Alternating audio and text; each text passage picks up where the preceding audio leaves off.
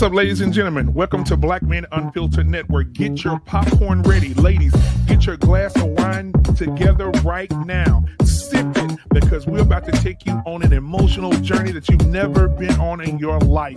You're going to laugh, you're going to cry, you're going to be mad, you're going to be happy, you're going to agree, you're going to disagree, and that's what Black Man Unfiltered is about. We want all of you to have a voice, and this is the place where voices are heard. So thank you guys, because we're going to have the conversations that nobody else wants to have, and we're going to come to a medium, we're going to come to solutions, or we're going to agree to disagree, but you're in the right place to do it. Hit that subscribe button, hit that like button, and I want to introduce you guys to all the shows that's on the network coming up on this next slide. Peace!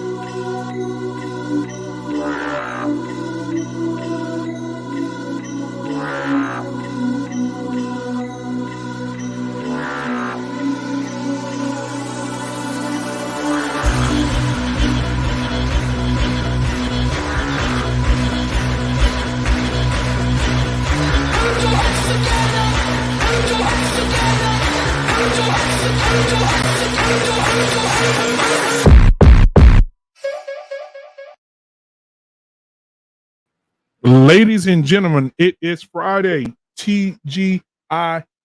It is Friday, guys. Listen, it's about to go down here tonight. You know how we get down on Fridays. Come on now.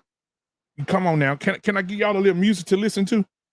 Can I get everybody dancing in their cars? Can I get everybody dancing in the background up here that's waiting in the back for me right now? Can I get everybody? Man, I had a great day today, guys. A wonderful day. I wish I could tell you what made it great, but I refuse not to. I'm not going to tell my secrets. But listen, guys, it's going down tonight. It's going down. This conversation is one for the ages. Man, get your pen and paper out, ladies and gentlemen. The men are coming in this thing tonight, and it's going down. It's going to be a conversation, and I can't wait to have this conversation with the guys there in the back. But you know, it's Friday. It's Friday, and we got to get everybody in this thing, and I want to get everybody up and going, and we're going to have a good time. We're going to have a good time tonight. Now, y'all know what I like to do first. Y'all know where I like to do first. I like to go where? To the sanctuary. The people that make it possible, right? The people that make this possible. Without you guys, I wouldn't be over 1,000 subscribers. Come on now. It's because of you guys. It's because of you guys that this channel is where it is right now. You're the reason why people are logging in every week and the views are going up and everything's great. So I want to take the time to appreciate and thank all you guys for being here. Because without you, none of this, absolutely none of this is possible. None of it. All right. So let's go ahead and get this started. Now, I wanted to do, let me see here. Let me see what I got. Because I wanted to do something, something kind of fast, you know, just to get us going. But I think I'm going to stick to, let me see what I got. All right, anyway, while I'm doing that, let me go ahead and call out everybody that's in the sanctuary right now. We're going to start out at the top. Big Bad Bull is in the building. Come on now, Big Bad Bull. Okay, he's in there working that chat for me tonight. Thank you, Big Bad Bull, for working that chat for me tonight. I appreciate you, Doc. Yeah, Big Bad Bull. Thank you. All right, then we got Von Bryant in the building. Greetings, love, peace, and prosperity to you, Von Bryant. My guy, I appreciate you for being here. Matter of fact, I'm going to do it in your voice because I love you. Y'all make sure y'all go ahead and subscribe and hit that like button. Von Bryant loves you, he cares for you, and he's here for you whenever you need him. Just give me a call, Von Bryant at vonbryant.com. All right, Von Bryant, thank you for being here. What the Funk is in the building. What the Funk said, oh, hold on, Stephen Day. Let's get Stephen Day out the way. Stephen Day, what's going on, family? What's going on with you, man? Thank you for being a member. Thank you for being a supporter. You're always here on time at the right time, brother. I appreciate you, man. Then we got What the Funk. Come on. What the Funk, all the way in Germany. What the Funk is in Germany. Yeah, thank you, man, for coming in tonight. He said he's tapped in for this one. Yeah. So am I. All right, let's get on down here. Let's see who else we got in the building tonight. All right, we got the Hispanic lover boy himself in the building tonight. Mr. Marcus is in the building tonight. What's up, Marcus, man? Good to see you in the house. Come on, guys. The beautiful, the enchanting, the lovely, the precious, the highly touted. What other words can I use for this woman? Jenny is in the building tonight, moderating, one of the best moderators this side of Earth. And I thank God for Jenny. Thank you for being here tonight. Hey, listen, guys, you know I'm going to introduce my boy. Sir Hell Speaks is in the building tonight. He will be on the panel tonight as well. Dr. Hell will be here to raise hell in about a minute. All right, so we're going to have Dr. Hell here. Let's see here. Who else we got in this thing tonight? Let's see, everybody talking to each other. Let's see here, everybody. Oh, everybody's showing their love to each other in the chat. All right. Hey, okay. All right. Let's see. Candid Ann is in this build. Listen, y'all. Candid Ann, one of the most lovely voices this side of heaven, right? When Candid Ann start talking to you, you'll give up your wallet, your debit card, the deed to your house, the title to your car. She'll make you give it all up for free. Candid Ann is in the building tonight. We got Lucky Marie is in the building tonight. Lucky, thank you for being here, sweetheart. Thank you for supporting the channel. I appreciate you. All right. As you guys can see, as Jenny didn't put so eloquently down at the bottom of the screen here, she said, tonight's barbershop.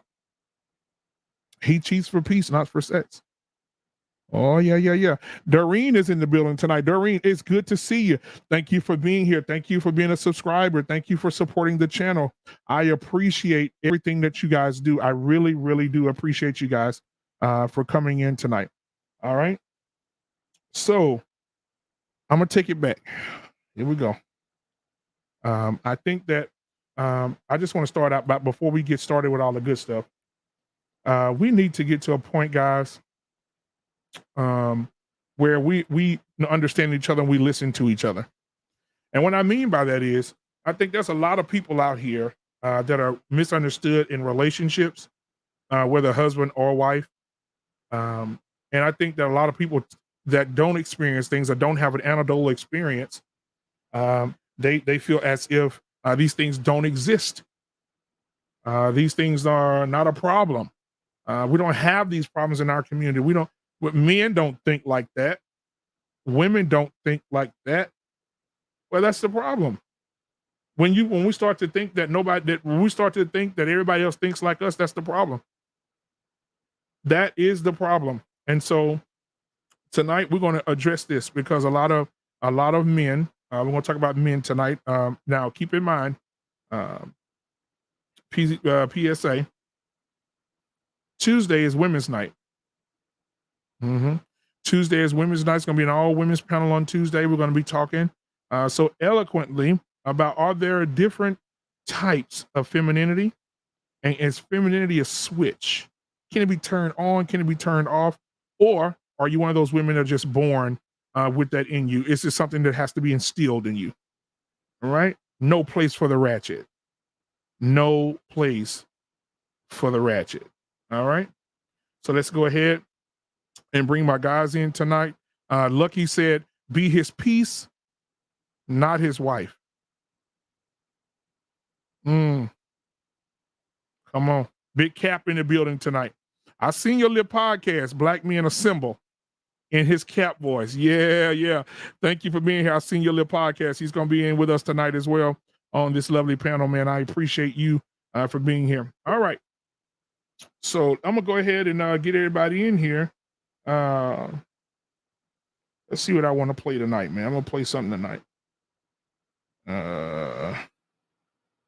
Oh, yeah. Hey, yeah. All right, here we go. Let me make sure everything's good to go. Turn this up so y'all can hear it. Yeah, can y'all hear that? Oh, no, y'all can't hear that. Let me turn it back down real quick. Y'all can't hear that. So anyway, put a 1 in the chat right now if you had a great day. Put a 1 in the chat if you had a great day. Yeah, put a 1 in the chat. Come on. Put a 1 in the chat. Put a 1 in the chat. Yes, indeed. Come on, y'all. Yeah. Big Bad Bull said he had a wonderful day. Doreen said she had a wonderful day. That's what I'm talking about. All right. Good job. All right, guys. So I'm having some technical difficulties over here because it's not even trying to play. See, that ain't nothing but the devil. That ain't nothing but the devil. But watch this. But before this is over, hold on a minute. Let me turn this off. That's what the problem is right there.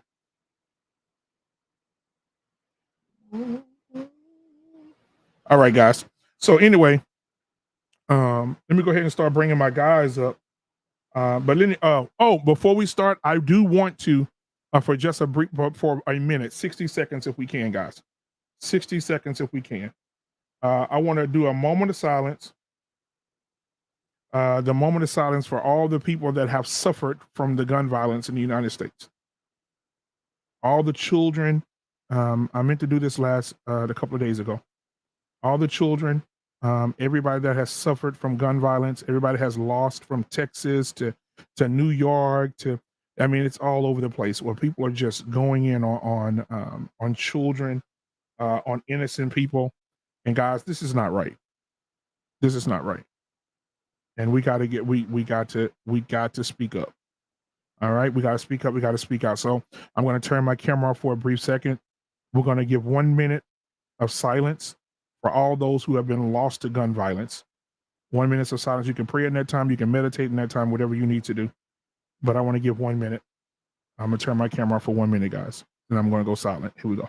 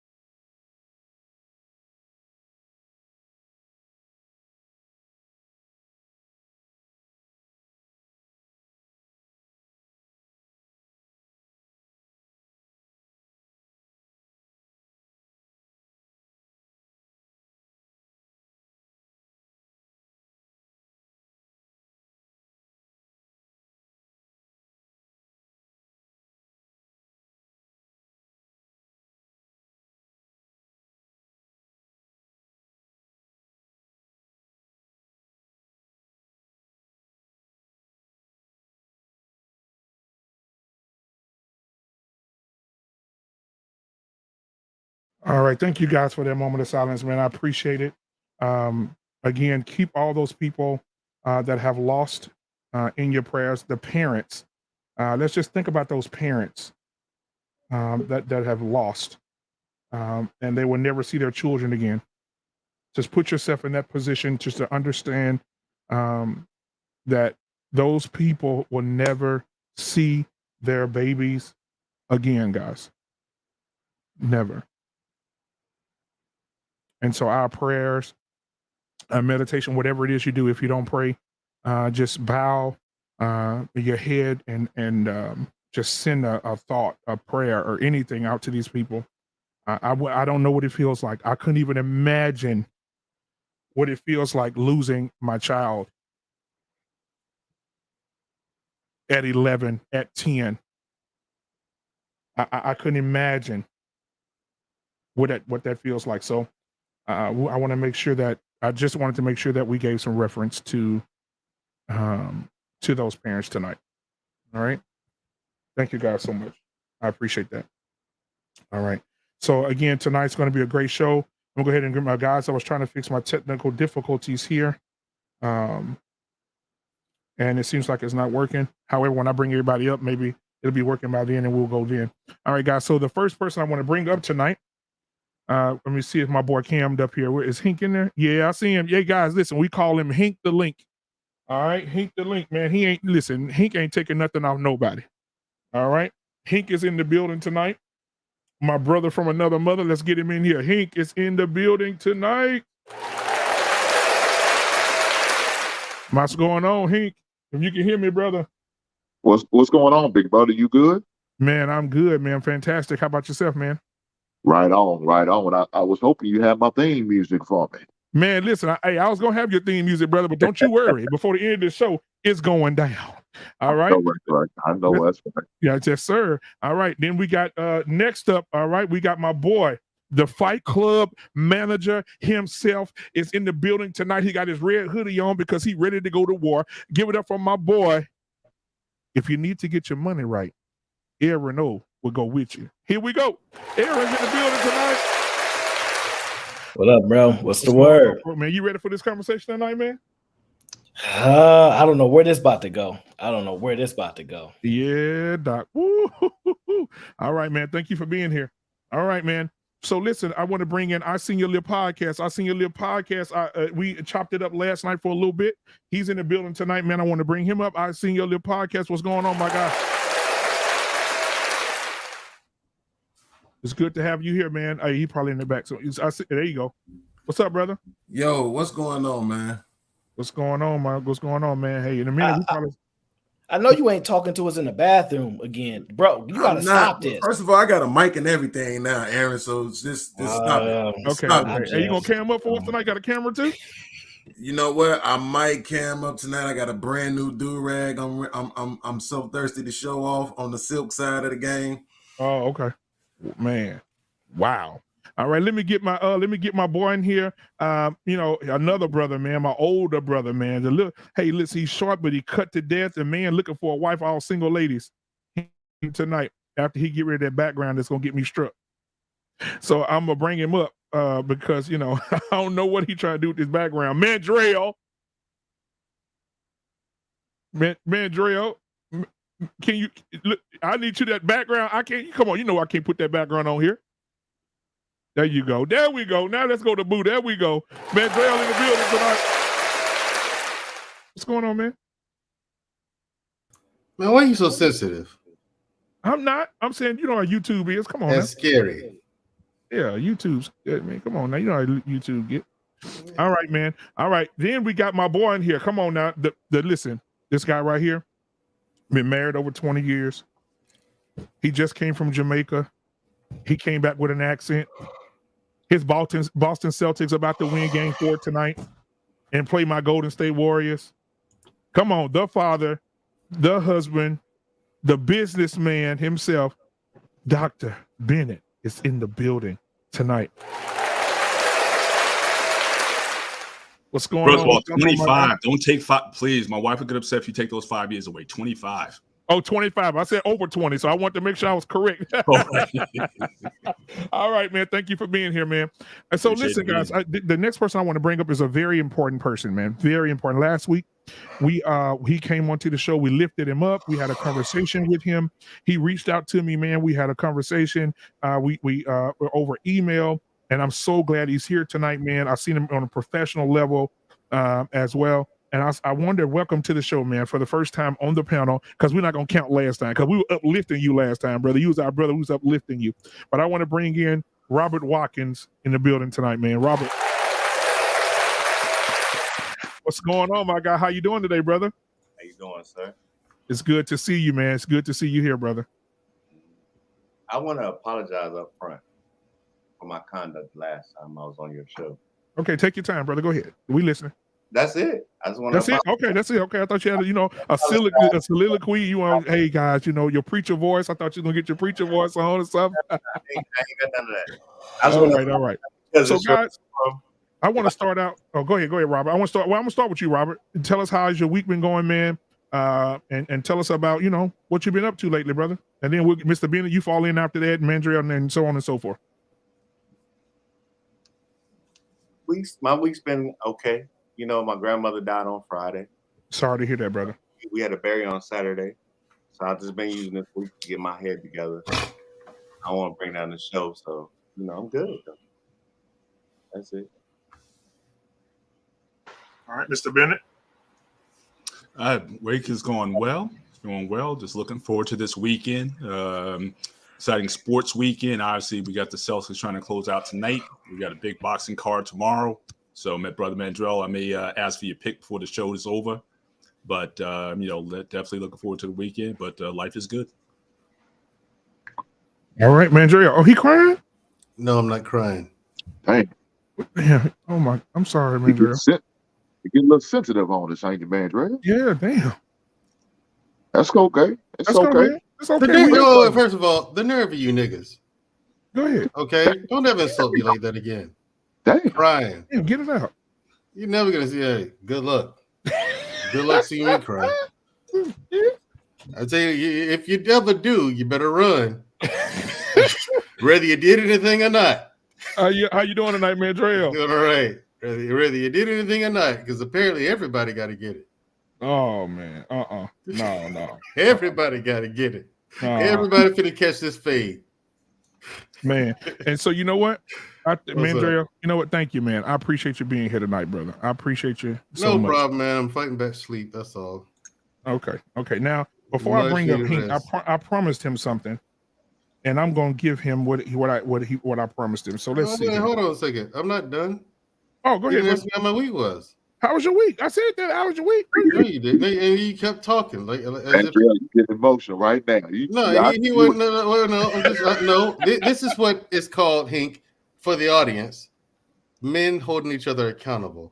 Okay. You see what I'm saying? We got to do that here, and we have to lead by example. I know that's right. Oh, okay, yeah, but man, my week has been quite well, quite busy and whatnot. Other than that, it's been all right. I'm surprised at the panel you got here. Aaron O actually decided to show up. I don't know what that's about. Don't you start with me. Don't you start with me. I'm just saying, man, take it like he's a little sensitive today right now. No, it's just Hank. Aaron's a big dog. You know what I'm saying? Okay, that would be big time. Okay. Yeah. So what are you saying? Be big time to you every once in a while? Sometimes, man. Sometimes I come with him Fight Club. He try to big boy me. You know what I'm saying? That's not true. He tries. That's not true. That's not true. I love everybody. He's Don King over there. He's Bob. He's Bob Arum. Cheap as hell. Hey, what's up, my guy? That's what you wanted, right? Hey, that's what you needed. Hey, ladies and gentlemen, what they do? What they do? Here we go. Everybody, let me hear y'all. Let's go. What they do? Come on. They smile. Hey, I'm gonna come on. They want to take you. You don't know nothing about that, baby. No, you don't know nothing about that. You don't know nothing about that. Matter of fact, you might be perceived to it. Man, come on. All right, man. So listen, I'm gonna go ahead and we're gonna go ahead and start the show, man. Like I said, great for you guys to be here. Hey, listen, I put this show out on my social media today, man. It blew up. Oh, it blew up, brother. The ladies was in that thing. Them ladies was in that chat. The ladies was messaging and saying men ain't got no control of themselves, and oh yeah, it went down. So I want to talk to you guys. Oh, sweet Jesus! About the title of this show. And what is the title? He cheats for peace. He cheats for peace, not for sex. Some men do sometimes. Well, man, Jared, why don't you start us off? What does that look like for you? Right. Don't get the ball rolling, man. Yeah. What does it look like? Okay. Well, the thing is, like, if a guy goes to work, you know what I'm saying, and I get it. Like, women these days, it takes two. Most times, it takes two people to make it. You know what I mean? Most times, you're not gonna make it and live some big time, some really nice lifestyle, off one income. Just ain't happening now with the recession coming up. I mean, anyway, times like this, a guy goes to work, comes home, his wife is a ball buster. She's on about this, that, and the other, whatever the case may be. He doesn't want to hear it. And then he has to deal with this night after night after night. You know what I'm saying? So then he meets this woman and she's nice to him. She's actually nice to him. And she's actually interested in what he has to say. That gets his attention. Because that's really all guys want. Just listen to what we have to say. And don't yell at us. Be nice. So this woman does that, and then he's like, oh my God, this feels heavenly. And so his feelings get caught up in it, and he cheats with her, and that's what happens. Ladies, it kind of really is that simple. This woman is giving your man what he needs, and you are not. And that's what made him vulnerable to her seduction. The onus really, so that's why, ladies, when in situations like this, you have to take some of the blame. It's not just him. You failed. And then when you catch him, you think it's all his fault, and you want to come with the crying and nonsense. No. You should have stayed in your A game, done your part to keep your marriage together. Just like he has to do the same thing to keep the marriage together. There's things he has to do. Let him stop paying bills. Let him stop doing the things for you that he needs to do. You're either going to get a divorce or raise some more hell. Either way, that relationship ain't going to last. Sooner or later, it's going to break. He finds peace in the arms of the other woman. And that's what it looks like. And when it comes to that, that's one of the times where the woman has to shoulder some of the responsibility of that man's actions. Yeah, ultimately he made the decision to go over there with another woman, true to form. But ladies, what made him so vulnerable? You did. Okay, I got a whole different answer. That was something. I got a whole different answer. Okay, brother. Go ahead. Come with the cap done, King. Now, hey, look, this just my perspective, just one side. Sometimes, like women, men want it all. And what does that mean? Wives can't be everything. We want our wives who are, respectable, kind, thoughtful, caring, etc. Someone that we trust to raise our kids, someone that's responsible, someone that brings peace to the how would you say, civilized side of us, the professional side of us, the intelligent side, someone that matches that perception wise and in your home wise, right? But here's the other side that nobody want to admit.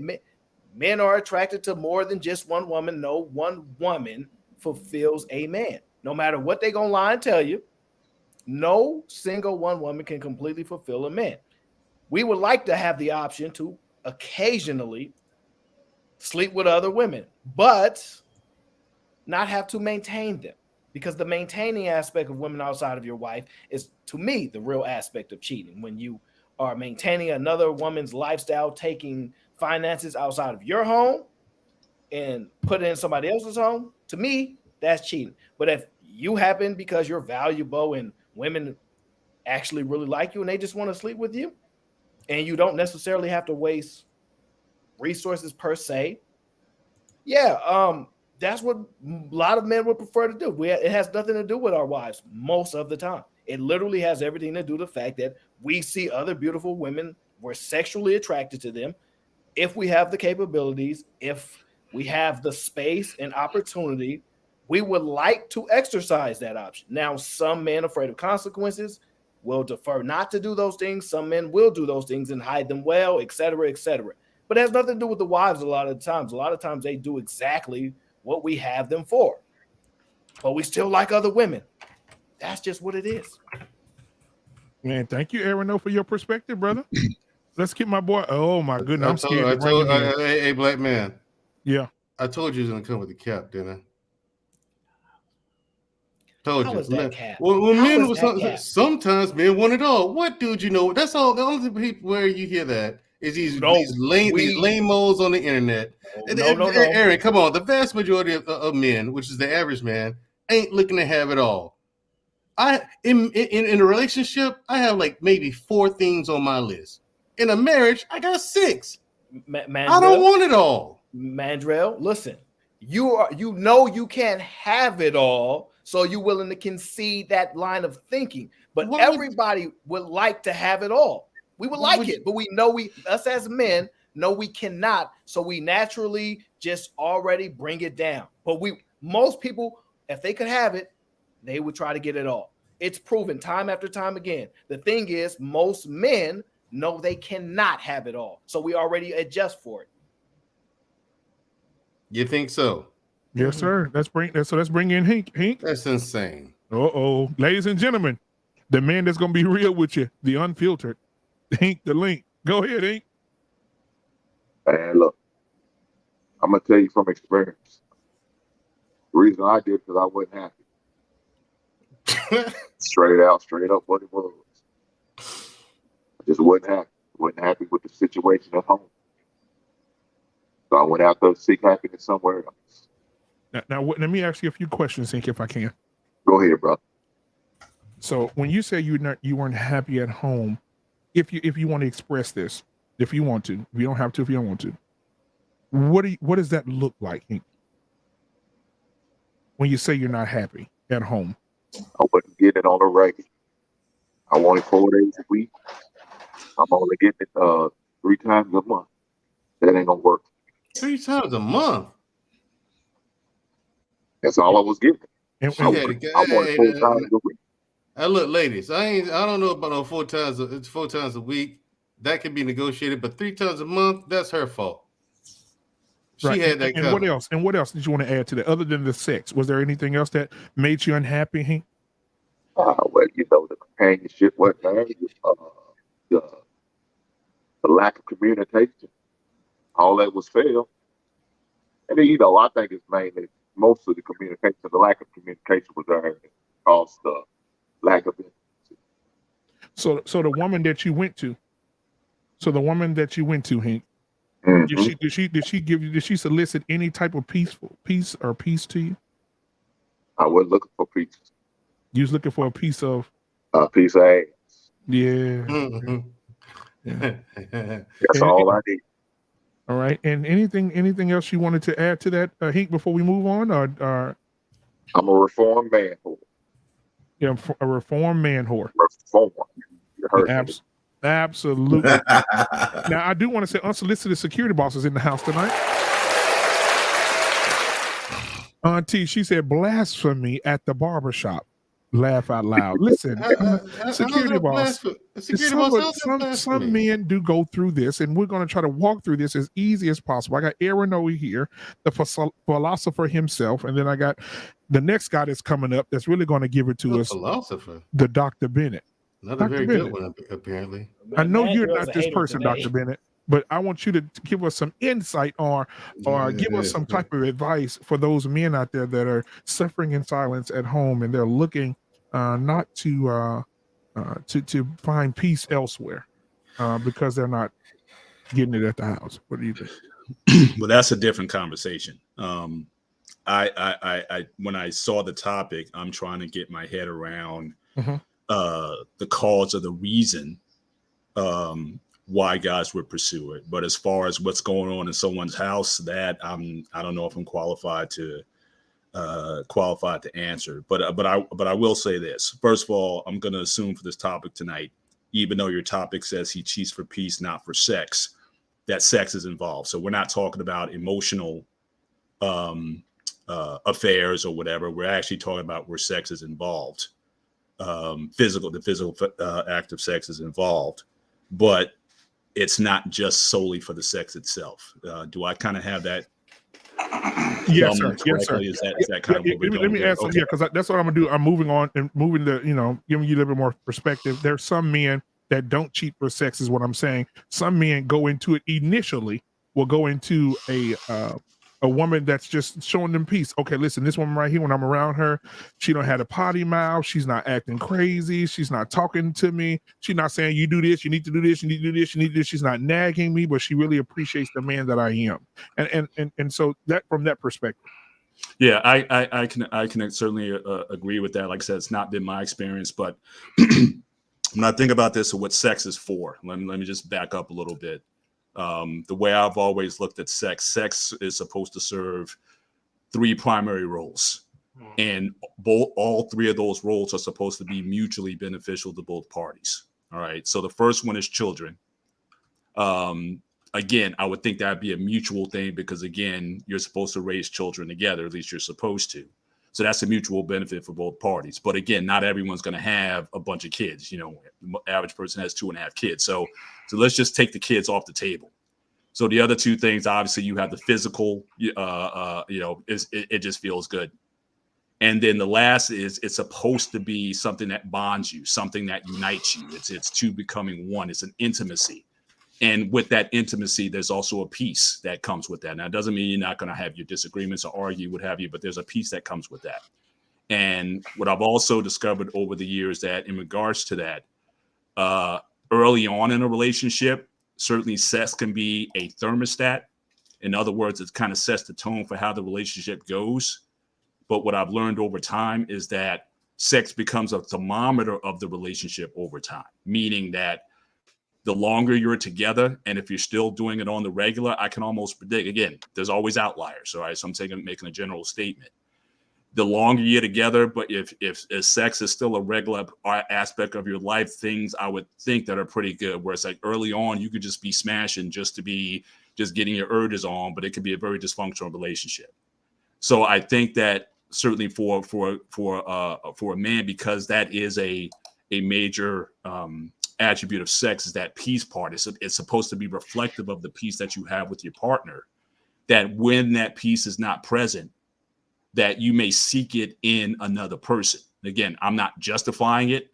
I'm not condoning it, but certainly I think men will step out in pursuit of, if they see a situation that is peaceful, then the sex will follow that, because again, I think those things are supposed to go together. And so when a man in his home, when he does not find that, as you said earlier, whether it be the nagging, you're not on the same page and whatnot, generally that's the issue. And then what you also see over time, just like was said earlier, if you're in a position where if there's no peace in the home, generally speaking, there's not a lot of sex either. Again, they're kind of related to one another. And so, you always hear these stories about, guys having angry sex or revenge sex or just to get it over with. But generally, if it's not good at home, you're probably not doing it a lot at home. And so, but if you find someone who you think you can be at peace with, then I think your sex will follow that. And so that is why I think a lot of guys will step out looking for not the sex, like I said, the gratification. You can do that in a variety of ways. As I hear, Jergens is a major sponsor on this show. You can do that in a lot of different ways. But, the pursuit of peace, or what follows peace, sex naturally follows. And I think it's the same case for men and women. When a woman is at peace with her man, generally speaking, I would think that she would be certainly more open and more amenable to sex and sexual advances and wanting to be intimate with their partner because of the peace that's present there. But generally, in the case, if you're not getting it, usually there's other things that are going on where sex is not happening. That's not a peaceful situation. That's not a harmonious situation. And so again, people will definitely go and people will definitely go. I'm not answering that. People will definitely go and in pursuit of that. But I think both men and women also pursue that. Women also looking for that also. They're looking for that union. They're looking for that bonding. They're looking for that intimacy. They're looking for that peace where they can be themselves with somebody and let their hair down and not necessarily have to play a role. And so I think for men and women, there's a component there. So we're not always just thinking with our Johnsons all the time, just going after stuff. But again, you cannot separate sex from that. We are mind, body, spirit entities. And so, yes, the physical is absolutely there. But if there's no peace there, at least I know I'm just speaking for me, I can't do it if I don't have a peaceful home. You know, I can't have angry sex. I can't have revenge. I can't do none of that. If me and my wife, if we're at odds, we got to get back together mentally, spiritually, and everything before that can even follow. So even if we like in my house, we don't have makeup sex here. All right. We just don't. Like, we don't have sex to make up. We have to be made up. And then the sex then comes after that. Right. So again, so where there's peace, I think the sex follows. And I think what these men are looking for is the situations where they see a peaceful situation and therefore they want to put their sex where that peace is. Absolutely. Thank you, brother. I told y'all Mr. Bennett was going to bring it. Yeah, it was. Bring me up to the big screen for just a few Round of seconds. applause for Let's Mr. get everybody Bennett. down. Let's get Round of everybody out there. applause. Round of applause, man. All right, man. So listen, Mr. Watkins, what do you have for us tonight, brother? Should a woman be her man's peace or I mean, how do you feel about the subject on tonight, my brother? I think I'm come from a different angle. It's like I've been a side nigga. You know what I mean? So people just do what they gotta do at the time. That's it. You know, like I guess my 20 years in the military just makes me realize people do what is expedient at the time. So your comfort comes from what you gotta do. A side female, like I was married 19 years. I probably cheated the whole time I was married. No lie. But I did it because I needed to do it. Because of the repetitive nature of my job. How I build up on what I did. So cool. Everybody live the way they live. Who laughed? I ain't see the person that laughed. Oh, I don't know. So I appreciate All you. I'm gonna say is like y'all. I think this is what I'll say. Y'all frame it as you seek a woman for your peace, and if your wife doesn't do it or your girlfriend doesn't do it, you're gonna seek it somewhere else. True. That's it. That's true. Your girlfriend's gonna do the same thing to you. True. Yep. All right. Well said, sir. Well said. All right. So we're going to bring in my guy. What's good, bro? What's going on, my guy? Go ahead and preach your sermon, brother. Man, this is one of those subjects that's complex to me, right? Where nobody is really wrong, right? Nobody is really right. Like the brother just said, everybody live their life a different way, right? So it's hard to say, one way is indicative for everybody else. I think it's possible that a person could cheat for peace. I've known a few situations where I had friends that were stepping out, and it was because they weren't getting fed at home, right? And when I say fed, I mean their ego, their emotion, psychologically. And some of that does also, include sex, right? They wasn't getting as much sex as they thought they was, or it wasn't like it used to be. I've had those conversations with a few homies. She did it like this before, and now it's just lazy. It's more habitual. It's more like a chore, right? I think making the sex be more enjoyable and be more of a fantastic voyage, if you will. I think that's a dual partnership thing that needs to take place. It's not one person or the other person, right? Both people need to do that. But if I just speak for myself, the only time I ever cheated was a technical cheat, right? So let me tell you what I mean by that. I dated a woman who couldn't have sex. It's a long story. I don't want to get into it. And after a year, I just told her, like, look, I can't not have sex no more. Like, I want to have sex. She did the best she could, provide me with copious amounts of oral sex. But after a while, it just wasn't enough, right? You just need that bang, bang. And so I told her, you know, hey, listen, I'm going to go have sex. You can call that cheating, but I did tell her, right? And then in another situation, I was cheated on. And when I found out that my girl had cheated on me, I just started sleeping with everybody, all the people in my building, all the girls in my neighborhood. Oh, demon time. So, yeah, I just went bananas. I was trying to get revenge, right?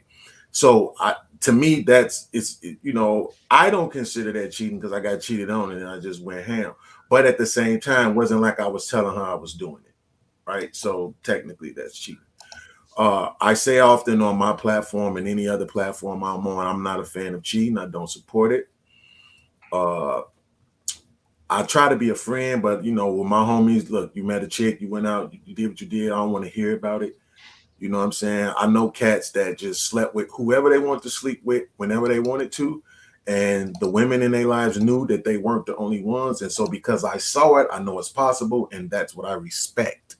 But at the same time, I can understand when you're in a situation, you've been with somebody for so long, every relationship you can't just walk away from. There's money involved, kids involved, feelings involved, all this other stuff. And men, we have needs that we often meet with sex, whether it's emotional, psychological, or whatever. It's not just sex, right? Sex for a lot of men isn't just physical. They're trying to heal things within themselves. They're trying to cover up things within themselves.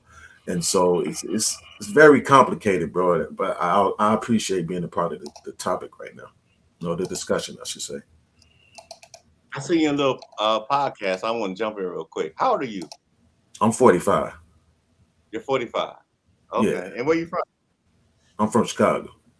Chicago. You a thug ass nigga. I appreciate you. I hear what you're saying. I appreciate you for saying that. I hear what you're saying, and I know where you're coming from, but you're still young, man. You know what I mean? Facts. So I ain't trying to clog the panel, but I listen to you, and I see what you're saying, though. Yeah, I appreciate you, brother. We ain't signing. What you got for us tonight, man?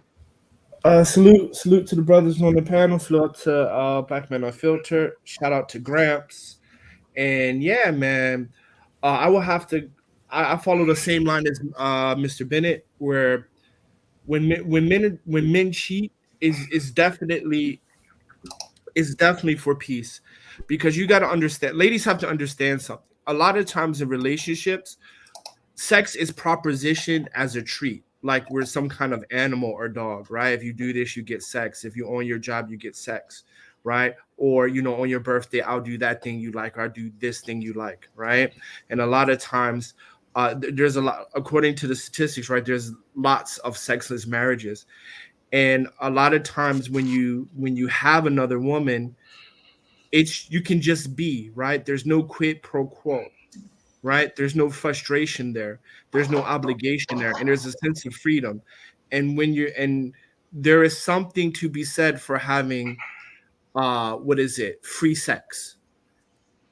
Because with your wife or your committed partner or whatever, right? There's a lot of commitment, responsibility, things you need to do, right? To maintain that relationship, to maintain headship, to maintain order. But with the other woman, you can just be. And there's peace in that. There's no frustration in that. And there's freedom in that, right? So women really have to understand that, you know, propositioning sex or using sex as a weapon or as a treat really pushes a man to look elsewhere at times, especially when you have a woman who is compliant, friendly, nice, easygoing, and has no requirements and willing to have sex with you. And I'll close with that for right now. All right, for right now. I appreciate you, brother. All right. And last but not least, before we all sit at the table together, my guy Angelus. Oh, where's he at? Normally I see his. Oh, there you go. I see him.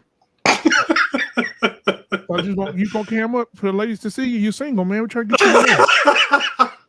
No, man. I had like a busy first of all, how everybody doing? Shout out to What's going on, Mandrill my guy? for. I'm gonna reinforce that too, Mandrill. By the way, how's everybody doing? Good. There man. you go. Doing well, good. All right, how's my weekend doing? It's been good. Little bit busy today. I was finishing up cooking. I don't know if you saw the message, but I got your Yeah. your That's link. fine. So I'm not gonna not support you. You know what I'm saying? I'm a man of my word. Yeah. What's the question? Because everybody had a lot going on. He cheats for peace, not for sex. Oh, that's true to an element. I'm gonna keep this short, man, so we keep this sucker going. I don't want to Bible study nobody. My man, was it Yoli? Because I know we was on Fight Club one time. I seen your little podcast. Yeah. He's speaking 100% facts, and definitely Mr. Bennett just put that sucker in a nice bow. And it all comes down to being honest with your intentions. Even if you're in a relationship, just be honest about it. And what Yoli did is pretty much, that's rare as fuck, bro. Because no dude that I know, unless you that guy in the relationship, especially if you're saying you're in an exclusive relationship, gonna come out their mouth and just like, Wait a minute. Candid Hand said, ladies, do your Kegel exercises and eat that meat down to the bone. Woo! I'm out. Can't get any more candid than that. Yeah, you can't. Well, Candid Hand ain't poor. She chose reputation violence tonight. tonight. Look at me, girl. He can't even look up. Okay, go ahead, Chris.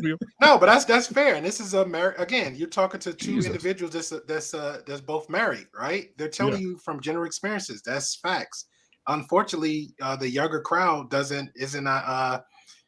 is not listening to that. So it comes down to honesty, even on the man's side. Like, yo, men need to have that D control. Women just need to be more a little bit more submissive with their tools and thou and all that good stuff. So I'm gonna leave with that, and we'll continue with the conversation. All right. Let's all sit at the table real quick and see what happens. So, guys, after hearing everything, man, what do y'all? I mean, do you? First of all, I'm gonna ask this question: do y'all think it's possible for a man to cheat for peace and not for sex? Yes. Listen, here's the thing. It depends. You know what I'm saying? Like, all this is very nuanced. Relationships in general are nuanced. You know what I'm saying? So there's no one answer. It depends on the circumstances. Right. I mean, you know, and that's what my answer was centered around. Like me, I wouldn't cheat. I'd tell you what the problem is. We'll sit down and fix it. If you don't want to fix it, then it's time for us to have a different conversation, you know, about how to split up these assets. So you know, and that's all there is to it. Either she's gonna.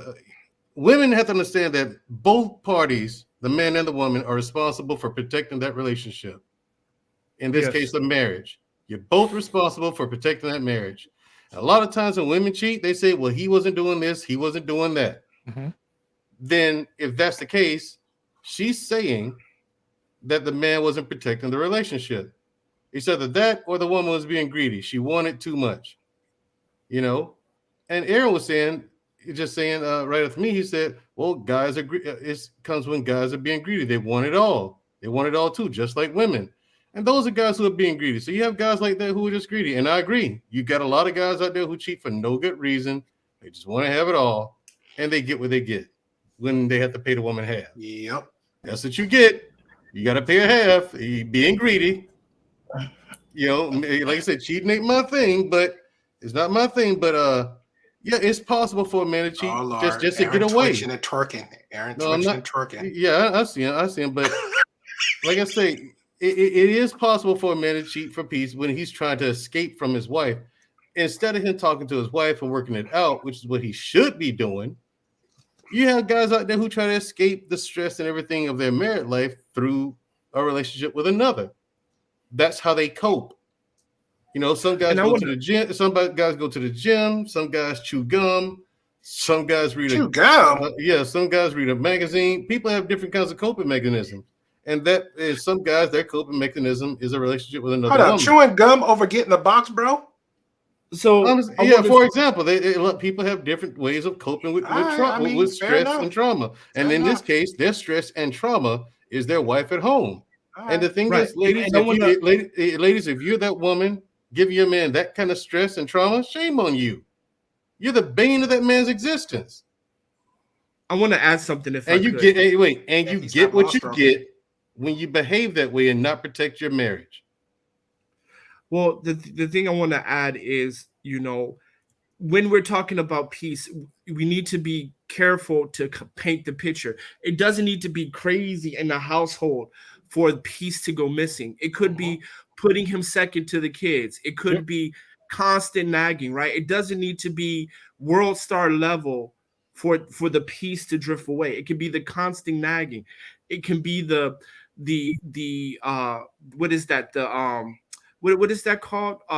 Passive aggressiveness. A lot of times it's the passive aggressiveness that really that's a turn off to men.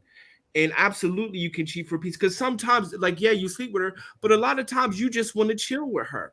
You just enjoy her company, right? You're doing more than sleeping with her. You're enjoying her company. You're taking her to movies. You're going here, you're going there, right? Sex is wild and a little bit weird at times, right? So you know what I mean? You spit in the butt, tickle that booty hole while hitting it from the back. You know what I mean? She's open to that. But the other, your wife is still tripping. So, ladies, you definitely need to be experimental. Get a little crazy. Nothing wrong with a little weird. I will add to the part where we said peace, right? Because people keep adding, not you per se, but people keep adding that to like it's always sex. It's not always sex. Just peace, period, could just be just like you said, not the nagging, not whatever. Just, and it was funny because we like this day just been a perfect day for just everybody being very open and honest about it. We just left a panel where the woman was explaining how she gave peace to her man. And she said, she gave an explanation. She said, I listened to him. I understand where he came from. Let's say if he had a very stressed work environment, and she'll just shut up, listen to how his day goes. And she took that into account. And she said the only thing that she knew best to do for him, she's like, besides, doing stuff around the house, making sure everything's good, or when he comes in her little space, have that peace for him. And she said she went on her way and paid for, they both go to a sauna, a little all-day spa, something like that, just to give them that extra little cherry on top. You know what I'm saying? Something like that. We making Facebook. We just left from the same panel. Don't start, man. No, I was reading a comment. All right, stay out the chat. He pulled it up. Just saying. You see what I mean? Front, I was like, what? Yeah, but it's just people, when they say, don't get it conflated. When men say peace, is not all about sex. Trust me, it's not all about sex. It's just that peace of mind when you come home. There's nothing added to fan the flames. There's nothing passive aggressive. Nobody's being petty. Nobody just being argumentative just to be argumentative. You know what I'm saying? Or I even give the podcast, for example. I'm like, most of us here is content creators. I'm sure, and I'm not trying to throw Black Man Unfiltered in. Some people say, oh, well, Black Man Unfiltered flirt with all the women on here. His wife know that he's, number one, he's an entertainer. He's a YouTube content creator. She just doesn't take that personally. You know what I'm saying? He's home. What is he doing digitally? What is he doing? So those little things right there, no real woman worth her salt is going to use that as a weapon to make arguments or nagging and poking a bear. So it is what it is. Just wanted to add also a caveat to your question. I think it's possible that men will have sex for peace in the sense that they're pursuing it. Now, whether or not they get it or not, that's another question. Because, like I said, where there's pieces, generally the sex will follow. That doesn't necessarily mean you're going to get it. Because, again, for these guys, you think you're getting with this side piece or whatever it is, and you could be creating a very unstable situation for yourself. So it's like it's the charm, it's the appeal, it's the allure that gets you there. But, again, if you're not measuring what the consequences of your actions could be, you could be bringing disease home or another baby home and just a whole bunch of drama into your house. So so again, yes, I think guys, they do it in pursuit, but just like anything else, that could be your Moby Dick, and you may never get it. So I'm answering the question from the standpoint of what motivates some men to pursue that course of action, but will they quote unquote get there? I don't think so, because I think ultimately your piece is going to be in other means. You might be, could be in the higher power, some spiritual aspect where your ultimate peace comes from. So again, we're always wanting things, But just because you want it, oftentimes when you get it, that doesn't mean that, that it was what you wanted it to begin with. So again, so I'm coming at it from that standpoint. I'm not saying that a guy's necessarily reach it, but I'm just getting into that's why they'll do it. Whether or not they achieve it or not, it's a good chance they probably won't. And they'll just create more drama for themselves than needs to be. So again, I don't advocate guys stepping out and cheating and doing all that kind of stuff. I just don't, because I think more times than not, you're going to add more dysfunction to your life and more problems that you don't need. But is it there? Will guys go after it? Absolutely. Because they're too scared to have that conversation. That's like Yoli. He was in a relationship, kept it to 100.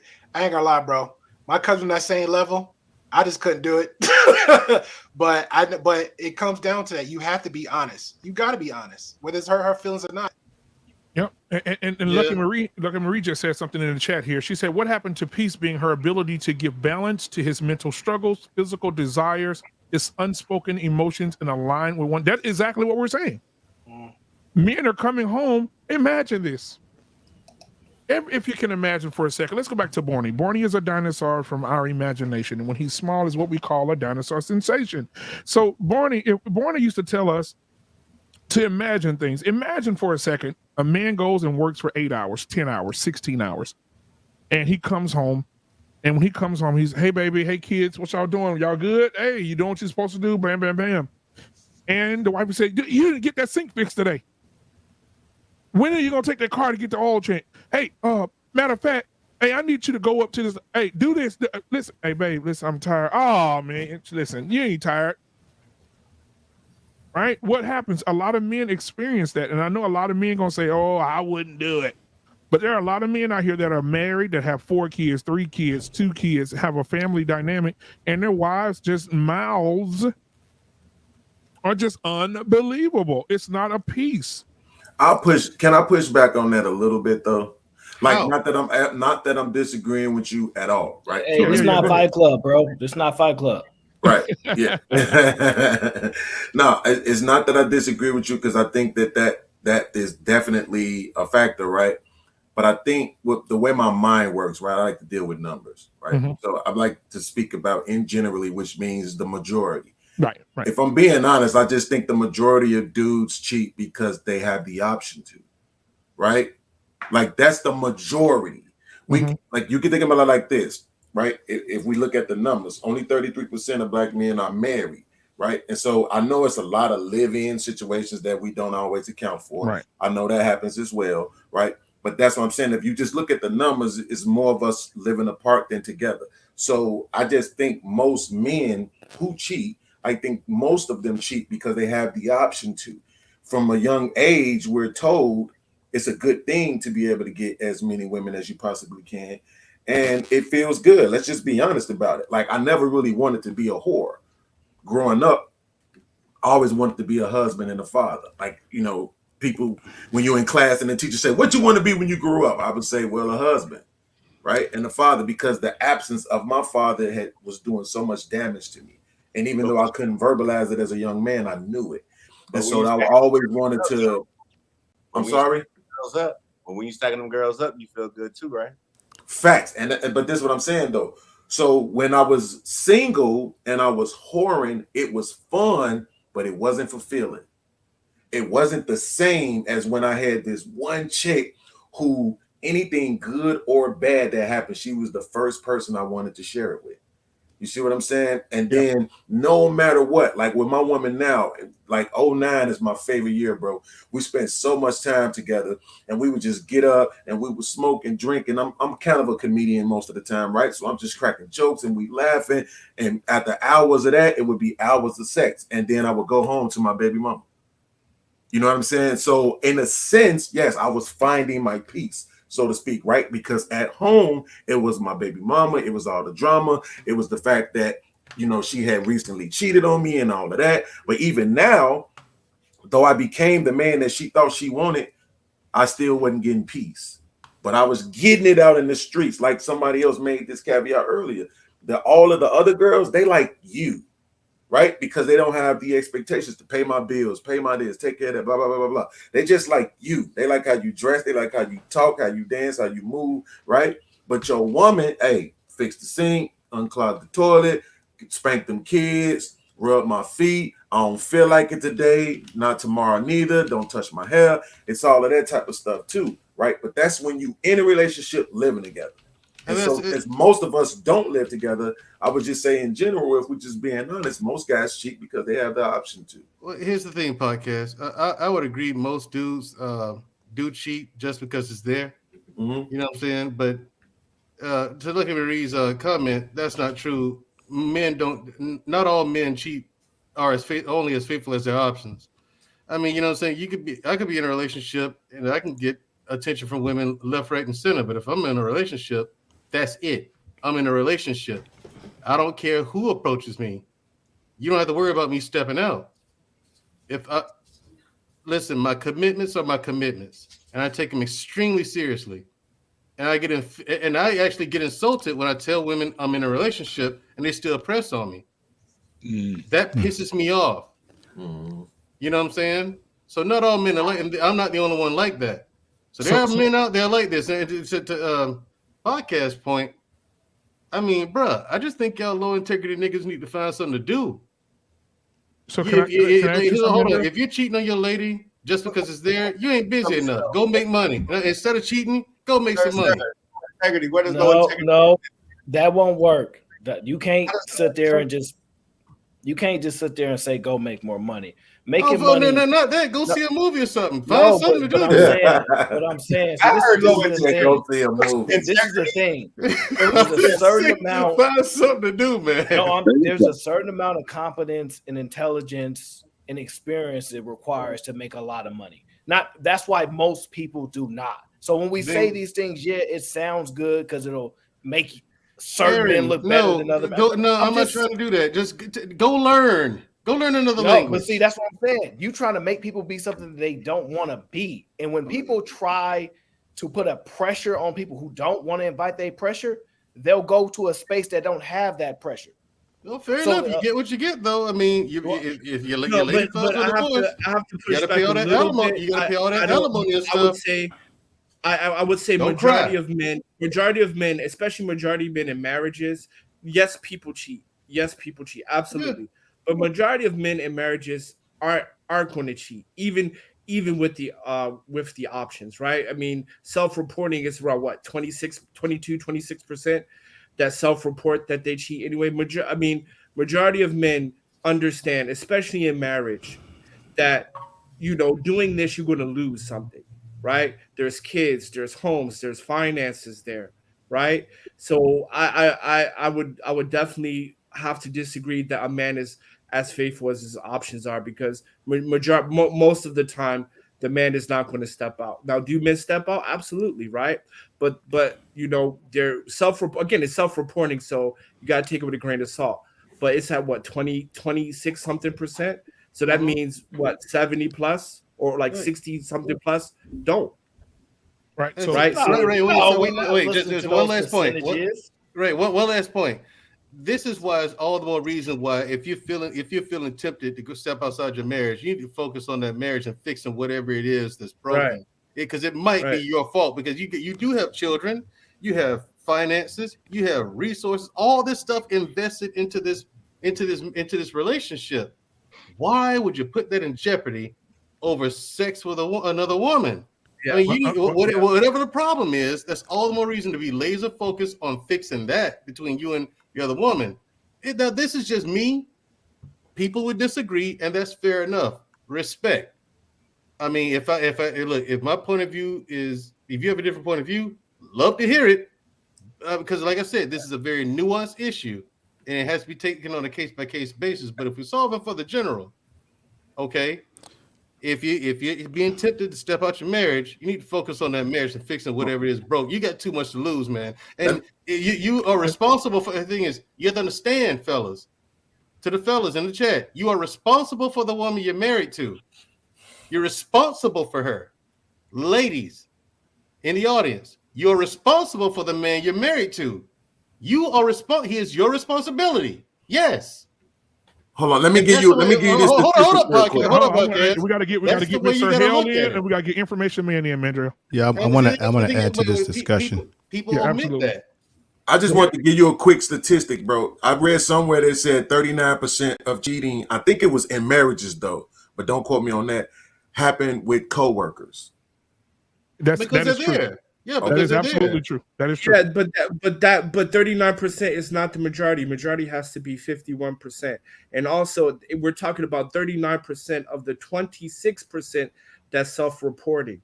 So it's not 30% of all marriage couples. It's saying of all the people who cheat, 39% of them were cheating with coworkers. That's how statistics work. That's a big chunk. And that number can fluctuate. But we're gonna get Information Man in the building. We got Information Man and Sir Hell here. Information Man. Hey, what's up, everybody? Information Man. What's up? How's everybody doing? What's going on? Yeah, man? I think the statistics as it relates to the workplace. I know a lot of people in the workplace that I'm in, and I work in a huge workplace where people are having affairs in the workplace, because remember, you're spending most of your time around people at work and women and other people more than you are actually spending time at home with your wife and family. You're spending a majority of your hours outside of that household. So therefore, if there's something broken in the household, if you are the woman, that's when people begin to creep. But let me add this to the discussion that I don't think has been added, and maybe if it has, excuse me. Let's look at it from the generation and age factor. When you're younger, when I'm 52 years old, when I was in my 20s and what have you, that was the time for you as a young man to explore your sexuality with women, to go out there and conquer the world. Because as the brother was saying, we're culturally conditioned as men that if we ain't out there getting the cootain, right, that something's wrong with us. So I believe when you are a young man, you're running the gamut, which is still dangerous. You're not operating logically. But when you become an older man with maturity and time, and then you get married, I think men tend to cheat when they're in marriage and there's something broken or not working with them and their partner. And then they take the weak way out by not talking to their woman or either ending the marriage because it's not working. Why stay in something that you're not happy being in, fellas? So then we then step out and then we cheat on our spouse because our wife, because there's something that's not working right at home. I think with older guys that have been married before, that's one of the things that we struggle with. I don't know how many of you on the panel have been married before. I've been married before. And one of the things that I think is most important for us as black men is that our home should be our castle. And when black men come home from work and dealing with the world and the society that we deal with, we want to be able to come home to peace, ladies.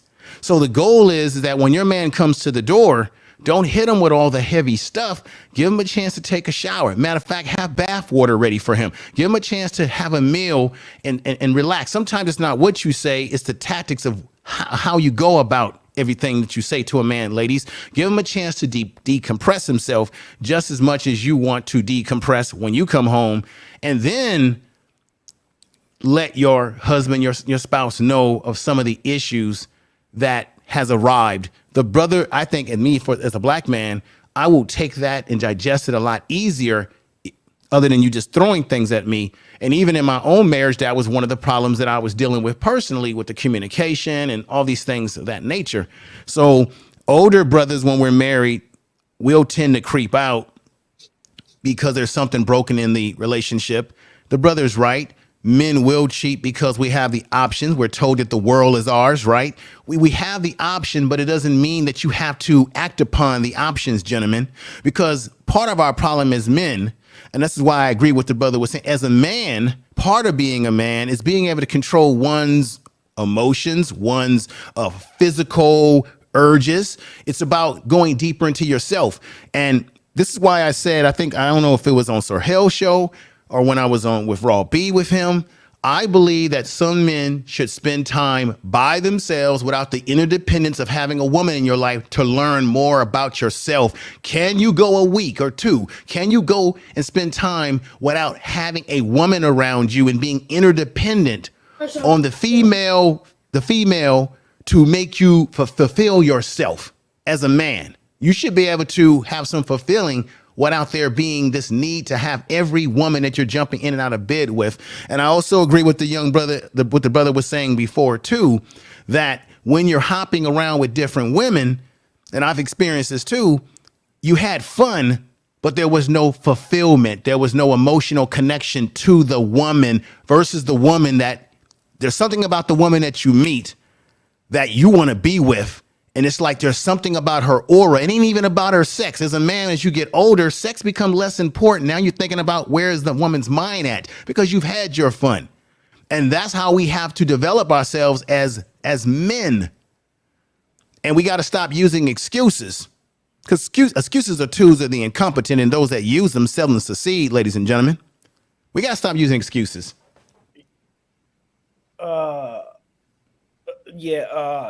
We got to stop saying there's only one way to be a man.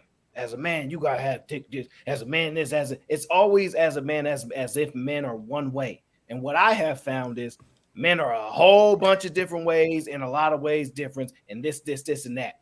And what I know, because I'm 33 years old, and what I remember is when I was growing up, my grandfather might have had 2-3 families across town. And my friend grandfather did the same thing, and my friend and it was a normal thing and a very extremely common thing, right? Yes. But what they didn't talk about it like they talk about it now, because obviously we're in a different time zone, right? Yes. And so I think what we have kind of got into is we would like people to be aligned in society and follow a certain way, which we would consider the right way. But we have found that does not work, and most people will not do that. And so let's just be honest with each other that there are going to be some men this way, some men that way, etc. The problem that people are having is distinguishing them, because women are going to say, well, I only want the type of men that will not do that to me and will not cheat on me. And if that's a smaller amount of men, you ain't going to get one. So, well, you just said yourself, brother, that we don't know. There's all different kind of men. I don't want to make the mistake and put all brothers in one bag and say, well, there's no brothers out there that are faithful. I know brothers that have been faithful in their relationships. They did their thing. When I was in college, a lot of my fraternity brothers, we did our thing. We had our fun, and they're married and they've gotten a lot of stuff out of their system. And they're not, from far as I know, they're not stepping out like that. I think we need to give credit to brothers that are out there that are in successful relationships, and realize that there's probably a small percentage of us that are doing the stuff that you're talking about. And we need to recognize that they are out there, and they also contribute to giving some of us a bad name. Unfortunately, you know how that works in this society. But I think part of your cultural conditioning and how you grew up plays a role in the things that you do. So if you grew up, like you said, grandfather did this, I had the same thing in my family. Should we repeat what our forefathers were doing that we know wasn't right? And sometimes we do repeat this stuff because it's learned behavior. So I'll Can I jump in here, guys? Let me go get Sir Hill in here real quick. Go ahead, Sir Hill. Listen to this illustrious panel. I want to say greetings, my brothers, to Black Men Unfiltered, to the information man, Aaron O. Hink, Paul Bennett, man, Drell Wing, Simon. I seen a little podcast, Robert Watkins. I come here, guys, bearing information. And Black man, when I was a kid, I knew that in my heart, my job was to speak to the suffering. So I want to speak to the men who are suffering from not getting sex in your life. I want to speak to you tonight.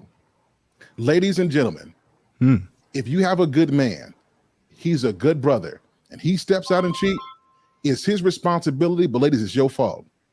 And let me tell you why it's your fault.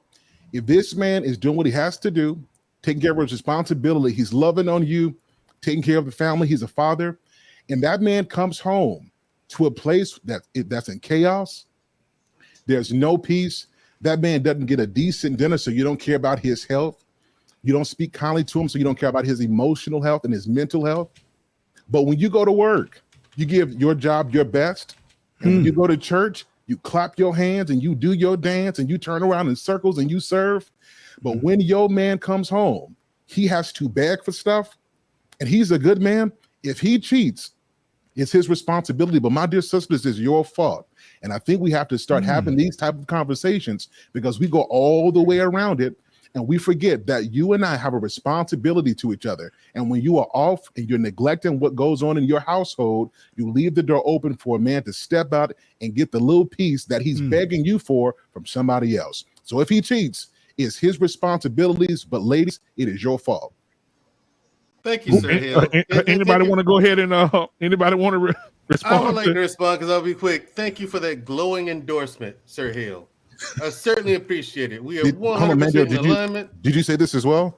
Yes, I did. I take back everything that I said. Me and Mandrell are not in alignment on anything. I retract what I said.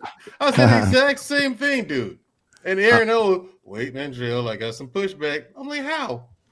I've heard you say the same thing, Aaron. You did not say the same exact thing. Like, how, Aaron? I heard you say it in Fight Club. So my next question would be this. What does that, and I want to start with you, Sir Hale, and then we're going to move around to the rest of the guys. What does that look like? What does peace, when a man say peace, because a lot of women may be watching this right now and may be confused about what that peace looks like and what makes that man look for that peace somewhere else. Because like Sir Hale, you said that, peace does always mean equal sex. Right. So I want to start with you. What does peace mean? What does it look like in your home? And what does it look like, for the man outside the home? I'm in my 30s, so peace is sex. I don't know what you're talking about, brother. Okay, hey, come on, Robo, say hey. So there's a couple things. One is the ability. There's a lot of men who don't get a chance to talk. You know what I mean? So like if there's something going on in this day, there's a lot of women who will say, "Hey, babe, how was your day?" A lot of men never get asked that question. Babe, how was your day? And actually listen. It's like a lot of women will ask that and he'll say he's good. And she's not asking because she really want to know what's going on in your day. She's asking because she wants you to ask her what's going on in her day so she can talk to you about that. So that's one of those things. The other part is a lot of men are unheard. And I think that we forget that men and women are built differently. And when men have sex, when men make love, it ain't just we trying to just get our rocks off. A lot of times that's the space where men can be intimate and we can actually feel that love. Right. So peace is somebody who understands you. And even if they don't get you, they at least work to try to. So it starts in the head. That to me is peace. And then I'll say the other part. I got to address the elephant in the room. A clean home. It's a whole lot of sisters that be out here, beautiful pictures and stuff, wigs be on well, weave on there, lace fronts crooked to the side, booty pictures, duck lips out, right, nice shoes on, red bottoms on, fitted jeans, all kind of stuff. And when that man walks home, it's like the world gets this presentation of a great, beautiful, clean woman, and the home looks terrible, right? So for most men, a clean home is also part of that peace. And I think a lot of men, we can't say this because we don't want to start arguments, but it's the simple things. A clean home is an important part of peace as well. Information, man. I totally. What does that look like? Sort of like what I had mentioned before. I think Sir Hill, he hit it on the top. On the top, a clean home, a place that you can come to from as refuge from all the societal issues that you deal with, especially as a black man.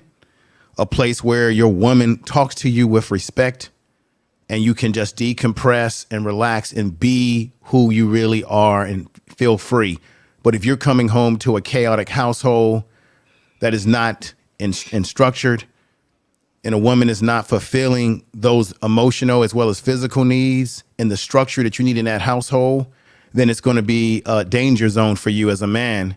And then that can creep into a man doing exactly what the brother is saying, that where that man may consider stepping out because there may be a woman, once again, getting back to the workplace, there could be another female that is fulfilling something that you as the wife are not fulfilling. So I do think that it is a two-sided situation. Women should also look at how they are fulfilling their man's needs in all those categories.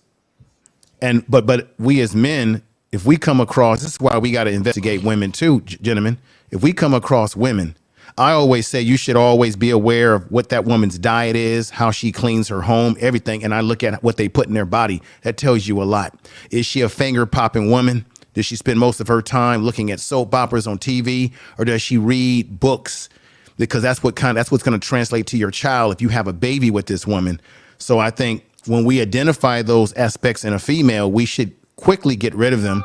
Don't marry them and get out of the situation, because we're going to have a lifetime of hell, especially if we impregnate women that already are showing us that, we get caught up in the physical beauty that the women have, and behind that could be a monster. Right. And you know what? And I want to say this real quick because Big Bad Bull, leave that up there, admin, for me. Big Bad Bull says, I disagree. And I want to tackle this real quick and then we'll go on to everybody else.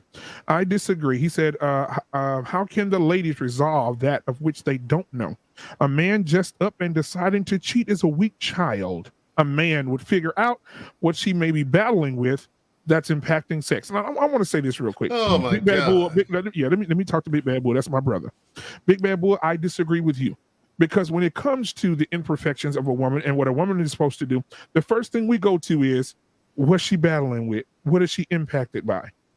See, men don't get that opportunity. Men are machines. We're looked at to pay the bills. We're looked at to do things around the house. We're looked at to do things without stopping. When you get off work, you have to come on and help deal with the kids. Nowadays, it's not the woman cleaning the house anymore. It's the woman saying we're partners. And so I'm going to wash the dishes and you sweep the floor. I'm going to wait till you get home to do the cleaning. Everything is a 50-50 thing right now. Or you can say 100, however you want to put it. But we always have these excuses. We always have. Now, do women deal with things? Absolutely, our women deal with things. But we have to also understand that men do too. Just like Information Man just said. He said, when you come home, you have to have a place to decompress. Most men that self-delete don't have room to decompress. Most men that go home and delete themselves and delete others that they love don't have the time to decompress. A man his mind has to decompress. And again, a man has to have a place where he can go and sit down for a minute and just decompress, right? Women say, girl, I need a women's trip. It is a necessary thing for every year. Me and my girls gonna get together and we going to Barbados. We going to Vegas. We going to Cuba. We going to Jamaica. Girl, we got to get together. You know these kids, ooh, and y'all go do that for a week, but a man can't get 30 minutes without you nagging.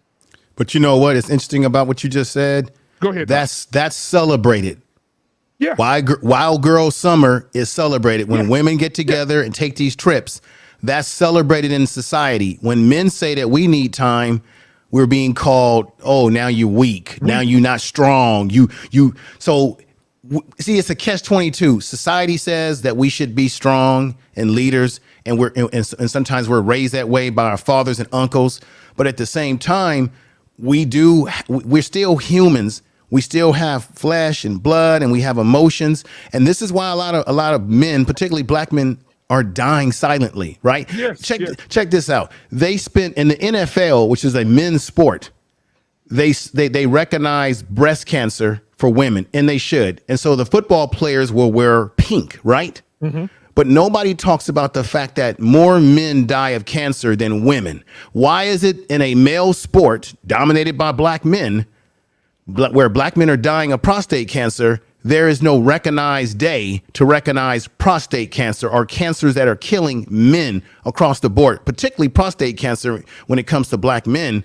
Right. There's no celebration about that. Now, one can make the argument that it's because women advocate for their health more than men do. Actually, it's true, but it's still a shame that there is no recognition for what is killing us in this society. So we die silently. And let me say this. I'm going to tackle this, Cannon. Hey, Cannon Sugarfoot. So Cannon Hill is here. Cannon put a comment here. I want to tackle this one as well. She said, until you have to start dealing with the real life stuff with that new fun woman, it's not cute anymore. It's easy to have fun with someone you don't share stress with. Now watch this. Watch this. There are wives out here right now that are married, that have been married for a while, that still have fun, still do the things they're supposed to do. And I'll give you an example. We have somebody on the panel, Mr. Bennett. Mr. Bennett talks about his lovely wife all the time. Mr. Bennett said his wife gives him the time allotted for him to do the things that he loves to do.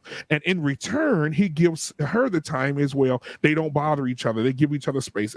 Correct me if I'm wrong, Mr. Bennett. Yes. Am I right? Is that correct? Correct. And how long have you been married, Mr. Bennett? 25.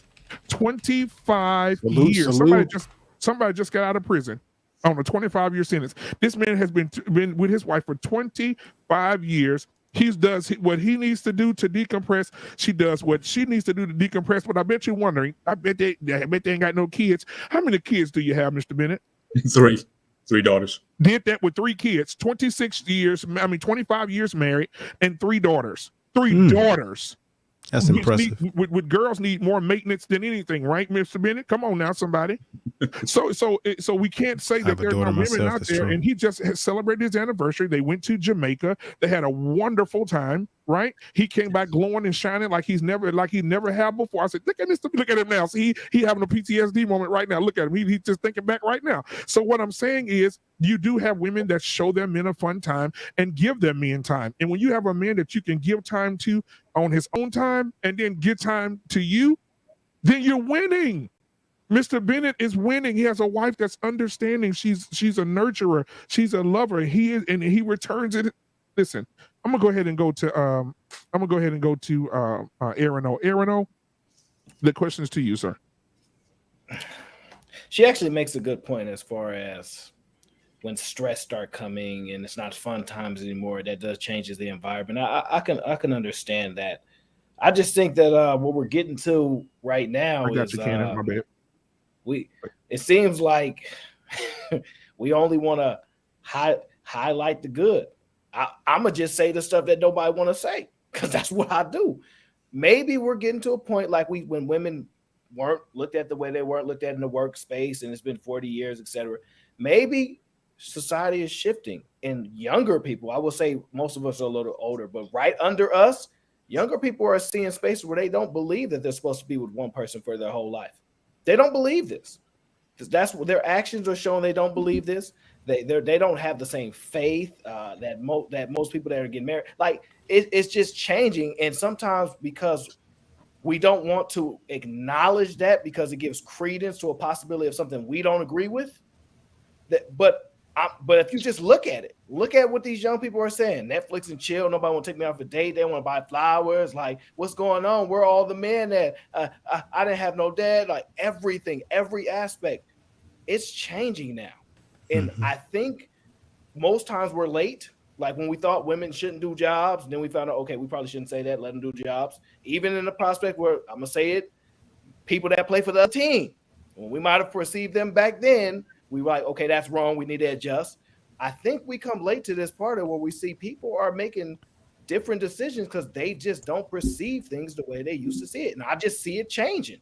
I might just be ahead of everybody else. I don't know. Right. But do you know what? Even with the hot girl summer. Hold on just a second. Even with the hot girl summer, who just brought that up? Information man. Even with that being celebrated, guys, I don't know if y'all guys saw this. It went viral. There's these ladies went on to I think they went to Jamaica or some islands in the Caribbean, and they were spending time together. And that one girl in the group that's always gonna go live or always gonna video something, right? The girl she just a year in marriage or something crazy, and they were out on an all girls trip. And there was this big muscular dude, chiseled up dude from the island, and she had her skirt flipped up over her back, and she was just throwing that thing into him.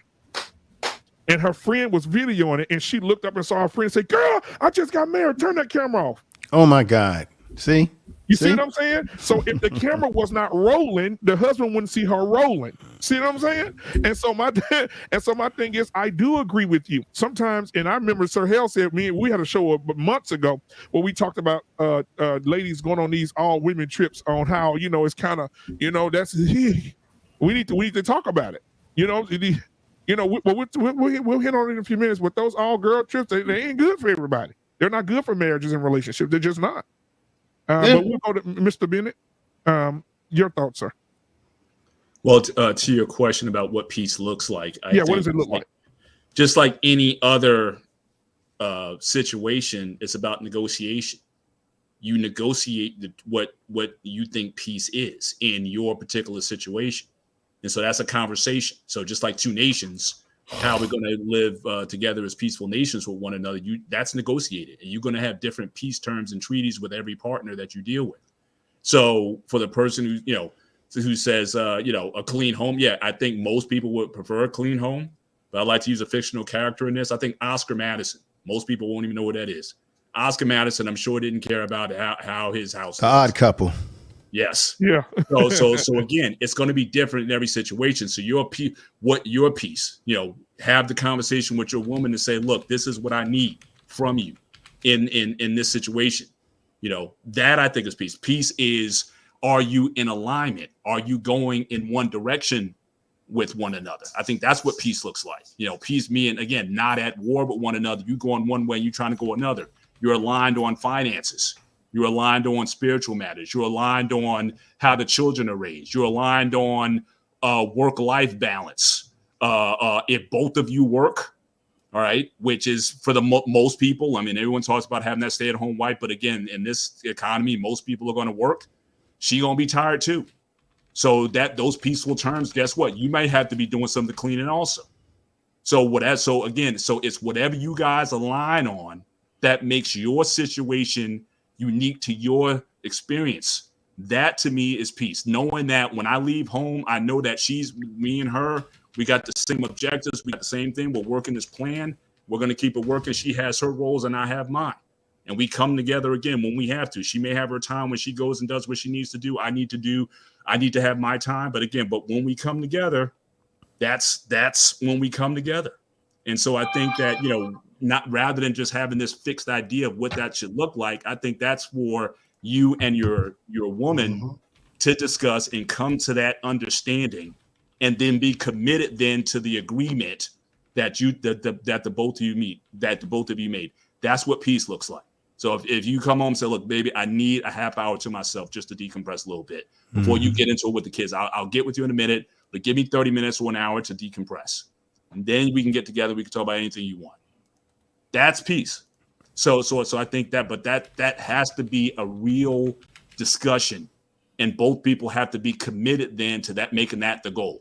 How can I serve you, and how can you serve me, and have that mutual respect for one another. So that's what peace looks like to me. That's how it works out.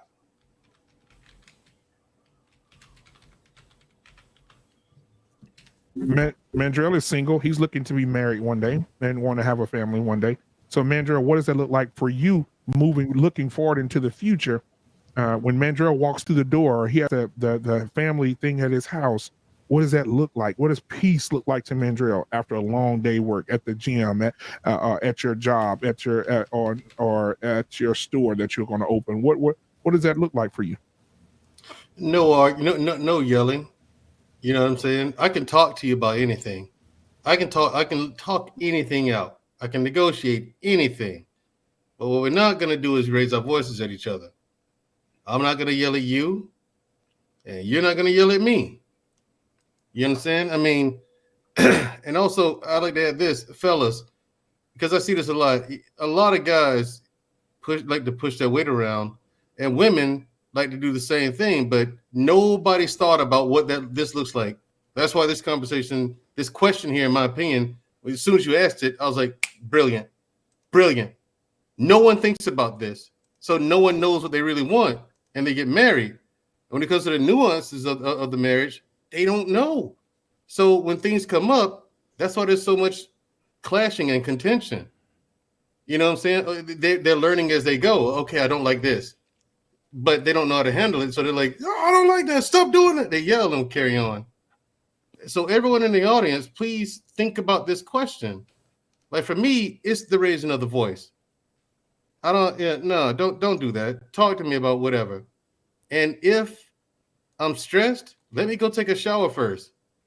And then I'll sit down and talk to you about it.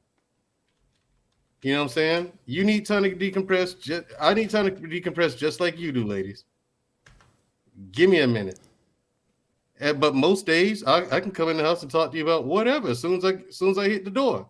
But that's just me.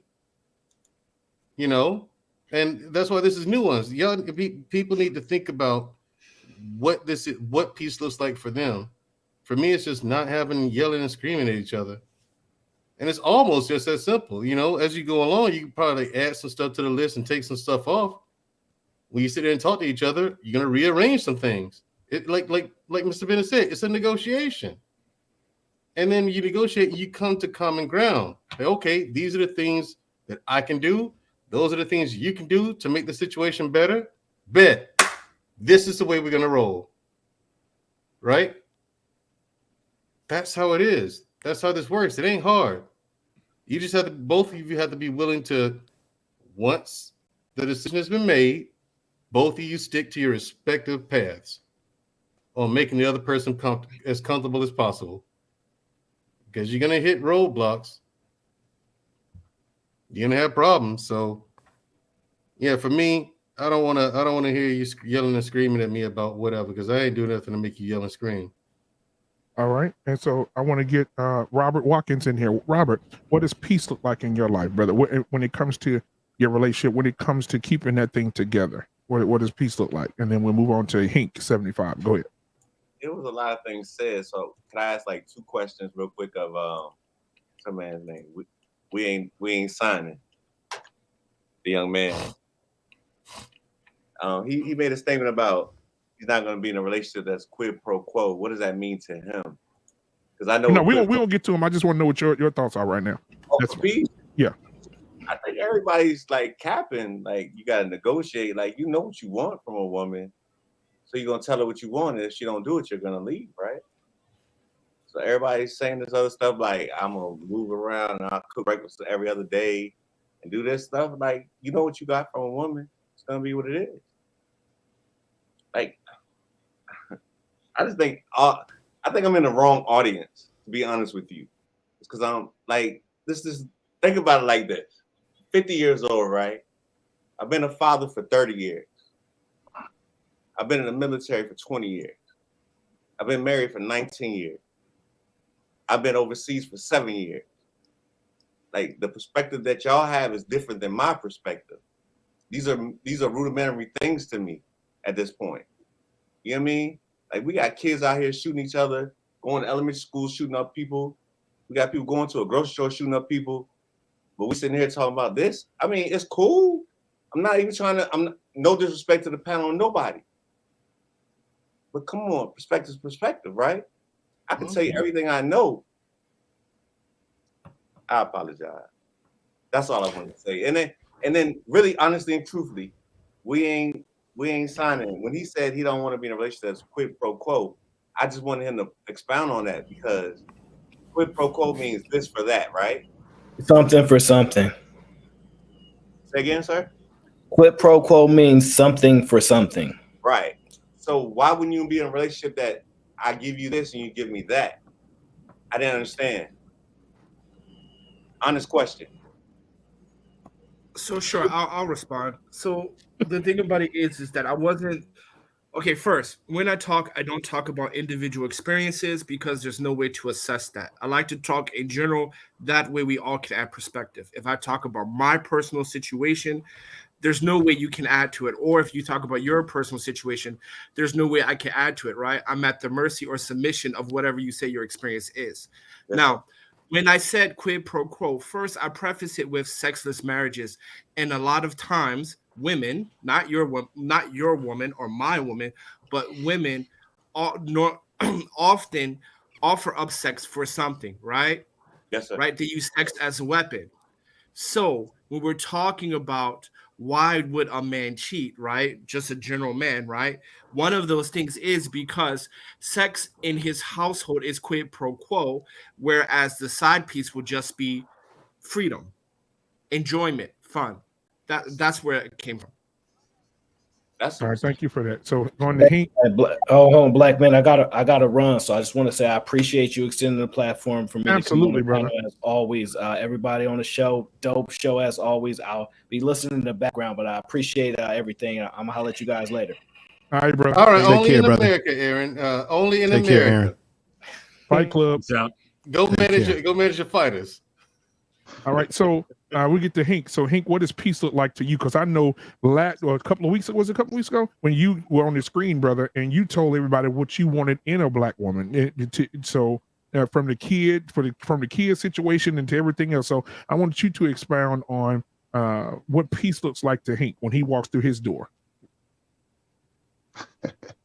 Face down, ass up.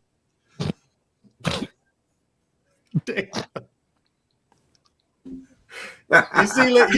You see, ladies in the audience. It's different.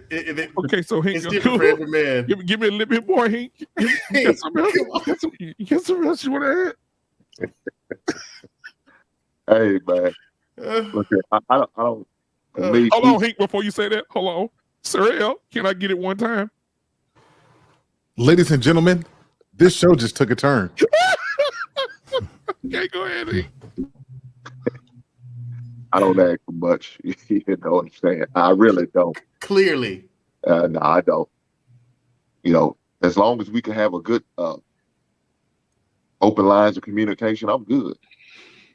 Because then, you know, we can talk about whatever the situation is. I don't care if it's your bad day. I don't like to talk about my work. I don't like to bring work at home. I like to leave work at work. And I try to leave my home life at home. So I don't want to talk about my work. So I'm cool with not talking about work. If she don't ask me about how work was, I'm cool with that. Because I don't like talking about it. You know what I'm saying? So I try to leave that. But I try to be sensitive to her because I know she may want to talk about it. So I'll be willing to listen about her work, you know, and what went on and who got on the nerves, who was stressing out, who wasn't doing what they supposed to be doing, whatever the case may be. So I'm cool with that. But part of my piece is as long as communication's there, I'm good. But most priority for me is some good love. Hank always needs some good love. 4 times a week. That's what I need. And if she's not giving it to me, that's a problem. And so we try to have a conversation about the communications out there. If she's still not willing to do it, then I have to do what I have to do. What you got to do, Hank? The laugh, man, tells it all. It does, doesn't it? Oh my goodness! Well, I'm leaving it to the imagination. I'm not gonna say no more. Bro. So I don't want to get my man Black Man up with his trouble. So I'll go just a minute last because he's gonna have to be the balance, and I see this now. So we ain't signing. What does peace look like? What does peace look like to you? What is it? Okay, so sure. So I just want to push back a little bit on my brother Black Satin.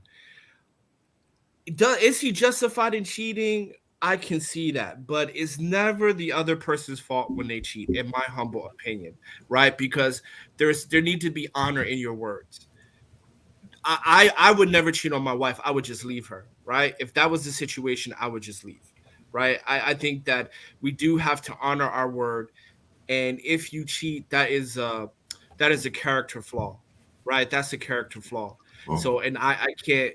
If I cheat, I wouldn't put that on her. And if she cheat, I wouldn't put that on me. That's a character flaw. So moving forward. Now, what is peace for me? My one is agreement, right? Sitting down, having a discussion, and make sure that we agree on the same things. Divide division of labor, making sure that her goals and my goals are the same. We're walking in the same path. And I'm also like Hank. I don't like talking about work because I don't need her counting my pockets, especially if we get a divorce. She do not need to know where I'm hiding my money. Fuck that. Wow. And yeah, I mean, just all in all, just making and respect each other. Treat each other with common courtesy, right? And I think that is such a missing element in the Black community because I feel that we as Black people, we really don't treat each other with courtesy and respect, right? Whether it's in the relationship, whether it's friendship, or even among strangers, just treating each other with respect and courtesy. Like you know what I mean? Like saying, oh, I'm not going to do that. I'm not going to take it there. Let me fall back, right? Let me not say something to my wife that can't be taken back, right? So in those things are what peace is, because of course we're going to have disagreements, but let's be respectful with the disagreements. And, tone down the passive aggressiveness. The passive aggressiveness does happen, right? I'm a newlywed and it has happened. But, we tone it down and we make sure that at the end of the day that, hey, I love this person. I love her. She loves me. And we need to, conduct ourselves with courtesy and respect with each other, right? Because at the end of the day, in the morning, you want to make sure that whatever happened yesterday, apology can solve that. And some things you say nothing will ever really fix that. So just be careful. And to me, that's peace. Just plain and simple. And so I got Mandrell already. I seen your little podcast. What does peace look like to you, brother? You know what? I can't stand this question right now because I don't have a prolific way to answer it, right? My response is going to be in line with what Hink said, right? Which I also understand is damn near Neanderthal at this point, because the only thing I can think about is sex. I used to say this all the time. If I found a woman that was submissive sexually, then we could work everything else out, right? I was younger then, and now I'm older, and I realize there are some things behavior-wise that you just don't want to have to deal with. You know what I'm saying? There's a level of anger and vitriol that comes with, and I'm just gonna say it, dating Black women, right? There's an aggressiveness that comes with dating Black women. And so having experienced some of those things, I realized that sex can't fix everything. But just saying all things being equal, right? Nobody is perfect. You know what I'm saying? When my lady had a health scare a few years ago, I literally thought she was about to die.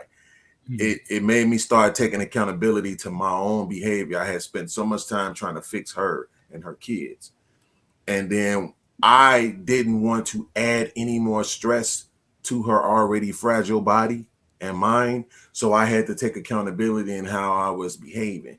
And it made me start generally caring about her just as a person and not as a sex object or something that I could control and dictate to. And so behind that growth and awareness, now our relationship, I'm still like super duper into the sex. Every time she takes her clothes off, I'm excited. It's like, and I ain't gonna say it's like the first time because that's far-fetched, but you understand what I'm saying. Yep. I'm excited that it's still her.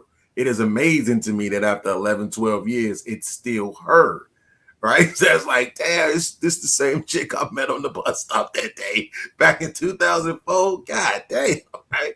So, but I like I said, with the peace thing, right? It's like, okay, all things being equal, nobody's gonna be perfect.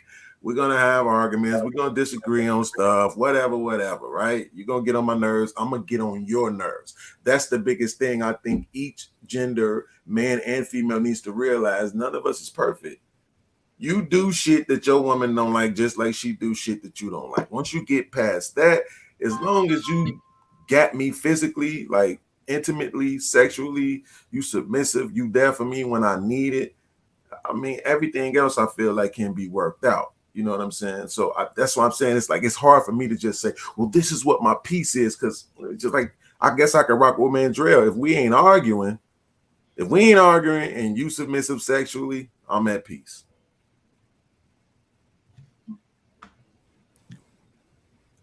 Like I said, I just want to third what the men have said. Sex fixes things.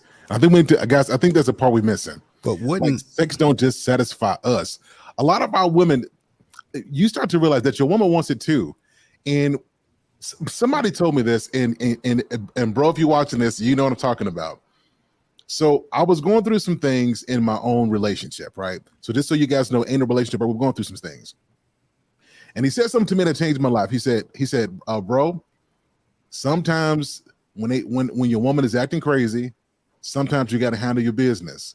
And I think sometimes we get into sex thinking it's just about us, but sometimes she wants that too, right? And I think if we take care of her, I think us getting clarity, y'all know what kind of clarity I'm talking about. It's barbershop talk. I think she gets some clarity too. If we put it down, if it's beneficial for both, I think sex works both ways. And I think if we approach it from that perspective, like it ain't just us who want it, I think we'll probably get more of it, and we'll be a little bit better. Like that to me is one way. And then riding in my truck with my wife, that's how we chill. It's simple stuff. Can I add something to that? Because I kind of disagree just a little bit here. I don't think that sex is the biggest problem that Black people have with each other. We making plenty of babies. We knocking plenty of goddamn boots. I seen this growing up from the late 70s to 80s to the 90s. Sex is not our problem. I believe our problem is a communication problem and a problem to understand each other, which puts us out of balance with each other. That's our problem. Black people don't have a sex problem. We know how to get down with each other. We know that our women want sex just as much as we want. We have the urges. Okay. See, this is one of our problems. We're so quick sometimes. I'm not accusing anybody on the panel, but the whole sex thing to me is low vibrations. Animals have sex. Dogs can have sex. Bugs can have sex. Birds can have sex. That's the simple thing. It's the high vibrations that we got to get back to. And that's knowing each other more so mentally and emotionally than just sex. Sex is not our problem. I don't need a woman to, if a woman is not fulfilling me, to me, if you don't have those emotional and mental things fulfilled, sex is not going to be fulfilling for you in the long run. Because sometimes women will have sex with men just to go through the motion with you as a man, just to give you something, just to make you feel good for the moment, but she might not be happy. You might have sex with a woman and it may feel good for the moment, but if she's not doing the other things that are necessary for you as a man, the sex may be good, but you may not still be happy, which can still lead to some people stepping out on their marriage or their relationship, even when the woman is giving you sex, but there's something else that's missing in a dynamic of that relationship. That's what we need to be focusing on, brothers. You know, sex, come on, man. It comes a dime a minute. Yeah. We can all have sex, man. Right. And let me add to that. Let's address the 175-year-old elephant in the room. So I see my sister put here, she said, my sister Cannon Hill, she said here, I'm gonna pull it all the way up. I'm going to the bottom. Thank you, admin. I appreciate it. Let's just pull this one up. Okay. She will want it more often, which she's referring to what Sir Hell said. If you make it a habit of taking care of her, she will take care of you. Now watch this. I am so thankful and blessed to be a part of so many small groups where men are speaking. Right? I'm at the church and outside the church on YouTube, right? And so, especially at the church, because a lot of men open up in those little spaces, and they're saying, and that right there is completely. Let me find out what that means to me. What she said. Thank you. Hey, Black Man, I already got mine on. Black Man, let me tell you. I already got mine on. Let me tell you why. Because a man can go in and we in the barbershop. Let's talk tonight. I'm gonna stay PG-13, but you're gonna know what I mean. Bars. So a man can go in and he can eat that thing up. He can pick that thing up. He can roll that thing over on its side. He can pull it over, pick it up, bounce it up, pull it back. He can oil it down and smack it down, pick it up, roll it up, stroke it even good, bang it down, and she gonna sit there. Oh yes, thank you. Out of both sides. But then he says, hey, baby, I need you to go ahead and give me some of that good old head. And I don't want you to stop until I get what I need from you. I'm tired. Head ain't really what I want to do tonight. That's all you think about. Not tonight. There's a lot of men out here that are suffering. Let's talk about it. There's a lot of men out here that want something from their wives. And wives let's look about the dynamic of marriages here. Wives are the only ones that have boundaries in sex. Men ain't got no boundaries.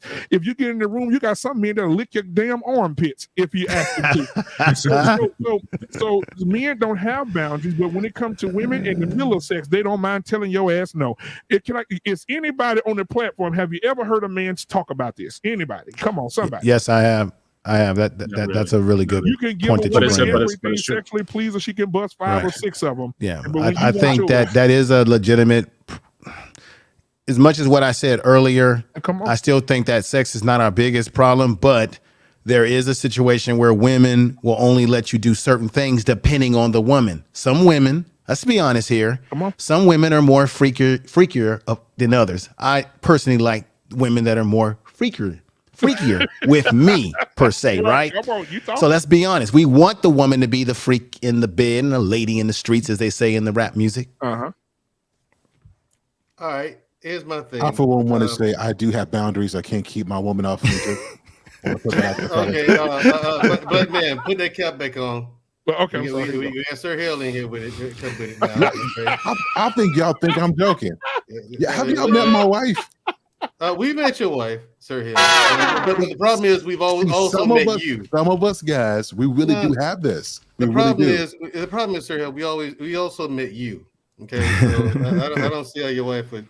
Man, Drell, you don't want this smoke, bro. You don't want this on a barbershop. To my point, okay. The comment that the woman made, that's complete horseshit. You don't stop doing it if he does this. It's not quid pro quo. That's your duty. Just like with me, if I'm with you, I'm gonna do what I gotta do because I'm duty bound to you. If you're my wife, period. Whether you do your job or not, I'm gonna do mine. You know what? You know what I'm saying? You just made a powerful point here, because when men and women get married, as part of that contract, because that's what it is, a contract, men are held to a standard if we don't fulfill certain things in that marriage, such as protecting her, right? Taking care of the household financially, that is, and what have you. When men fail to do these particular basic things that we're asked to do, we will be railroaded in society. So why wouldn't a woman have to also fulfill what her duties are, right? If a man's supposed to be all these things, why is it that a woman cannot fulfill the sexual needs that you may have? And this is why you should probably discuss these things before you marry women. Exactly. Yeah. And that's like my last relationship information, man, ended because we were having this conversation. There were many times she just didn't want to talk about it. She's like, I don't understand why we're talking about this. That's because it's marriage. We need to iron out the details of this. Okay. Like what? Then I bring up a topic. You have a child. I don't. How am I going to fit into this mix? She said, well, what do you think? Okay, I think I should fit in this way. The child's father's not in the life. She's going to need a positive male role model. That's my job, because once we get married, that's now my child. I'm responsible for her. She's living under my roof. She's in my charge. So I will take the role of not only stepfather, but father to her. She says, okay, how far does that go? I told her how far it goes. A father, period. All the way. No, there's no half-assing it for me. She had a problem with that. You know what I'm saying?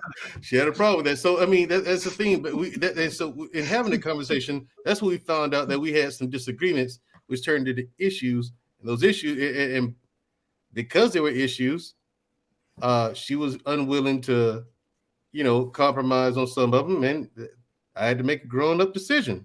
Right now, So, you're talking about let me hop in real quick. I'm talking about bedroom men. Hold on a second. Hold on. I know I understand what you're saying, Black Man. When it comes to the sex and everything, ladies, listen. You're duty bound to do it. Okay. You have to, again. I said it earlier. You are responsible for. Yeah. Hold up. We ain't signing. No. I'm responsible for you. You're my responsibility as my wife. Your husband's also your responsibility. Your husband's your responsibility. It's yours. Hold up. Yes, it is. It's yours. It's both of our responsibility to keep this machine going. If we got a problem, we got to sit down and iron that thing out. We ain't got to step out and cheat. But if we're not talking to each other, there's no communication. And then if there is communication, you're still being stubborn and unwilling to do it. Okay, now we're going to have a problem. And I'm an easy person to get along with. I'm sorry. You gotta let me hop in for a second. So first and foremost, your wife does not owe you sex. She has sex with you because she wants to. The only thing she owes you is children, right? She doesn't owe you sex. Now, should you have a lot of sex? Absolutely. But if she doesn't want to have it, then you just get a concubine or a chalsan, right? Get you a mistress and be happy. That's how it's supposed to be done. You don't cheat. We ain't signing. Children. What? You're not supposed to cheat. We ain't signing. Come on. No. That's not cheating. A concubine is not cheating.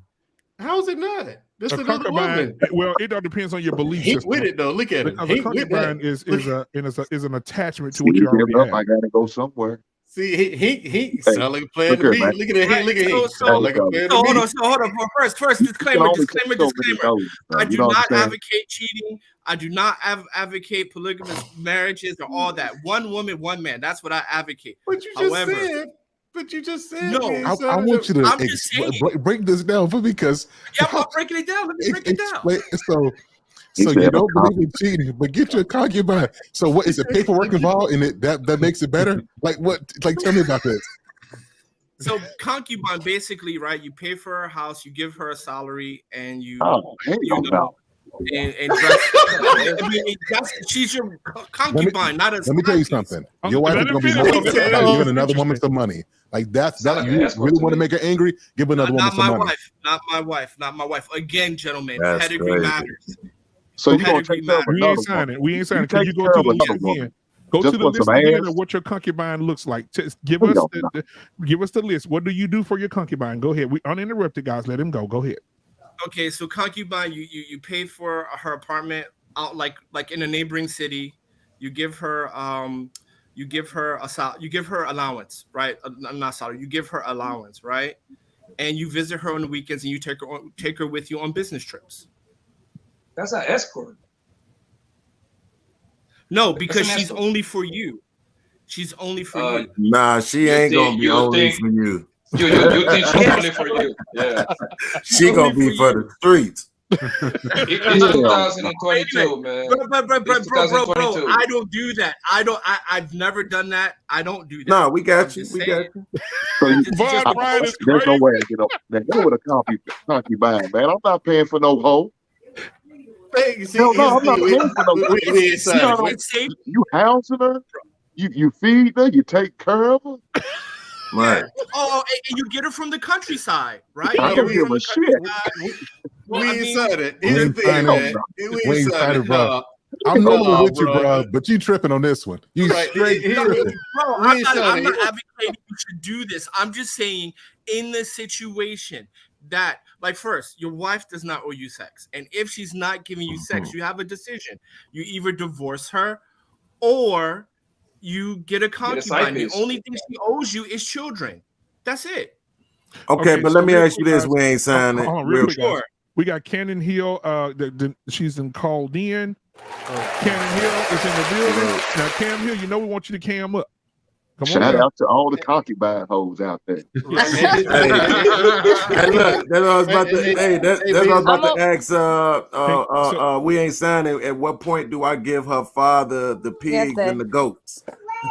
Oh, in the rush show. So in the beginning. Okay. Because I was engaged to a Kenyan woman before my wife. I was engaged to another Kenyan woman, but both women I paid dowry for. Right. But the goats and stuff like that is the Rusho and a Kikuyu tribe. Right. And for her, my wife is Arab, so you just do a regular dowry. Okay, so I'm glad you came in, Cannon. I know you got your question, but I'm going to pose one after you say what you have to say. So welcome to the show tonight, Cannon. Hey, thank you for having me on. Okay, and so while you're here, I was going to ask the guys this question next. Okay. Is the wife solely responsible? Is it her responsibility 100% to create peace for her man? 100% solely responsible? No. Okay. Now, because peace is internal, right? Peace is the same as joy, right? It's internal, right? So that's something that you would have to create into yourself. I think it is her responsibility, or maybe I should even say responsibility.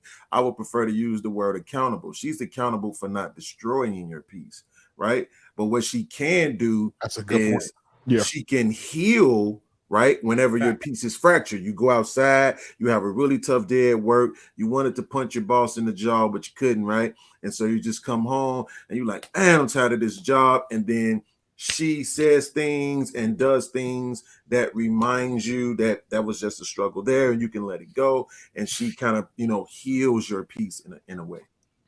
All right. Now, Cannon Hill, thank you for being here. What is your question for the panel tonight? I know you was in that chat, lighting them up. So what do you have for us tonight, hon? Well, it wasn't so much a question. It's just I just wanted to add something to the conversation, because I think that we ignore a lot of times in these conversations the fact that men and women are socialized so differently when it comes to sex. And it's like it has adverse effects, because we socialize girls, right, from the time that they're young to be more ashamed of sex, to be more less exploratory, have all these sexual hang-ups and different things like that, while boys more so will get celebrated for sexual exploits and different things like that.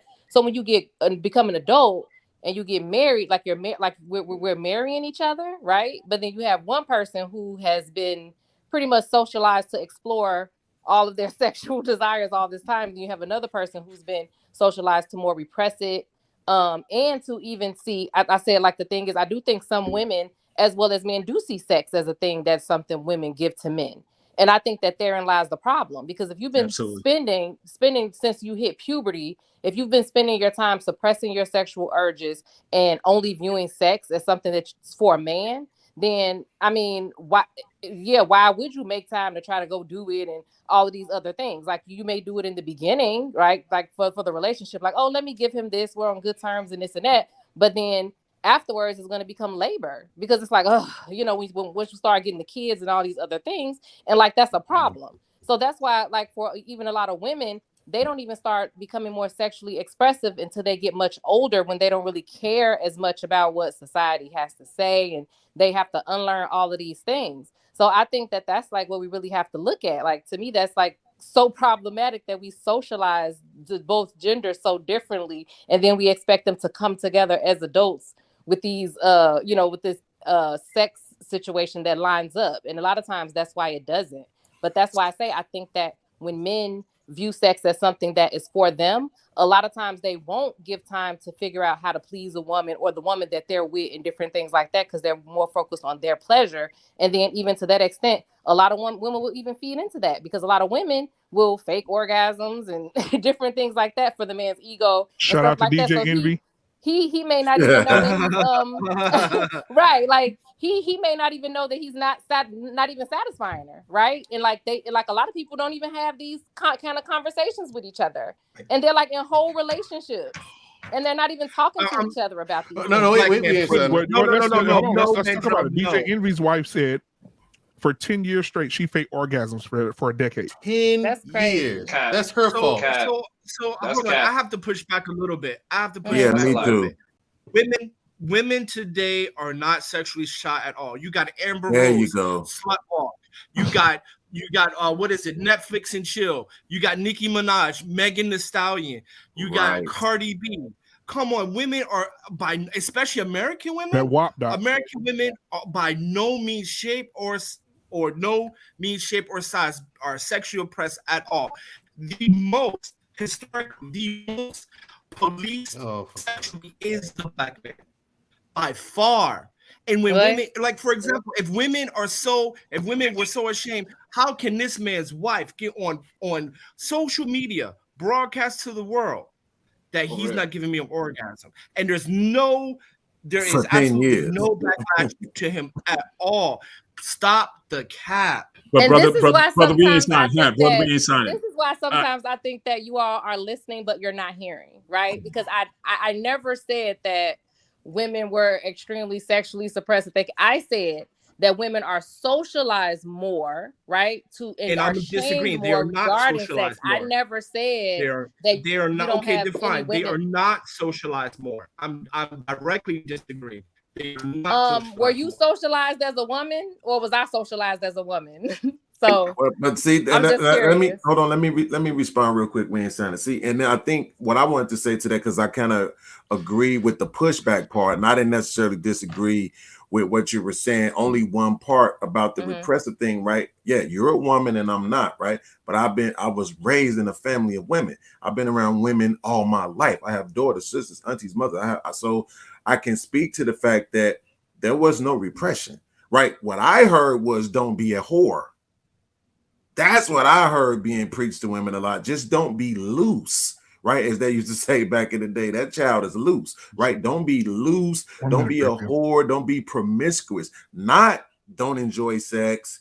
You know what I'm saying? Don't, know what cunning lingots is, and like none of those things. Don't be uneducated about sex. Just don't be a whore. If that's repression, then shit, everybody should be repressed.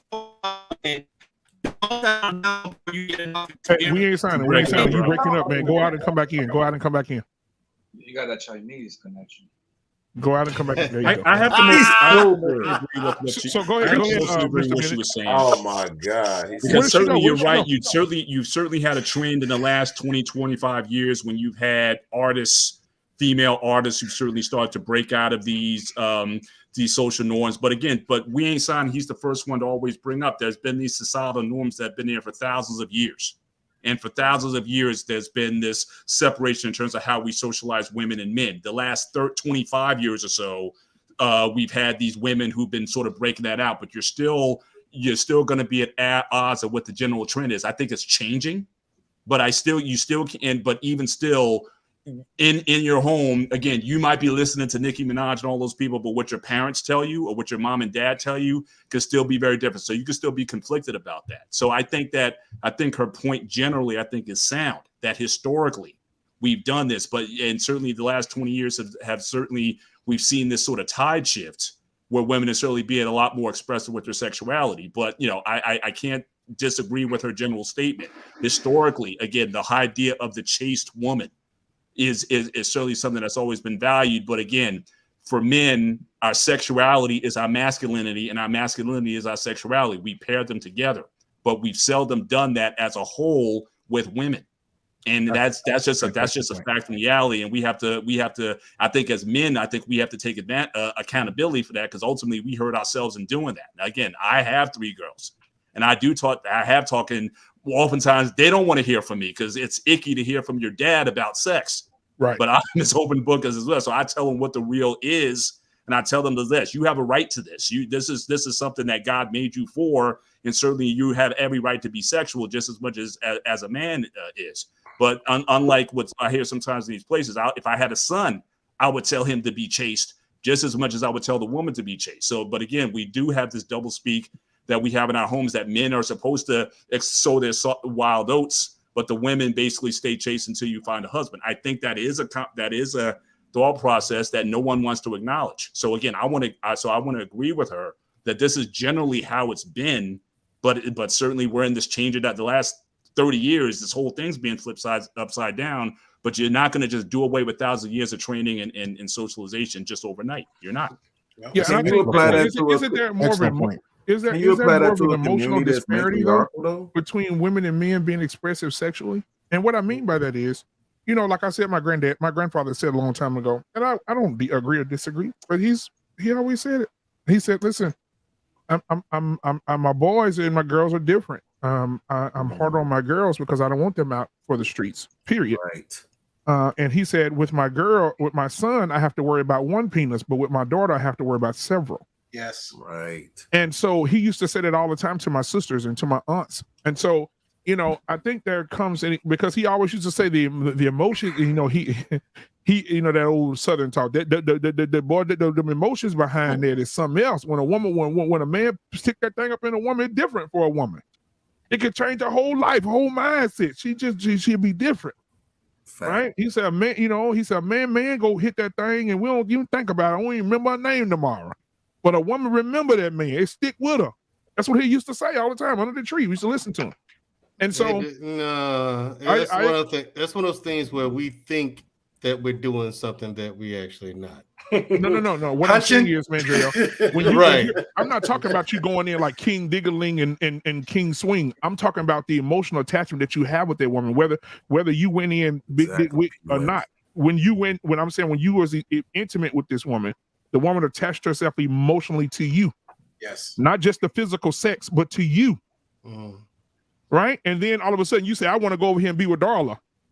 Right? She's not gonna say, well, shit, I'm moving on to the next one. No, she's gonna struggle with that. Because she gave herself to you intimately. She's gonna struggle with that. That's why men go out and bang, bang, bang, bang, bang, bang, bang, bang. Then the next day, what's up about that? What was that? What was her name? You know what? Angelus? Damn, I hit a bad one last night. I don't even remember her name. She was fine though. That's what men do. Right? I don't even remember her name. Damn, man, Sir Hell, man, I'll beat it up. So, man, what was that girl name? You know what? The one with the long weed. Damn it. Right? We don't even know my her wife name. was watching this. This is complete speculation and hypotheticals. Right, I'm sorry. Talk here if you're watching. Here's the thing. Here's how you know I'm correct, Black Man. Okay? Here's the thing that's not talked about at all. So, this is why it's so far off. Notice when you were talking about this, you describing it, the women in the chat, no. I don't know. One of them, I'm not gonna call their name. One of them in the chat was actually on the paying attention a little bit. So you saying that's not true? No, what I'm saying is they're hearing you. They're all quiet. No one's saying anything. But I've overheard women talk about this very thing. Mm-hmm. You know what I'm saying? Right. And you listen to them say, she said most women don't process sex like that. You let them tell it. You have some women who will say exactly what T-Shaw's saying, but I've heard far more women say that they let us think that.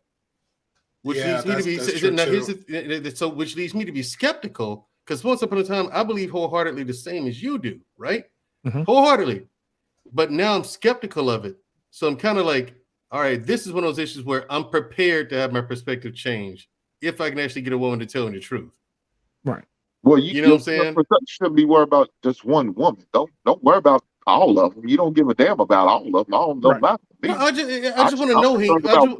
Right. As long as that one that I'm with, as long as she's good with me, I'm good. That's all that matters. The hell with the rest of them. Oh, right, exactly. But That's it's That's one of their those problem, things. Hank. But Hank, it's one of That's those their things. problem right there, Hank. That's their problem. Right, but it could be me and a bunch of guys.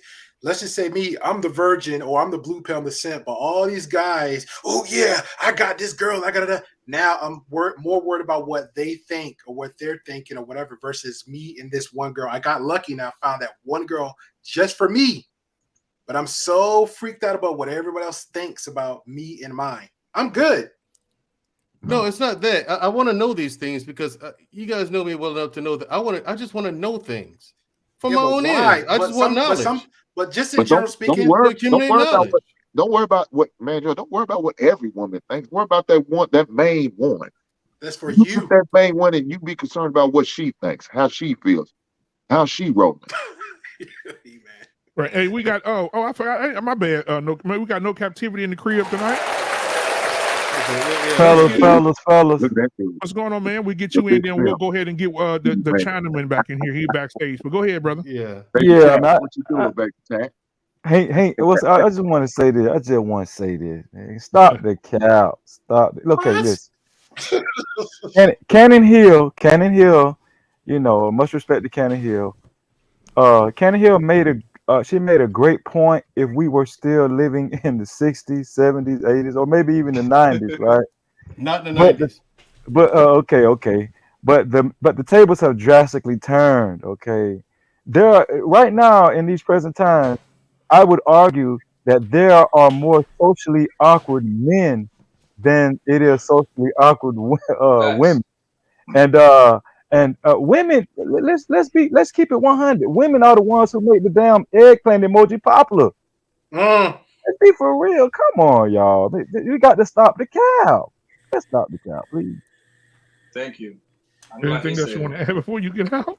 That's all I want to say, Black man. You know I love y'all. I love all y'all, man. Absolutely, brother. I'm gonna keep the cap over here in case we get some more. Okay. Let's get it. You can't come in here and be dropping Appreciate gems, you, Cap. You can't be coming here dropping gems, man. All right, Cannon want to come back. Cannon, come on back in, sweetheart. Come on back in. All right. So if we ain't signing, you can go ahead and finish if you're not robotish. Testing 1 2. Testing 1 2. Hey, there you go. Now it sounds like we in deal. Nigga. All right. So yeah, I thought the Chinese supposed to have the best technology. What happened here? Come on, man. We inside do not pay attention to him. Go ahead, brother. I'm gonna let the baby slayer slide. Baby mama slayer slide. So we're gonna let him slide. So anyway, it's shout out to you, Poppy. Shout out to you, my main man. So first and foremost, well, like I said before, like the gentleman that just came up, women are not sexually indoctrinated to be chased or anything like that, right? They're hot girl summer, slut shaming, slut walk, WAP, whatever. Super headbutts, you got to throw it in there. Right. And these women are lauded and applauded for. You on social media, you got women talking about you have one nigga for this, another nigga for that, right? You multi-purpose nigga. So you know what I mean? Like we really have to be careful. And the thing about it is, much respect to Cannon Hill, right? She's a brilliant young lady. But the thing about it is, when we say these kind of things, these things are purposely positioned so that black men are constantly dick policed, right? Because at the end of the day, only laws have been made to what black men sexually do. You can only find laws that about sex that's specifically geared to black men, right? That's historical throughout this country. And by saying that women are like this and men are like that. That's not historically true. That's not true according to the law, and that's not true to today's pop culture. It's just not true as far as indoctrination. And I'll close with that. And the last thing, right? And we can even see, right, when we talk about deadbeat dads and unfit fathers and unmarriageable men, what is an unmarriageable woman, right? Nobody knows. Oh, I know. I'm sure Candid Hill will know. She giving us all the pearls. No, I'm sorry, my phone died, and it was just getting good too, and I'm that damn Cricket Wireless. I'm sick of them. Go ahead. I did hear that. No, because I'm doing errands and I got my Bluetooth in, and I didn't have my I'm doing chores and I didn't have my phone plugged up. But anyway, but it was getting good too. I'm sure your response was on point. You know, I just heard the response that you did give. But what I wanted to say is that when I wanted to add to the conversation, it was not to debate, right? What I said was not to prove any points. Like there was no point that I was trying to prove, right? The entire conversation that we were having or that you guys were having, which I think is a great conversation about just some different aspects of the experience that you have when you're in these relationships, when you're in these marriages, when it comes to sex and different things like that. My point in stating the things that I said was just to maybe add further context or to give some more nuance or to add some additional contributing factors that may result in the fact that we may show up that way in relationships. It was not a one size fits all scenario to say every woman is like this or every man is like that. And it really wasn't a debate. So the thing is I, like sometimes I just think these conversations go down the road. It's like, you're trying to say women are this and but men are that, well, in my experience, and it's like just, my experience, just in my experience, because this is my second time, like, see, and again, just giving my opinion, and it's not fact. Yeah. The second, I feel when you come on, this is my second time hearing you. Yeah. I feel like the way you lead with the conversation, maybe that's how it comes off, because like right now you're giving more clarity to it. Correct. So I'm like, oh, okay. Versus after that lengthy acknowledgement of everything that could be factual or generalizing, then it's like, now you're gonna feel like a pushback. Yeah. You know what I'm saying? Yeah. So that's how I took it. No, and I can definitely respect that and understand that. And so think about it. I'm listening to you guys, right? Offer your perspective and your experience from your point of view. So all I was doing was adding mine, right? You know what I mean? So in that regard, to be like, oh, well, this may be some additional things to think about. This may be a blind spot that you may not see because you experience the world differently than I do, right? So these are some things that I've seen. And that's all. So I understand that it gets like that, but that's not my intention to be like, oh, this is, it regardless to what you're saying about Hot Girl Summer and Meg Thee Stallion and all that. I mean, we've always had like Marilyn Monroe's and we've always had these different things, but you cannot say that there's not a difference in the way that sex is viewed for women versus the way that it's viewed for men. That does not mean that we are not in a hypersexual society in general right now, because we are. That doesn't mean that social media doesn't contribute to a lot of things, but you literally cannot say that men and women are socialized the same way when it comes to sex. And that's all I was saying, is that because I've seen it, like the way it shows up a lot of times is that you're way more likely to have women who are like, just like to Black Man Unfiltered's point, when he's like, oh, well, you're married to someone and she doesn't even want to, give you a blowjob or whatever. I know a lot of women who think that makes them, a hoe, even if they're married, or you know what I mean? They're like, oh, So like, that's kind of what I was saying, is that there is an environment that socializes some women in that way. And so when they get in those marriages, if they've been treated, talked to this way their entire lives, then it's difficult to get out of that when you get older and just because you're married. And that's all that I was trying to say. And that, like I said, that doesn't go for everybody, but it is a contributing factor. But once again, let me just add to this. Once again, it's a fail. Yeah, it's a like, failure. they're like, that's nasty. I know some women who think it's nasty to actually pleasure themselves. They're like, That's It's true. Listen, Cannon, I know a female right now. I'm gonna let you go, information man. I know a female right now that I look when I go to these man. If y'all was in the class, I could be in the class with Sir Hale. I couldn't be in there with information man, because when I'm sitting there listening, because I'm helping at the church and I'm sitting there listening in these small groups, and I hear the women saying, "I don't know what he want me to do." It makes me feel like a whore. Yeah. To Wait, give my, nah, I got pushback, y'all. to give my husband head, and I'm sitting over in the chair like this. Yeah, it's weird. I Yeah. feel Bring nasty. back the snow bunnies, then bring back the snow bunnies. Now we're gonna really say this, y'all. We're gonna say, ain't no we. Black man, we gonna with this the sex toy industry being a multi-billion-dollar industry. We saying that women out here don't know what they No, that's Black no, Satin. You feel me? You that's feel me, not Black what I'm Satin? saying. What I'm saying Hey. is that women, you'll find women way more likely not to feel ashamed or to not want to sexually express, especially in front of other people. When the rose came out, That's a lie. listen, when that That's a rose came lie. out, there were women posting what they were getting ready to do with that rose. They were talking about they'd rather have a rose I'm than a not guy. saying that there aren't women that exist that are sexually comfortable. And look, That's not what that's I why was them saying. ladies. That's why them ladies, men's are out in them streets cheating on them because they don't want to Yeah, express for real. themselves. Right. I don't know where Canon have been hanging out, but women they tell you straight Hey. up what they want. They Don't let do you that. know off the rip.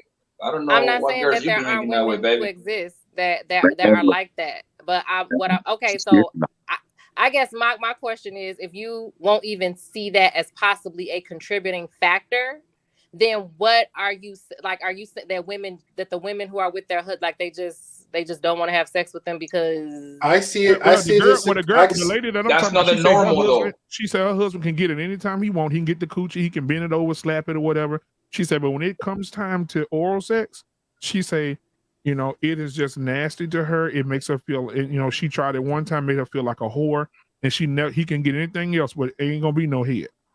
But that's the minority, Black man. That's what I'm trying to tell you. It's like this small We need to minority, really bro. lift them up and pray And it tonight. has happened, Ken, because even in my experience dating, I came across one woman. She said she was married to her husband. And all he did was the same position. She said she don't even know how to kiss right, and it threw. You see how Hank face is? That threw me off to the point where I can't continue to invest myself in that relationship with her because that's just a lot to deal with. So I gave my advice. That's and I nasty. did. and they Yeah. married. That's nasty. They was married for like I could over 10 believe. years. I would have got Man. married to her. I would have got married. There's no way I could have married her Yeah, like she that. said she didn't know how That to kiss. man, All she just did was just bend over and he did his thing. and But that's see, the but then perfect also you have situation where women that saying, man need also a you have side women piece lying right on the there. Bible. You have women lying on the Bible, right? I'm telling you guys, listen, I wish I could record these people. I know it'd be going to be illegal. It's illegal. But there's women that are saying they lying on the Bible, and I call them out on it, because I'm crazy as hell.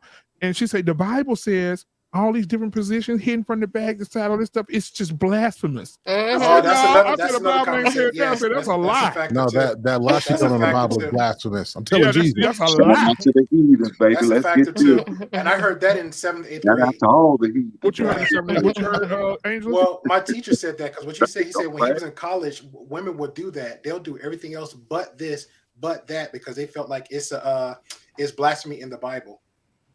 They won't sleep with That's nobody. crazy. Have you ever asked them to find the scripture where that's Bro, reported? you know me. I'm not asking going through it. You If do you what don't you think want to do. John the Yeah. Baptist, But it doesn't matter. If you Exactly. socialize that way, I mean, there's a lot of quote unquote biblical traditions that have been passed down, and it's just became ingrained into our culture. Like, look, I understand that we obviously have a new generation of women, but all the women that she's been talking about, those are the women back in the day, back in the 80s, I call again, them loophole. back in I the call them 90s, loophole college. holes. I mean, information, man, we're the same Loophole age. thoughts. So Right. we knew I got a the little black pushback. girls were very different. If you wanted that, you know where to get it. And a lot of Right. times or not, it I'm was with not you. going to be I'm from with the you on black that girl. point. Come on, Right. let's not act ignorant that wasn't the case. Now, Right, that was when you going add on that context, heavily I'm with you. But back in the day. we're going to like the 60s and 70s, that sexual revolution. No, the That 80s. I'm didn't talking about the happen, 80s and 90s but when we were in yeah. college. Oh, When we were in We're talking college, about it the wasn't 60s, that. man. It wasn't We that wasn't long. alive in Like the I said, 60s. all of what we're seeing now is the last 30 years. Okay, right. listen, I hate to They break it to sisters some said of us. they wasn't doing no oral pleasure. That's what the sister said back in. I think the hold on. Back in the sisters, day, in sisters, the I 90s, get with that. it I'm wasn't. gonna do a Like census real quick on the panel because Freezy said there's men that don't give head too. Show of hands on the panel. Men ain't scared. Anybody on the panel that don't give head? Keep it real. I thank you. Thank you. Okay, I'm about to say. Not at all, Poppy. Only to my girl, my wife. That's it, my girl. I said, That's you it. do it then. Poppy, that's what we talk. Because I don't. I only think that's Poppy, one you woman, are that's a it. member of the you are a member of the fraternity, man. You give head. That was you give fellatio to your woman. Hey man, right? you better That's look.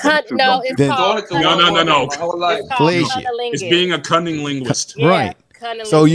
So you Yeah, may ain't nobody ever you said, may hey, do it honey. only to your wife or whoever your Ain't wife nobody is ever to be, said, hey, honey, but you still do it. I should have to give you some That of was the question.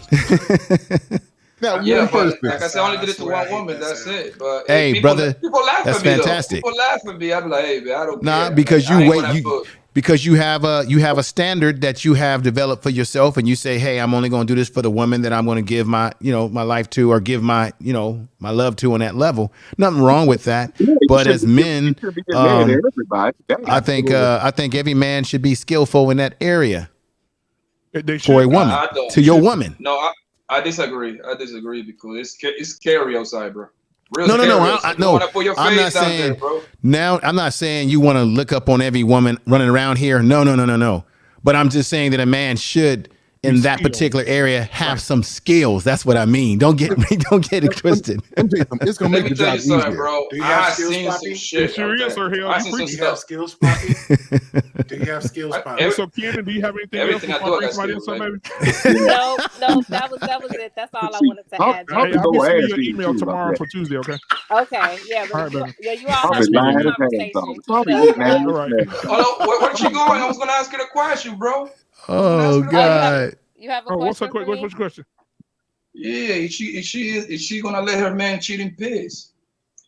I don't believe in Can her cheating. man cheat in piss? You don't have to cheat. Why cheat? I mean, if you really that it's dude, hard out what you here. cheating for? I mean, but It's hard out okay, here. do you mean letting your partner knowingly have other partners or cheating? Because cheating to me is when you have like dishonesty and when you're sneaking around and all that. Like that's cheating to me. So are you Okay, saying are you cheating saying would to I let me- my husband have another partner? Or are you saying go back? am I gonna ignore him cheating? No. What I'm saying is, if this man is taking care of you, taking care of the home, doing everything right, everything put the check on the box. This man is not allowed to have a little fun once or twice per year out there. You know what I'm Are you That's saying not would I gonna be willing to only way my husband knows this and this is why he won't agree to it. But the only way that we can have an open relationship is it has to work both ways, buddy. Oh, so we're not attached the same way. We don't live by the same Are you rules. open to that though? If your husband brings it to you, are You you know, open to that? I live by my rules. What did you say, Black Man Unfiltered? Oh shit! My rules. What that mean? Put that pineapple in front of the door. No, because you said Kenny, I have a you question said for that you. we don't live by the same rules. Like I get to choose my we don't live the But same you life. married, Right? you're supposed to live by his Kenny rules. Hill, So one second. I have a question for you, Kenny Hill. Okay, hurry up Am so we I can get somebody else correct? Am I correct? You said that you and your husband are partnerships. He's not the leader of your household. You're a partnership, correct? Do I have Correct. that right? Or do I have it Yeah. wrong? Okay. Yeah. All right, there you go, gentlemen. What? Pineapples and flamingos, baby. Yeah, Hank. Can I ask the sister a question? Yeah. I understand that you see that you and your husband have a partnership. I get what you're saying, but in general, I would like to know: do you or do you not believe that a man should be a head of his household? Because that has been universal through time immemorial, that men are supposed to be head of household, and I think that's what we do need, in my opinion, back in the Black community is a strong patriot of system. We need that back. That's one of the breakdowns, my sister. And I don't mean this in a disrespectful way towards you. That is one of the breakdowns in some of our communities where you have the patriarch system that has been broken, because we know that young men as well as young ladies need, a strong male, proper male image, not only image, but an active Black men in the community, because it's already been proven that most young ladies, when they are raised by a strong father and mother, a balanced family, and that young lady is involved in activities, sports, whatever the activities are, there could be a potential for a decrease in that young lady having pregnancies that are unwanted and what have you. Hopefully, if you have a male figure in the male child's life, that could be an equalizer in some of the things that he might be lacking, right? So this is why, even though you have a 50-50, you could say the relationship is 50-50, I still hold that it is important for the man in that relationship, when it comes to a family and household, should be a leader of that household, especially when you have male children, because they need to see that type of image of what manhood and what a father should be leading his household. You need to have balance. The woman and the man bring different elements to the balance that you need in a relationship, and especially in a household when you have children. And I think we've gotten away from that because we're letting this society that's becoming very freakish dictate who we are and what we should be in terms of the family functions. Do you want to respond to that before you go back? Yep. I think in order to thoroughly answer that, because that's a very nuanced question for me, and I don't think I would be able to parse it out, for you complete, because there's so much background that I would have to give, and I get you. So I'll try my best to answer it to the best of my ability. I think that sometimes when we have these words, or what I like to call buzzwords right now, like patriarchal and leader and head of household and all those other things, some of the things that I personally feel are associated with what that means, I don't agree that means what it means. Like, what I hear a lot, and the reason why I push back on it is because I hear a lot of, this, like, basically it sounds like this person's supposed to boss you around, and right. No. I hear what you're saying. I know what you're saying. That's what that's how it comes off to you. I get you. It would take a lot to give all the back. I'm not saying that that's what it is, but I'm saying a lot of times in the conversation, when you really get to asking, it's like, because he has to do this, or he has to tell you, it's like that. And that's what I push back on, right? So that's why those words like, the head of house, because we don't engage in our relationship in that way, right? But as far as having like a strong male presence and all of those things, I absolutely 1,000% agree with that.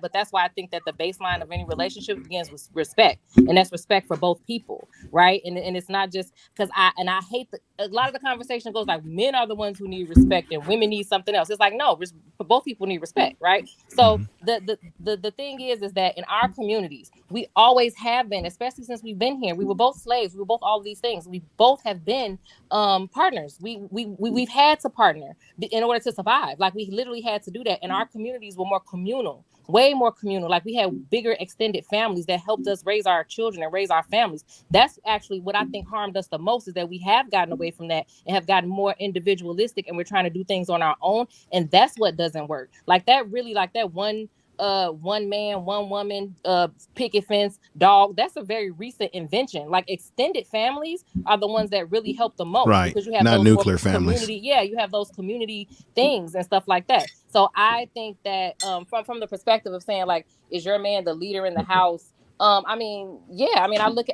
respect him, right? And I respect his decision making, and I respect his but he respects me too. So, can I ask one question here? Yeah. This one, like, really just, so you guys, and this is just a question. So you guys are married, you have children? Yes. If an intruder comes into your home, who gets up to go and protect the family? Oh, he would be expected to do that. So because he is going forward, he is the leader of the home. The person the person who puts their life on the line is the leader. So respect that. Thank you, Sir Hale. But I would also, but this is my only pushback on that. Well, ma'am, I'm not even listen, I'm all for pushback, but at this point, this is what we call checkmate. He is the leader, and you should respect him as such. But I guess my question for you is, what does that mean in practice when you say, like, I should respect him as a leader? If I say that not we're as more a of a leader, partnership, as the leader. Hold on one second, let me finish. If I say it's more of a partnership, what do you feel that would take away from respecting him as a leader if I say it's a partnership? Let's go back to my example. Unless we are both going out to fight the imminent danger and put our lives on the line, it's really no partnership. That's just a cute word for this modern culture we live in. Everybody wants this perceived grandeur of leadership without the responsibility that includes your life. The reason why men are leaders, this is not glamorous. This is deadly. And men who understand marriage and family understand the reason why we get to be called leaders is because we get the glory, but we get the grief as well. So unless I heard you tell me why he should be called a leader, right?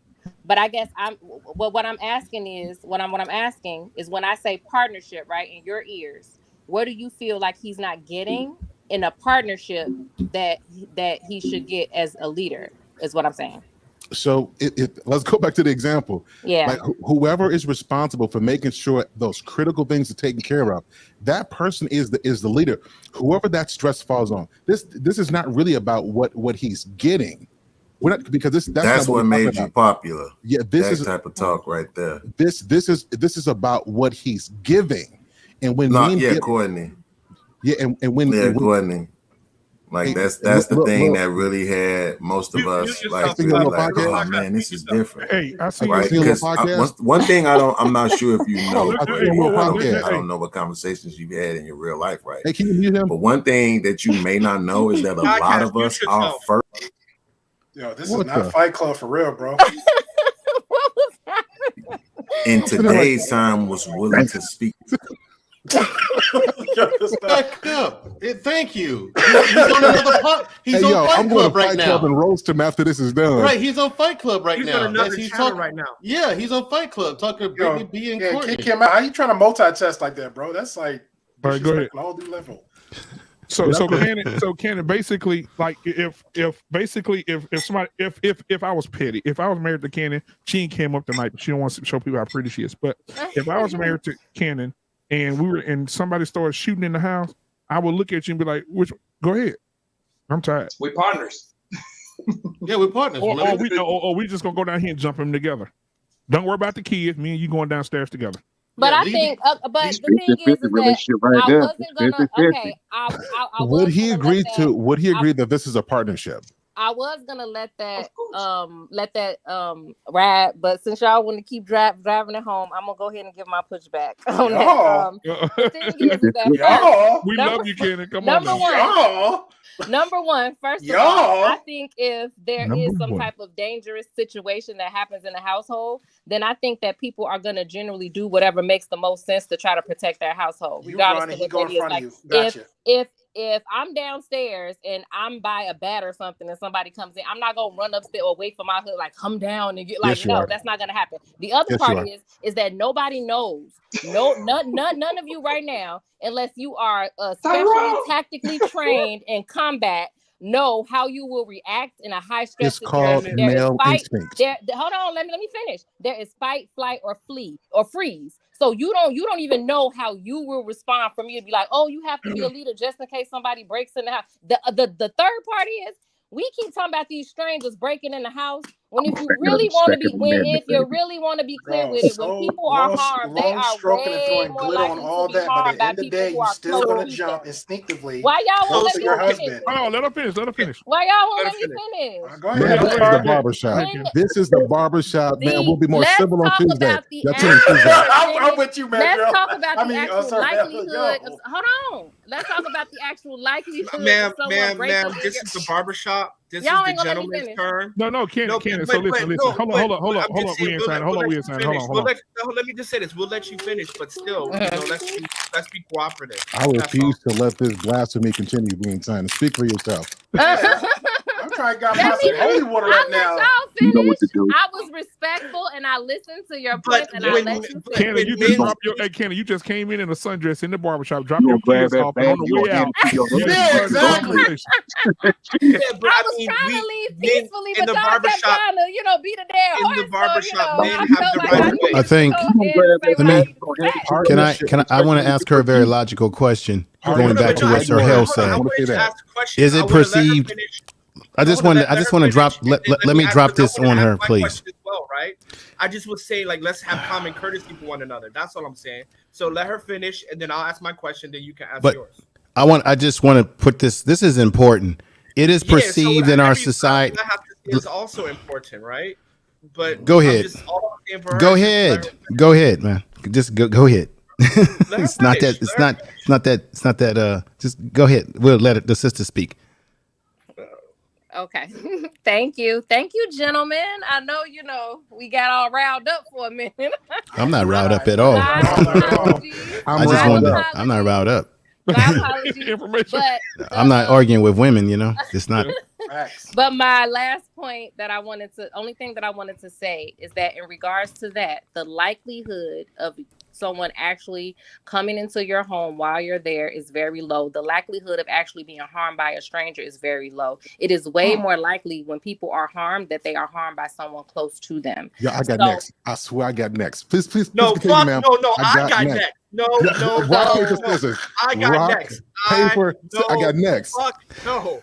I called it, bro. The thing is that when I big bro. hear My the bad, conversation, and again, that is usually the sticking point that is used to be like, well, this is why the name needs to be leader, because if someone breaks in, like that's the only thing that I hear. If there's other things that you bring, then that's fine. But that's literally the only thing that I hear. And if that's the only thing, what I'm saying is that is such a minute. Probably the likelihood of that ever happening is so low. You're way more likely to be harmed by someone who's close to you. So why is that a sticking point to be like, well, this is why? Because if someone ever just by chance breaks into the house, then I'm probably gonna go run to it. And then on top of that, like I said, you don't even know if you will. You might freeze in a high stress situation. You don't even know. Let you get a flat tire, I bet you call you ain't changed it yourself. I have to call AAA because he can't change the tire. Okay, but you got a strap on. I would like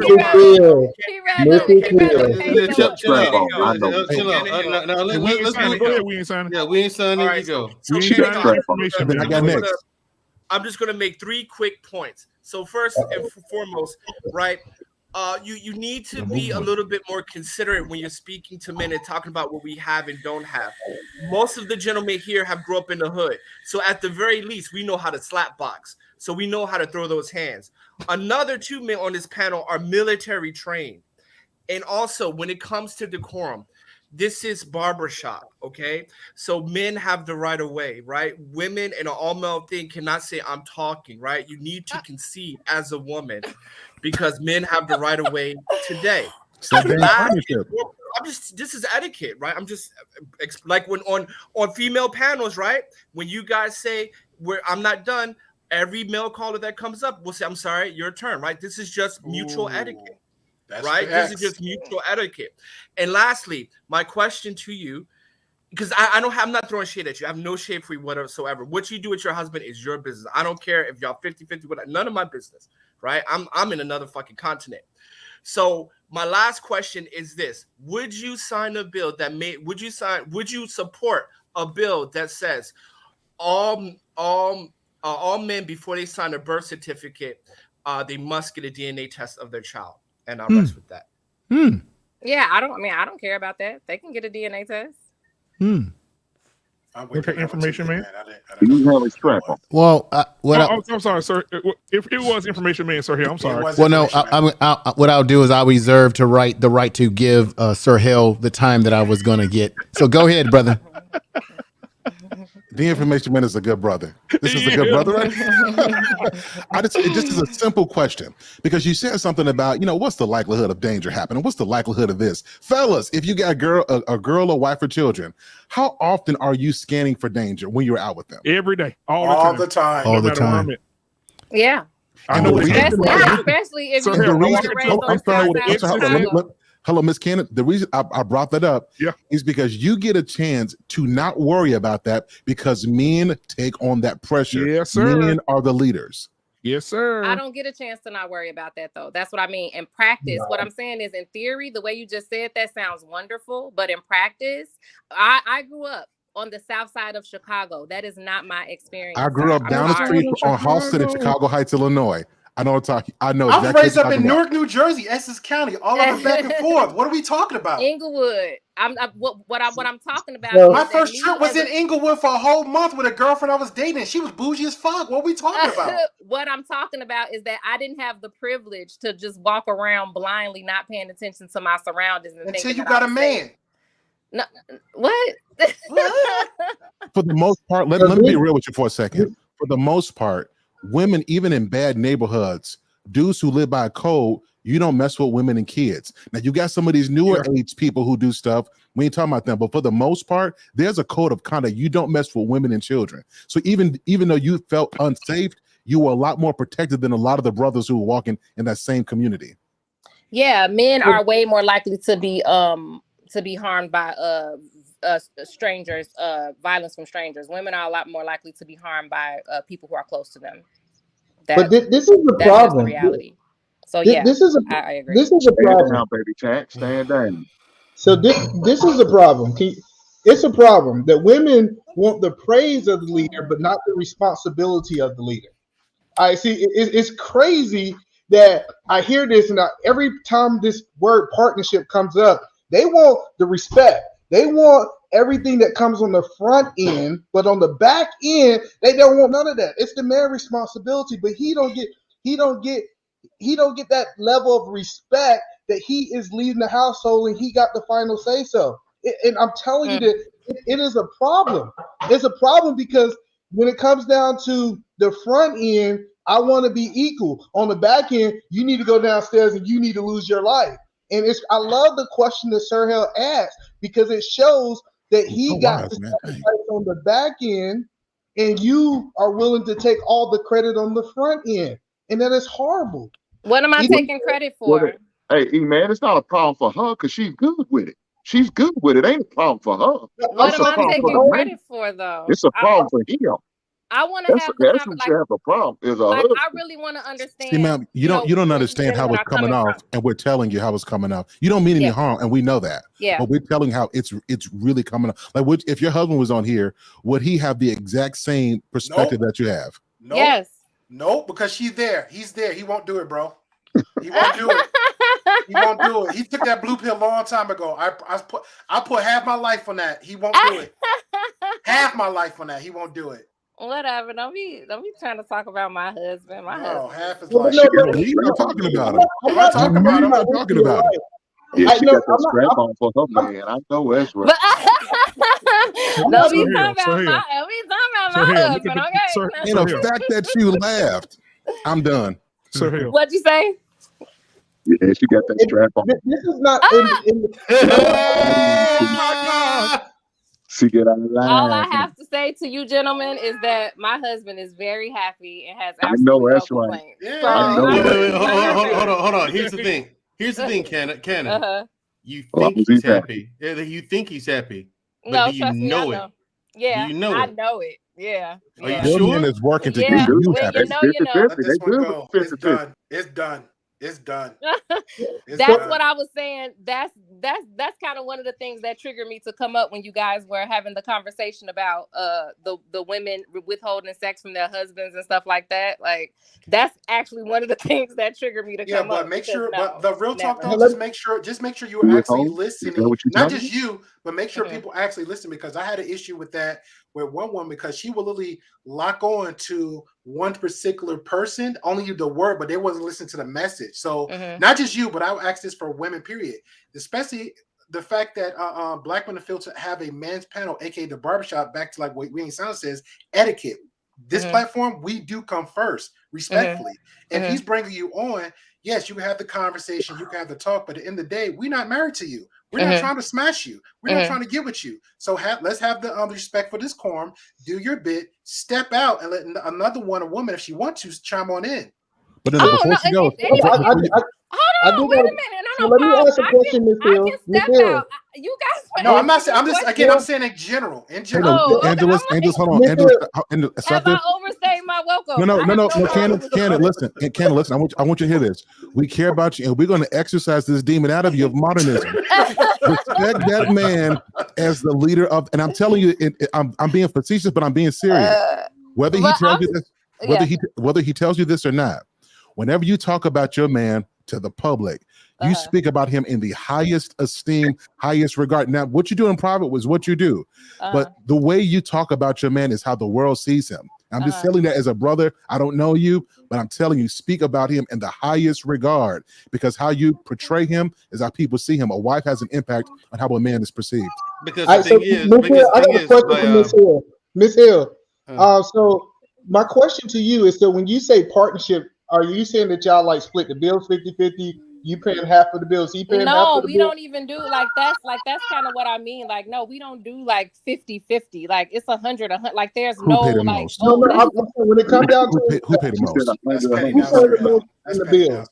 When it comes down to it, literally everything that we have is one pot, right? And No, everything gets taken care of. So it's not like where it's literally sitting there nickel and dime and like, oh, you paid this and I paid that. Like that's silly to me. I get that, but the question is, who is bringing most of the finances that goes towards bills? Well, right now, currently, he brings in most of the finances. Ma'am, if you don't go and make that man a sandwich and show some respect. I make my husband sandwiches all the time. What's the Hold on, problem? That's what I mean. Like I don't. Black man, 30-minute break. This is the job off, taking a 30-minute break. Let me just tell y'all this. Y'all get a lot more bees with honey than vinegar. Ma'am, this is important what I have to tell you, honestly. Because, what Sir Hill said was profound. Here's the thing. By saying that you and your husband are in a partnership, you have no idea how weak you made him look. You have no idea the damage that you have done by saying that. The way we look at him, he's a pushover. Yeah, I think that in this space, I do agree with that. But that's what that's men. Period. It's not. This just his space. The That's thing men. is, Period. that's what I mean about these terms that we're using, right? Stop using terms like partnership. Is that the perception? No, This is you should stop using terms like partnership, because it Right. does make him look pathetically weak. We both use that term, so we're okay with it. He uses it in front of you, using it. but in public, around other people, you say he's the leader. That's what Sir Hills is trying to get you to understand about showing the proper respect. Make according to the rest of the world, not in your house, you could be in charge of everything, but in the public, he is king. That's what you say. He's king anyway. She is what you say. No, and not when you're in a partnership. Kings don't have a partner. This is. What I mean is that we're in a partnership. Imagine what it's like in private. She is what she is. That's her partner. We got to accept that. She ain't gonna change. Thank you, Hank. Be loyal. You and her. So guys, let's get information man in here. Let's get information man in here. Information. Yeah, let me because the gray pill made me feel, because he like, you taking up all the time, and I was like, okay, let me. You're not good. No, forget what he said, man. You're not wiggling out of this. We need you up here. Don't worry about it. You entertaining me. And still not listening, but that's okay though. God bless you. Okay, but I'll hop off it in any time, and I never want to take up too much time. And thank you for having me on. Watch this, Cannon. Watch this, Cannon. This is what we're gonna say to you, right? What? Thank you for being a friend. All right. Go ahead, brother. Put your application in for the future. No, I just wanted to say to the sister respectfully, but she just dropped off. This has been my experience. When you look at other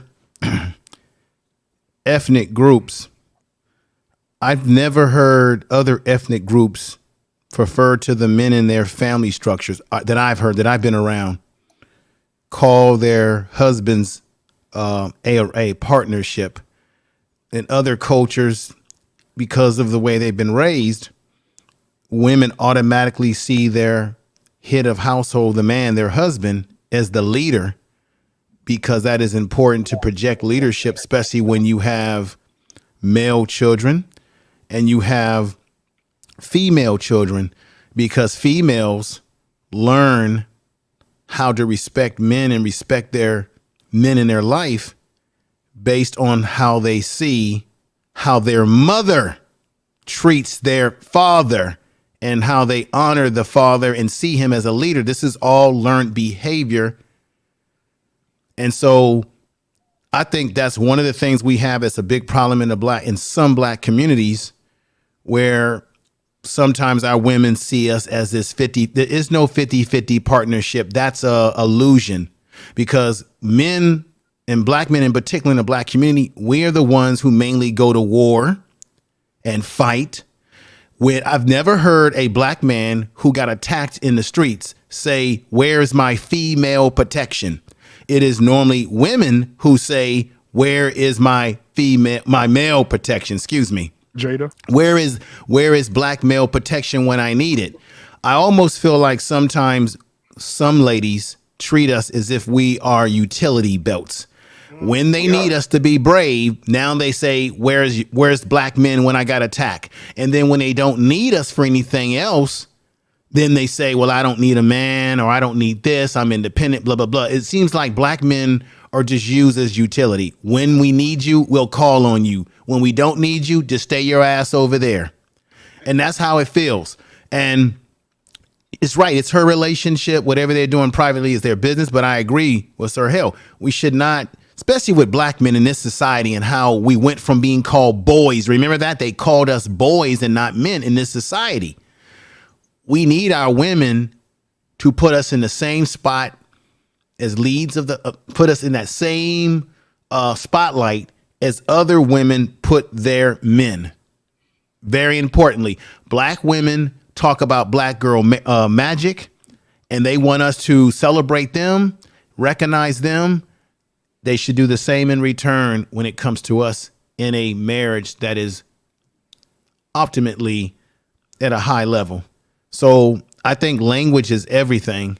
And I think the sister should consider that, because this whole notion that it's a partnership is not true, because when we go through divorce, guess what? It ain't no 50-50. Sometimes the woman will get the majority in the divorce. So it really isn't a partnership. In the states that you sign a contract when you get married, you're actually going into a contract. Okay? So you've allowed the state, the government involved in your marriage. So it's not no 50-50. And you know what's crazy? You know what's crazy information? I'm gonna say this, bro, real quick. You know what's crazy? The whole time she was talking, right now, fellas, the ones who was batting the dating game, listen to how the pattern of the conversation is going. It was like attention. I'm gonna stay longer. But you're married. Why are you giving so much of your free time long stroking a point on a panel?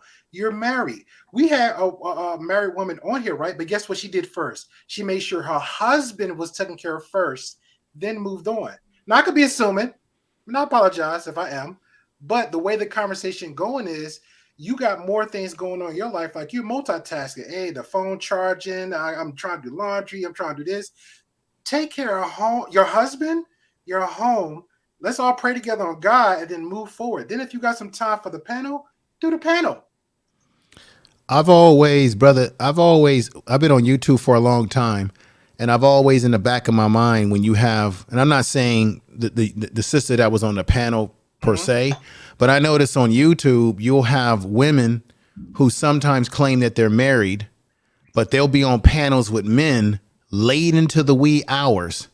And I'm saying to myself, if you're really married, what man would feel comfortable with his wife being on panels late into the night, debating with men back and forth? Doesn't make any sense to me. It makes me wonder, are they really married or are they separated? What's really going on? No, the one who has a partner, that's the type of one. And I'm not saying her, but I'm just saying that's what I've seen in general on YouTube. A lot. Yeah, can I speak to this real quick? And I want to say this because you guys know I'm a relationship advocate and a male advocate. Lady, to the sister who's listening, because from what I see, she's probably hearing something this raw for the first time in her life by this many people. Good. And so part of her probably stayed because she needs to hear this. Lady, I want you to hear me. If you're watching this, if you got a man who is taking care of the lion's share of the bills, who is a protector and a provider. Sir Hill. I don't know what that supposed to mean. Go ahead, Sir Hill. Preach, sir. Yeah. So Ken Hill, yes, it is. Because if you don't take care of that man, he's going to be back on the market. So go to her previous comment. Yeah, and then I'm being real with you right now. Men who are good men, there's a shortage of those. And when you make a man look bad, there is some sister who's going to probably see this. You better pray to God he don't see this and none of the other women in his life. because to make him look weak, and you got a group of strong men who come from diverse backgrounds who all share a perspective. There is a woman who could, we were talking about the conversation in the beginning about what that does. It leaves a gap. If he's taking care of stuff, and if you didn't know this, we're not trying to put you down, but this is one of the things men suffer from. Their wives making them feel and look small, and they have no idea what they're doing, and they're cackling and laughing, thinking that it's a joke. All the while, your man is cringing on the inside, want to pop off at you, but giving you the benefit of the doubt because he don't want you to feel as low as you make him feel. So apologize to that man, make him feel good, and you ought to apologize to him tonight. Bro, I want to add something if I could real quick. Go ahead, she responded, guys. I want to add something real quick because in the beginning, I literally have a family full of men. It's not my first time hearing any of this. Y'all are making many so biased assumptions, but I heard you gentlemen. I literally don't have to grace this. Yes, you're correct. Fine, don't grace it. But the point I want to make is the interaction. Right, today is the men's time, and you can just see the level of mutual respect that women exert to a bunch of successful, highly educated. Every black man on here is middle class or better. Every black man on here is educated. Every black man has their shit together, except the dude who sleeps with single moms. I feel like that's jabbing me on that one. Poppy's my guy. Poppy's my guy. Oh, I thought it was jabbing me too. Poppy, right? Including Poppy, man. Poppy is a good dude, man. I'm confused now. Like, should I be mad, happy, or laughing with Poppy? Not laughing with Poppy? Because I thought it was jabbing at me too. Poppy, should we both fuck him up? Like, I don't know what's going on right now. I'm just busting his balls. He's my dude. About me too. He's my dude. He's my dude. No, I don't, man. He's my dude. But the point is, it's just that the level of respect and courtesy. You know what I mean? Like when you're in a group of men and telling men to say, wait, I'm not done. No, it doesn't work that way. When men are talking, you need to respect that and let them go. And the same thing, right? Regardless of how you personally feel, you are a representation of your husband. Every married man, their wife is a representation of them. And how she conducts herself is how other men and women will treat your husband. So Sir Hell is 1,000% on the money with that. I hope we can do better as a black community, and we need to really start working on how to interact and talk to one another. And last point I'm going to make, and see, this was real leadership, right? None of the men attacked her. None of the men called her out her name. We gave her guidance, right? Because not only are you a leader, not only is a leader responsibility, but it's also to educate and guide her. Sir Hell gave her something that she can work on. I gave her something that she can work on. Information Man gave her something to work on. Same with Gray Pill, right? Because that's also about leadership, right? Teaching them what they need to know so that they can become a better person. And yes, that is what a man does in his relationship. He guides and educates his woman. So what I want to do is I kind of want to remove it from her, but I want to make a point, right? So I'm removing this from her, but this is really important because I talk to a lot of black men that really go out and they're trying to accomplish the world. And black men can be Superman. They could be Superman in their family, and they still don't get the credit of being a superhero, and exactly. or giving the credit of being the leader. And it's so important, especially if you got a man. I'm not talking about the men out there that's not doing what they're supposed to do, but when you got a man that's taking care of the bills, he's respecting you, he's doing all that thing. I feel like the least women can do is say, "Hey, man, this is the leader. He is the guy that is actually doing what he's supposed to do to take care of this family." But to be able to say, "Nah, we on the same level. What he do is equal to what I do," regardless of the impact that he have on his family. I feel like women got to understand that's the disrespect part that we're talking about tonight. And like I said, I'm removing that from her just in general. If you got a good man doing this thing, call him a leader, suck his dick, make him a sandwich, because those things are very important if he's doing what he's supposed to be doing, in my opinion. We literally just had a woman on Poppy Blanco's channel said everything you just said, E-Man. Trying to read the message. She said, I do everything for him because I realize, and she even pays for trips, pays for drinks, pays for food. She's like, because I know the value my man has, and the fact that I don't want to lose that, I'm gonna do all I can, just like he's gonna do all he can. So even out in public, that's my king, that's my man. Everything come out of his voice, out of her mouth is him comes first. But you got to look at it like this. I'm sorry, us men, we're looking at that guy, the guy at Home Depot, the Mexican dude at Home Depot who don't even have a job, and he is the leader of his family. The guy who go out and cut grass for $5 an hour. And you know what, man, you own to something. I heard somebody say that just before. rolled that in It's the chat, amazing bro. that a black man that's making under $50,000 a year go home and he ain't shit because he don't make enough. But a Mexican man that stands in front, a Hispanic man that stands in front of Home Depot and go put up 3 ceiling fans can go home and be a king. That's a man. Listen, That I live in California. I've seen plenty of individuals like just what you just said. Yeah. That they go out and do construction work, clean, whatever kind of work they get. And when they go home, their women don't talk about no partnership. Their women see them as the leaders, and they could be doing blue collar jobs, construction, whatever, janitorial jobs. And that's what I'm saying. I don't know if there's something, I hate to say this, I don't know if there's something broken in our culture as of it is today, because I just see too many of our people not giving value to what we do, especially for us as men. And then I look at other cultures and I just don't hear their women putting the value on their men. Go back. You know why? I'll tell you why I can say this. I live in California and I've been around a lot of different, I'm around a lot of different ethnic groups. I'm around Filipinos. I'm around a lot of people, and I hear their conversations. Just one and I hear how they talk about their husbands. Right, exactly. And I hear guys of these other ethnic backgrounds, and I hear how they talk about their wives, and how you hear the little conversation when you ear hustle and the things that they're talking about, right? And I kind of wish that in our culture we could bring some of that back. But let me ask you this. Let's go back just one second. Hold on, baby Jack. Hold on, baby Jack. I got you. Hold on, baby Jack. I saved it for you, E-Man. I saved it for you. God. The question is that on her? Or is that our fault as men for accepting that bullshit from your wife? Well, it wouldn't be our fault if we accepted, brother. You're right. True. It's your fault. You know, you can't do that. I mean, some conversation has to be had, man. I don't know. The conversation should have had with him. Now, if he accepts it, then that's on him. Yep. I feel bad for the man, but that's on him. Yep. That's what I always blame, man. What's going on, bro? Let's go back to this comment, because this is crazy. This is crazy. We talking about a man who go out and conquered the world, and women have a problem doing these 3 things.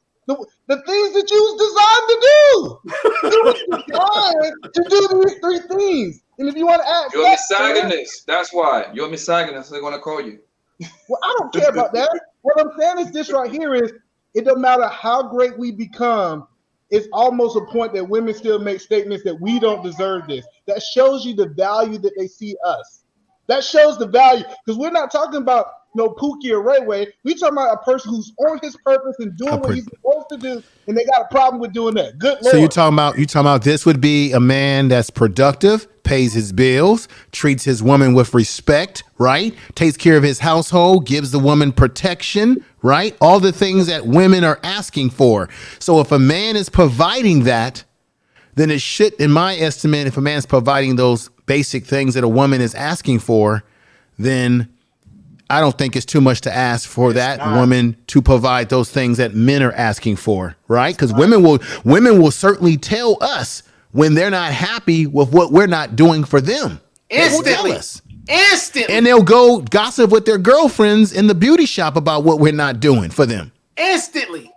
And guess what? Well, it ain't all women, guys. It's not all women, because Dorian came right behind that comment and said this. your man husband whether he wants. But it does raise a point.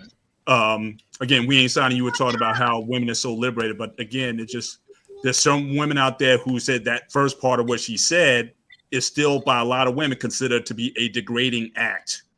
So not every woman is on this thing that they're so sexually liberated that they think that's just something you just do normally. So well, we need to make it normal. Let's make it normal tonight. We go. No, look, I agree. I'm just saying, but that point right there, you have a lot of women who would say that first. I don't want to repeat it, but that first act is still something that's degrading somehow to do. So who put that in her mind that something like that is something that is demeaning or degrading? That's the real thing. And a lot of those same women wouldn't have a problem if the guy reciprocates on her and does the same thing. So right, and there are women out there who will not be happy with men who are not willing to give them fellatio. Right? There are women that will tell a man cunning linguist. Right. There are women that will certainly, there are women out there that will certainly say, if you can't put it down, if you can't handle yourself in the bedroom with them, they're going to have to let you go. They have requirements too. Let's not act like women don't have their sexual requirements too. And if we don't fulfill them, they'll replace our black you-know-whats. Yeah. But it has happened. That's why I disagree with Emmanuel a little bit because a woman doesn't, if she doesn't want to do it, see Von Bryant, Black Man? She doesn't have to do it, right? Pull up Von. She doesn't owe me sex, right? She doesn't owe me a coming linguistic as Paul. Yes, she do. My wife. Oh, yeah, no, that's crazy. Cunning linguistics. Her reasonable service is to give you children. Now, if she doesn't want to do that and you need that, then you need to decide if you want to stay with her or move on. Hey, right? We can't say that we ain't signing from a belief standpoint. We can't say that we ain't signing because E-Man is a Christian, and the Bible says, "Woman, your body belongs to your husband. Husband, your body belongs to your wife. Do not deprive each other from their sexual desires." Unless you both agree. He said now, unless you both agree. And as soon as you get through praying or get back to sex to prevent what? Temptation from the devil. Right. Now, here's the thing. Wait, man. Wait, give me a second, man. I mean, that's from a Christian standpoint. Like, not everyone. Well, no, what? Let me not do the thing I hate. Let me not do the thing I hate. You know what? Let me make this point. All right, let me make this point. Hold on, fellas. E-Man been trying to go for a while. He been trying to go for a while.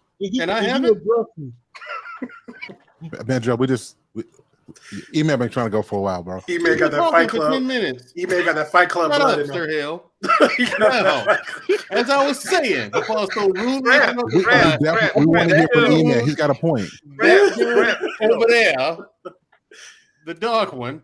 We want to hear from men who have women. So E-Man, please continue. I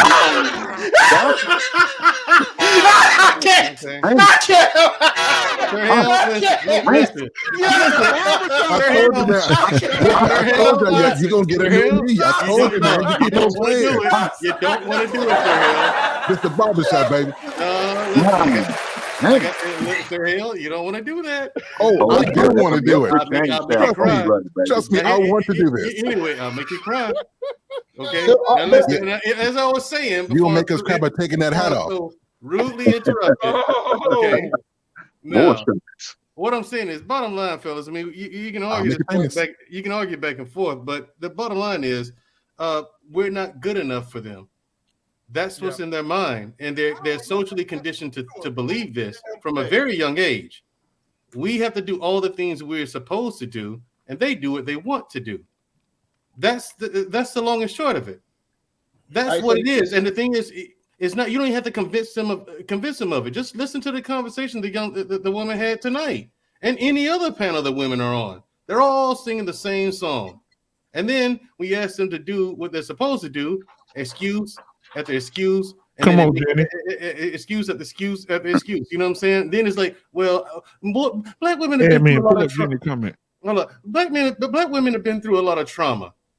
There's always cop-outs, always an excuse. And for the record, it's called cunnilingus when a man does it, and fellatio when a woman does it. Just like it's called psoriasis in men and nymphomania in women.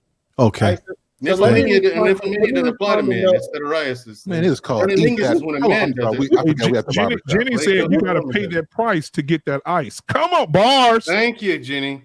I want to respond. I told you, Jenny Marina is the perfect woman. Go ahead, admin. So I want to respond to Put your bed in, man, Dre. So she married. This right here is crazy. That we expect to be in a monogamous relationship with one woman for the rest of our life with one woman, and she don't supposed to give us sex. That's an option. And he trying to say the only thing we supposed to get out of this thing is babies. This is crazy. And this is the mindset that we have been painting. That, hey, you can't leave this woman because we say, hey, you can't leave the woman, and she got the right not to give you nothing. So you're supposed to be miserable for the rest of your life. No, that's crazy. That's some truth to that. You know the crazy part is? We let you finish, Mandrell. Let me finish. Let me finish. What I'm saying is this right here. The crazy part is, I agree with you, man. I have an obligation. I have an obligation to my wife, and my wife have obligations to me. This is and unmarried men keep running their mouth talking about what it's supposed to be, and obviously they can't get it right because that's why they ass still single. I'm telling you from a married man point of view that I have a responsibility, she have a responsibility, and sex is an important part of that. We can't just take that off. That's fact. I still got to protect you. Now come on, that's crazy. That's the same exact thing I said earlier tonight. Let me clarify something. I agree with you. I'm not saying you should not have sex. I'm saying she doesn't owe you. And I never said if she doesn't give it to you, stay with her. I said divorce her or get your concubine. That is what concubines are for. There you go. Right? Now I can afford a concubine, so it don't make me no never mind. See, we ain't trying to. I think here's what it is. Buying them hoes, man. Yeah, I'm saying. I think what the disconnect from you is you're telling us in America that something that's not pretty much practiced or acceptable, that it's okay. I think that's what a disconnect is. Yeah, you telling us to break the law. You telling us to go break the law. What do you mean break the law? You can have concubines. It doesn't break the law. Here in America? Yeah. Oh, okay. Well, all right. Here is okay. In America, it's called tricking. People do it all the time. Sir Hale? Yeah. You can get divorced over that. So, like, come on. That's not commonly practiced, guys. Doing it. No, but guys, it's not commonly practiced. Look, man. Whatever, Sir Hale. Hold on. Did y'all hear what he's saying? He's saying you get this woman, you put her up, you take care of her, and you only see her on the weekends? Man, hell no. What the hell you need that for? Well, you know, that's a whole nother job. We already stressed out. Man, I don't want a second woman. I just want to. And gas high as shit. Y'all didn't hear hate. This is why I said every man need a side piece. This is why. This is exactly why, man. One woman won't do, the next one will do it. It's that simple. So you said there's not a woman out there you said that there are not women out there right now that are looking to get married that has a total package that will do everything? No, 80% max. 80% max. No one can give you 100%. No one can give you 100%.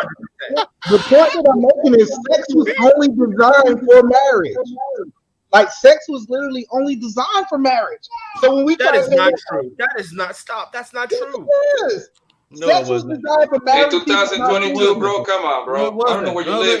2022 is not true. Why. Well, hold on. Here's why. Sex existed before religion. Okay, and we got the whole thing with marriage from religion. But there was sex before that. Long before that. Eons of time before religion ever showed its ugly face. If Saturn was having sex with Pluto. You know what I'm saying? Sex was here way before religion. And marriage is right. What's the oldest profession? Prostitution, right? It's the oldest profession in the world. And prostitution existed before the Bible. Hold on, guys. Big Bad Bull, thank you for that $10 super chat. I appreciate it, man. I appreciate it. We do need a break right now, man. And I'm gonna give y'all one leg run. I'm gonna give y'all running.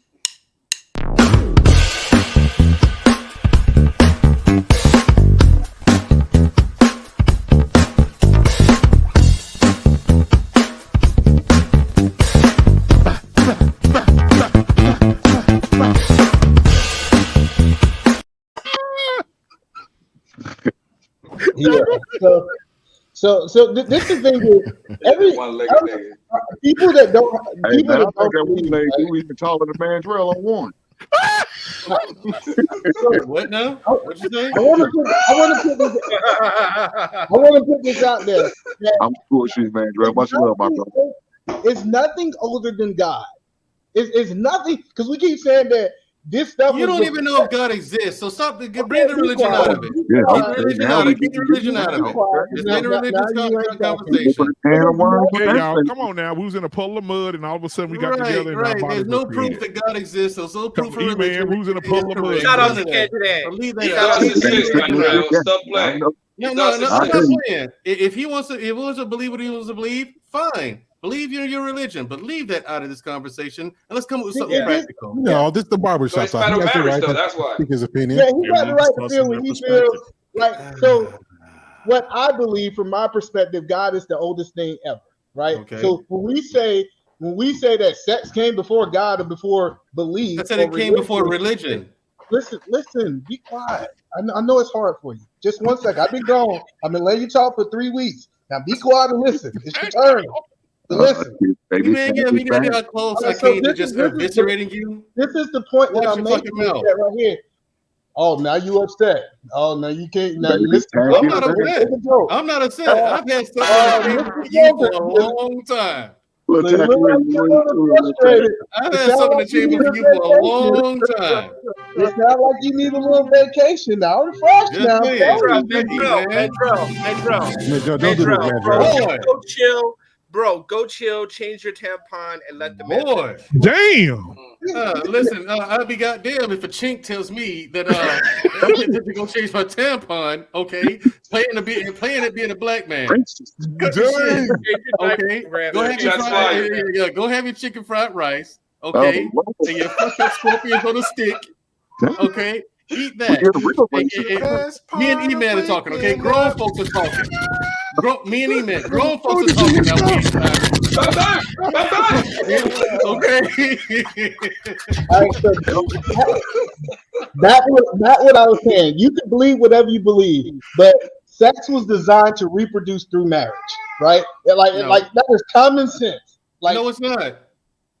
Sex existed before marriage. We're gonna let you state how you believe. We're gonna give you your time. Not a belief, it's a fact. No, you're wrong. It's an irrefutable fact. Irrefutable.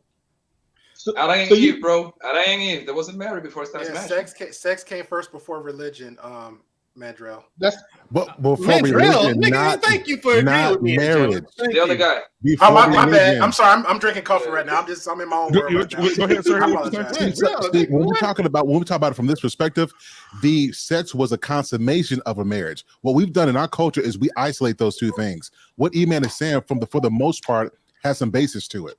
It does not, but that's not what he's saying, Sir Hill. Stop helping him. That's how you knew you was married. I'm trying. It don't matter to me because I'm a human, so I accept what I accept. I'm a human. don't know what kind of mood I'm in. Time here. I'm allowed to say So hold on. right now. I just gotta say this, Mandrell. Listen, I got some on my clip. I'm trying to tell you. You don't want this smoke. E-Man, come on home. E-Man, come on home. Bro. All right, cool. Bro, chill. Just chill. Let E-Man talk, man. Let E-Man talk. Welcome back, E-Man. Y'all know he'll cam off if y'all let him talk in a minute. He'll go at. E-Man's about to run. So let go ahead, E-Man. Y'all right. It's about time for me to go to my wife, so y'all niggas can talk. Oh, not me, man. Not me, brother. I promise you. It's not that time. It's that motherfucker right there. Well, how about you get to that instead of jaw jacking with us? You can be doing the point that I'm making is this right here. If you really get back, what happened is the ceremony did not mean that you was married. What happened was when you two came together and had sex, and she was a virgin and the blood came, that's what made y'all guys become married. Sex was actually a symbol of you guys actually coming together. So marriage was sex and marriage actually was the same. It was like kind of the same. So who cares, man? But this is the point: is that we got completely away from the point. Just because we got people who don't believe, like we missed the whole thing that we was trying to talk about because we diverse so much about unbelief. And so when we try to move these conversations forward, what we got to understand is that even if you don't believe it, we can kind of agree to disagree and move forward to continue to have the conversation. And the point that we're making is that sex is for grown people, married people, typically. Now you can go out and do yourself for your wife, E-Man. You said what, bro? Did you save yourself for your wife? No. Okay. Now, see, it's two different things. It's about what we do and what we should do. It's two different things, right? So we got to understand. Pick and choose the Bible. Hey, yo, look how Hank is looking at E-Man. I love Petty. It's like cocaina. Yeah, Petty's so good. I Come can on, smell baby, it. Tag. He do like Tech Williams. Yeah, you're right. I look like money. Everybody keep telling me. Every time people see me, they say I look like money. Y'all niggas look like broke people. Especially not y'all. E-Man is not me. Not me, That's my dog. He's back.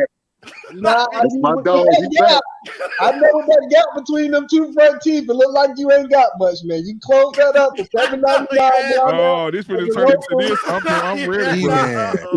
I've been trying to change, but y'all have to bring it back.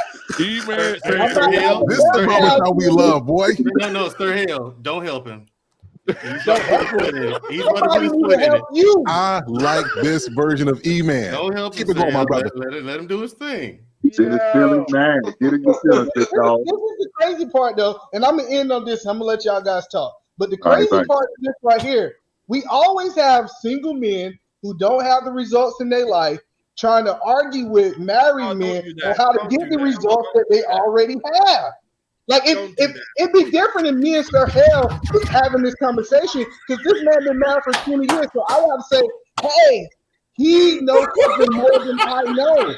But the same single men tell me that what I'm saying is wrong are still complaining on the next Wednesday night about them being single. Like so, and it's the women's fault. So the point is that we really got to understand is that sometimes if you don't have the results in your life, you need to sit back, shut up, and listen to the men who got the results. Go get the results, and you can come back and have the conversation. Maybe I don't want a fucking marriage like yours. How about that? I feel attacked over here, man. Hey, wait. Email just E-Man burn, y'all. I mean, dang. Take a break. Keep coming. This man gets attacked. Everybody that is single. It is barbershop talk, y'all. It is barbershop, y'all. Gentlemen. This man gets attacked every single man in here. Hangy, man. Gentlemen, let's not say something we cannot take back next I don't week. mind. I'm not gonna have any regrets about it. We ain't signing. No, bro. Hey, yo, let's keep it respectful, guys. Hold on, Sir Hill. Chill out. Let me have the floor a little bit. Hey, cut the music. No. Let's keep it respectful. Cut the music. Mandrell, Hold my on. guy. First of all, listen. Mandrell. No. Give him mic. Give him the mic. I ain't going. No. Yeah, Mandrell, let's not take it there, bro. Calm down, bro. Y'all don't. Here's the thing. Y'all think you know me, but Mandrell, black man to black man. I'm asking you as a favor for me. Let that shit go. Just let that shit go, bro. All right, thank you. We don't talk about the man's wife, man. She ain't got nothing. I ain't tell you. I'm not finna say anything about the man's wife. Yes. That's fucked up. Just I don't let do it go. that shit. Just let it go. Just talk about his no neck having ass. Just talk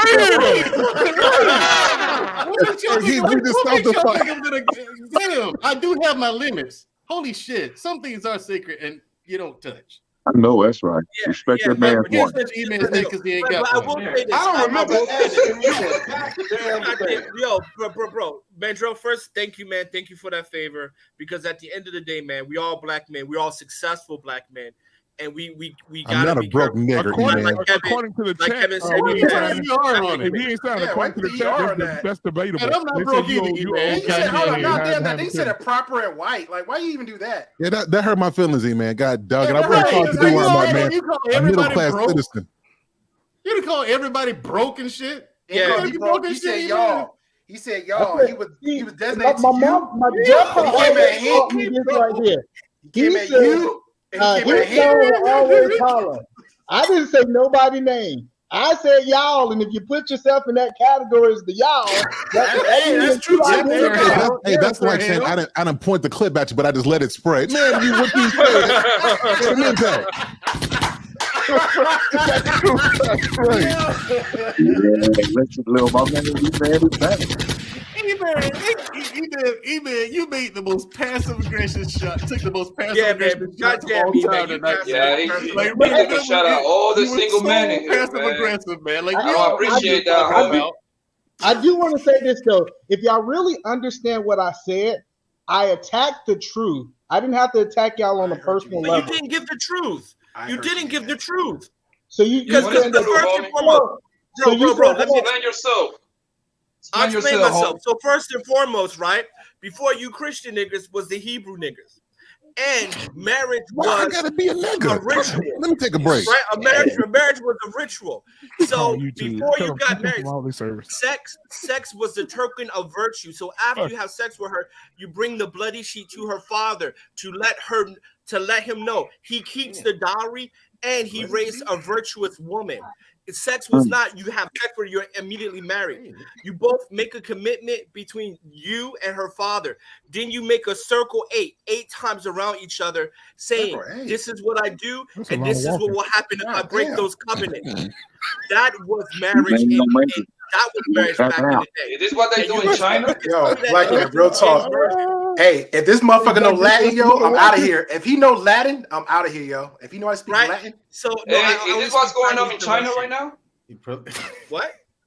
Is this what's going on in China? That's how when you're about to get with a girl, you have to do all of that. No, I'm talking about. He's talking about biblical days. I'm talking about. All I heard was bring a sheet with blood on it, walk around each other 8 times. And that's all I don't know. Listen. So my point is just E-Man, what you said about sex was made for marriage. That is historically wrong, even in Hebrew culture. That is historically wrong. So you trying to say sex was never a consummation of marriage? That's what you're saying? Sex was a token of virtue to let her father know that she raised a virtuous woman. Right, for marriage. The marriage. That's for marriage. So in the Bible it talks about shekels. Give her 50 shekels if she is a virgin, 25 if shekels? What the hell is this? I thought he said shingles. Roots? That's what it sounds to me. It sounds like roots. This is what married folks was doing. Man, I like yo, when listen, ain't signed, but swap me out with midnight, guys. information, man, yo. This shit creepy This as ain't gonna fuck. go right no more. We done with Brian, y'all. Everything is gonna be exacerbated. So just so y'all know this. No, but I mean, but the bride price, right? Is 50. Swap me out with Mr. Bennett. It's 50 shekels for a virgin and 25 for a non-virgin. That was how it went back in the day before religion, because Christianity came with Constantine. So we have 4 quarters, boy. You can buy you know what I some mean? shit. Yo, So Quincy when said you it's talk about $40 now. understanding, right? You need to be informed, right?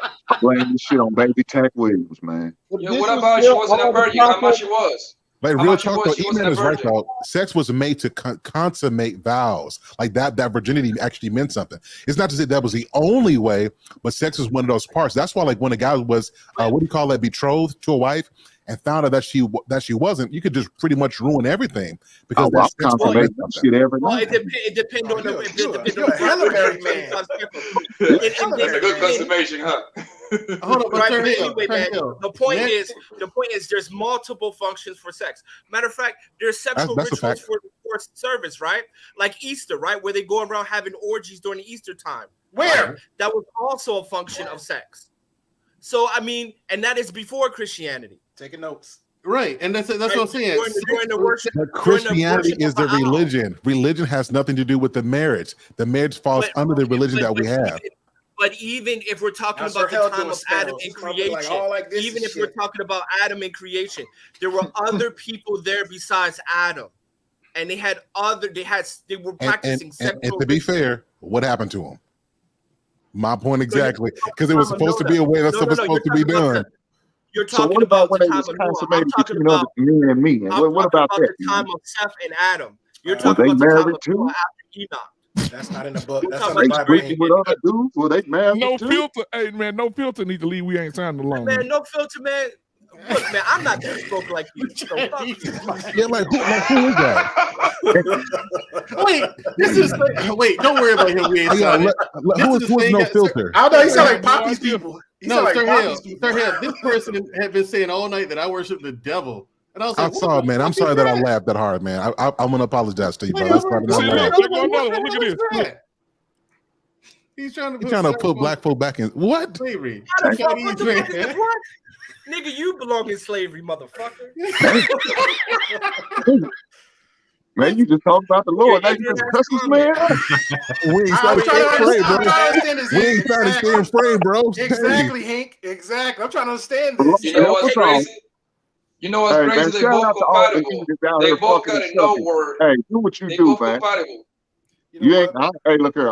I'm not consummating no marriage for sex, and sex ain't marriage for me. The hell with that shit. So, I'm happy to burn sex. I got a question. I'm a test the car out. I need to know how it drives. This is a real question. So, if a person here we go again. Come on, baby, Tack. If a person do not desire to get married or they're not pursuing marriage, should they have the right to be able to speak on marriage issues? Yes, everyone has a perspective. Yes. Anywhere. I'll say yes. Can be found anywhere. Say yes too. Marriage is about principles. Yes. And just because you're married doesn't mean you're married well. So, like I said, people who are successful in terms of doing things that require principles, I think they should have a perspective. Absolutely, yes. What if they not successful? Do they still got the right to speak on what yes. You can speak on whatever you want to, man. Well, Kevin Samuels was divorced 3 I times. should learn from the city boys if you ask me. He twice? Yeah, Kevin Samuels was divorced twice, and everybody listened to him.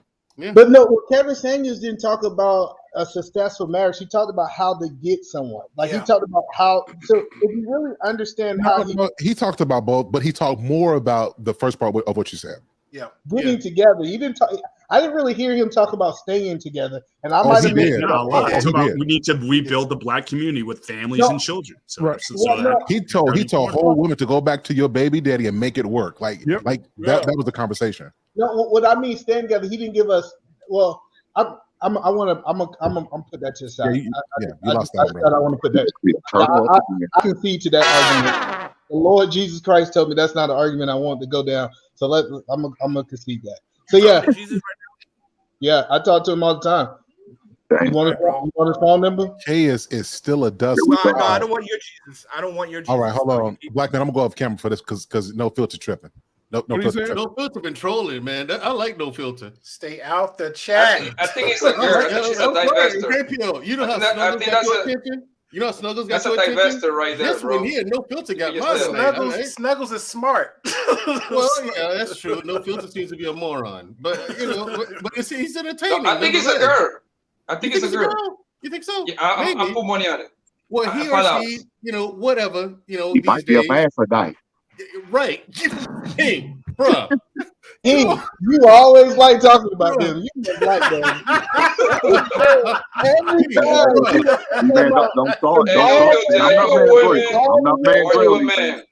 I'm not man. I'm gonna play nice. Don't do it.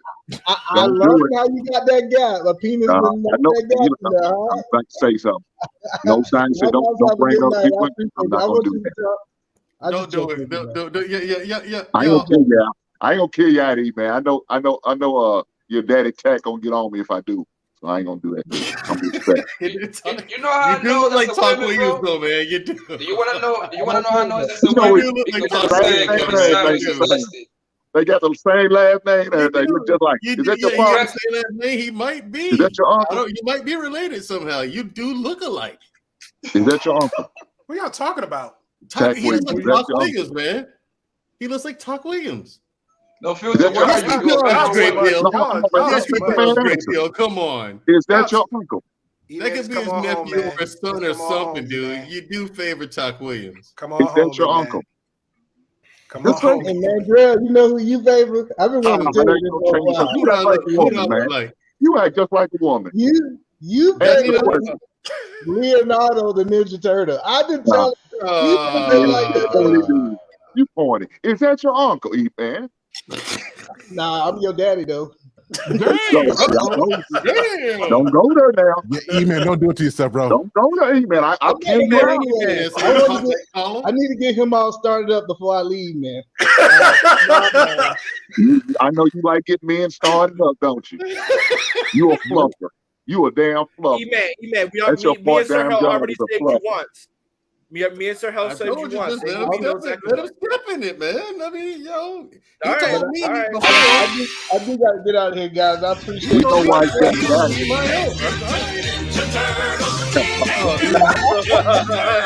Black man, you foul. Black man, you foul. That man said turtle power. Hey, all of y'all, okay? Email Turtle power. Email you too, okay? You get it too, man. Comedy. Oh shit! I tried to ignore it and let that joke slide because that actually is kind Yeah, of but funny. I didn't. When he kicked the turtle power, I just threw back a whole bunch of memories. So Right. Yeah. I can see Mandrell say it's pizza time. Oh shit! I can't, yo. Man, hey, Man, you cutting up tonight, man. What's up, man? E-Man, you cutting up tonight, man. What's going on? Hey man, dress bad when you on the 5-minute chart. No, What you eat on vacation, bro? You been cutting up since you got back. How long is that time? Is the 20. Let's talk. Now I'm a That's my guy right there. Y'all can see. I don't have a day trade in there right now. Hey, look, shout out to my boy Talk Williams. Y'all see Shout out to Talk Williams. Williams. Right up. He said, "That's my daddy." Talk, baby. He said, "That's my daddy." He got scared for a minute. He thought he gonna get an ass whooping. I got no problem with Talk. He said, "That's my daddy." He went like this, like his ass Talk's so a good fucking. man. Like I said, Talk's a good man. I ain't got no problem with that man. I know you don't eat your people. You better not. That's fair. I got no bad smoke for him. Hey man, you've been cutting up. You've been cutting up every person you came back, man. What you do on vacation? I had a good time, man. I made another No baby. doubt, you came back refreshed. You've been cutting up ever since you Hey, got congratulations, E-Man. He said he made another baby. I think that was before vacation, though. But real talk, E-Man. Real talk, E-Man. You have been missed, man. I'll say that. I miss y'all too, man. I miss Friday nights, man. That's real talk, bro. Real talk. I can honestly say that. Live on Information, camera. man, so I y'all have need About to rip this man I have his head off in your mind. You miss him? Yeah. I miss Just y'all taking too, it man. all in. Great Yeah, pill, no, toxic no, no. masculinity. Great pill, toxic masculinity. Bruh, for real. The man got him in his head. Rent free. Yeah, they go in them love hate relationships. No, real talk, man. Like we wonder where you were. Well, I did, but we wonder where you are, E-Man. So it's good to see you back, man. Like real talk. Yeah, for real, man. Real Hey, talk. man, That's y'all know coming from what's funny? me, Hey, man. Talk, I went back and watched. I mean, I talked. Hink. I went back and watched the video from the other day, boy. Y'all know who had me laughing, boy. Who? Y'all watch this. Y'all know who had me laughing. Watch this. Let me show you. Let me show you. Got me. Well, he be having them queued up, don't he? No, I ain't gonna do it. I ain't gonna do it. Hey, no, Oh, Jedi had me laughing the other night when he said, stop on, hey, stop on, hey, black man. He said, E-Black, give it to me. What? Everybody on the panel said, whoa, wait a minute. He said, I don't want all of it. I just want half of it. Boy, he went crazy. I'm going to clip that. That shit was hilarious, bro. Whoa. Hey, look what y'all. You can't see it right now, man. Show it. I think I know what you're talking about now. The audience want to know what you're talking about too. Nah, don't do that. Don't do that. Yeah, do it, man. Do it. Jedi Mike. Why you taking down? Did y'all see Jedi? Wait a minute. Yeah, we did. Jedi, look like you this time, Jedi. I want you to say Bernard. Yeah, no, listen, that's gonna mess up the image of the black man. We just deconstruct all of our work. We literally gave an example of what a black man is, and then we're gonna add in that portrayal of yeah. Don't do it, man. Yeah, don't do it. Hey, I look like a gay stripper, man.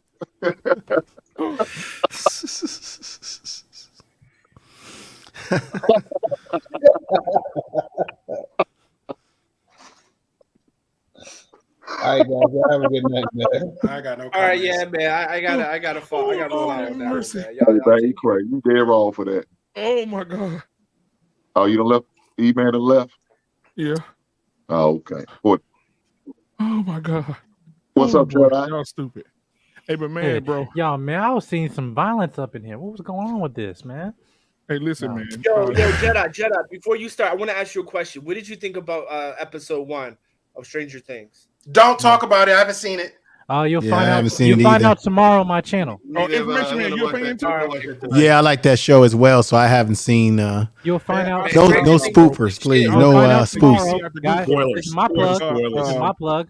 You'll find out tomorrow on my Angela's channel. already on know. Jet Mike Angela's 7 already know, for but you. I've never seen one episode of it, bro. Me Hey, neither. Black Man. My daughter said Me it, neither. but I haven't watched it. I haven't Black watched Man, I that gotta head yet. up, man. Hey, just want to say, fellas, Black Man, appreciate you to all the fellas. Appreciate you guys, man. Y'all have a good Yeah, we night. about to shut it down. Get out of Yeah, here. go report. Go report to your wife right now. Get out of here. So hell, you got any Go last report words? to that wife You before got she any whoop last you. words for Nicholas? I say, well, Mandrill is a good man, and we're gonna take it easy on one day. We're gonna take it easy on one day. When he get a woman, y'all, I'm out of here. Thank y'all. You get fucked up. You hear me, man? You Sir Hills. Black Man, can I get my final thoughts? Yeah, go Someone ahead and get had your also- final thoughts. I'm finished. Yeah, everybody get their final thoughts. Go ahead, we ain't signing. All right, man. Appreciate the chat. It's been eye-opening. Hold on. Salute to my Let me get main Free man. Willy in here. All right. Go ahead. Salute to my main man, Gray Pill, Mr. Bennett, Information Man. Thank you. Take it easy. No filter. You bitch broke. And Gramps, take it easy. Peace. Appreciate you, brother. Hey, y'all be safe over there, man. Yeah, no filter. Yeah, for real. Bitch, For real. bro. Yeah. I mean, it's like June, Name between boy, June you 1st need and this. June 15th. It's good. We'll be good. Okay. All right. Be safe, man. All right. Go ahead, Mr. Bennett. IT All for right. 20 years. All right. Jedi. First IT off, I for want to 20 years. say, all right, because I don't back down. All right. Hola, papi. ¿Cómo estás? Nosotros Oh, vamos God. a Miami. Okay. So we got a game 7 in Miami. It's over. But It's over. okay, but I just want to ask you, Brooklyn fans, something. What does it say about a man who's supposed to be a loyal Brooklyn fan to have that Heat hat? We've been I had it talking before. I about didn't get Miami tonight. We've been too. talking That's about bad. men having emotional affairs. Is it possible that Poppy is having an emotional affair with the Miami Heat? Yep. Even though he's supposed to be married to the Brooklyn I didn't Nets. even- So I I'm didn't even like the I'm Heat. just saying that looks very No, that's suspicious right. to me, bro. So is there an emotional need that the Brooklyn Nets, you can wear that hat, but is there an emotional need that the Brooklyn Nets somehow aren't filling for you? Maybe Dang. because Kyrie doesn't play, or Jimmy. maybe because Durant is saying he's going to leave if Kyrie leaves. But that being said, is there some emotional need that the Brooklyn Nets just aren't doing for you, bros, and that's why you having this affair with the Heat? I'm just saying, it just looks very suspicious for me from this side. You call me a sus soldier. In any event, I will see you Sunday. All right, for Game 7, and we'll finally put this to bed. You want me to be honest with you, Mr. Bennett? See, I despise everything from Boston. I hate them all. From the Patriots That's all to the good, bro. Celtics to the Red Sox. I hate them all. Got you.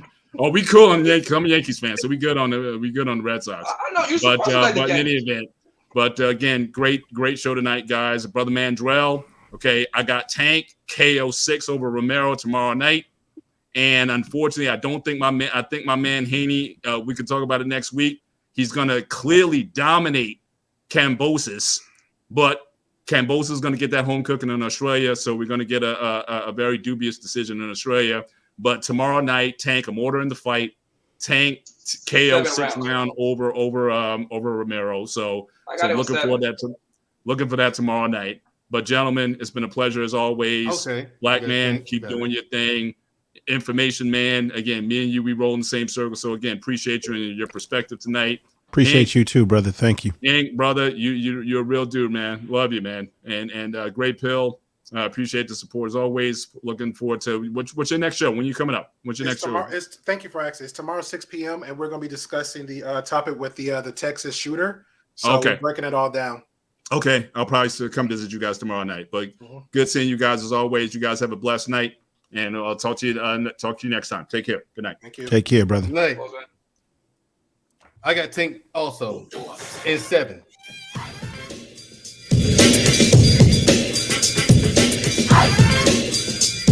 Information man, go ahead, information man. Hey, I want to thank you for letting me come up on the stage tonight. It's been great fellowshipping with you, brothers, and just speaking the truth. You know, I always say that on my show, tell the truth. And so I appreciate you all. I look forward to other shows that you're going to have down the line. Your channel's going to grow. And hey, everybody here is #1 in my book. And thank you all. So I'm going to step down. Everybody have a great rest of your weekend. We're going into this weekend. Tell somebody that you love them because you never know what can happen. You know, we got a lot of crazy stuff happening in this world. Yeah. So peace to everybody. And hey, black men, it's about our leadership. You're all leaders up here. Peace, everybody. Take care. All right. Appreciate you, brother. All right, man. So who we got now? Canadian born, you've been here all night. What's your final words? Man, it's been a Before you great go, let me get your theme conversation. song. Let me get your theme song. Oh, here we go again.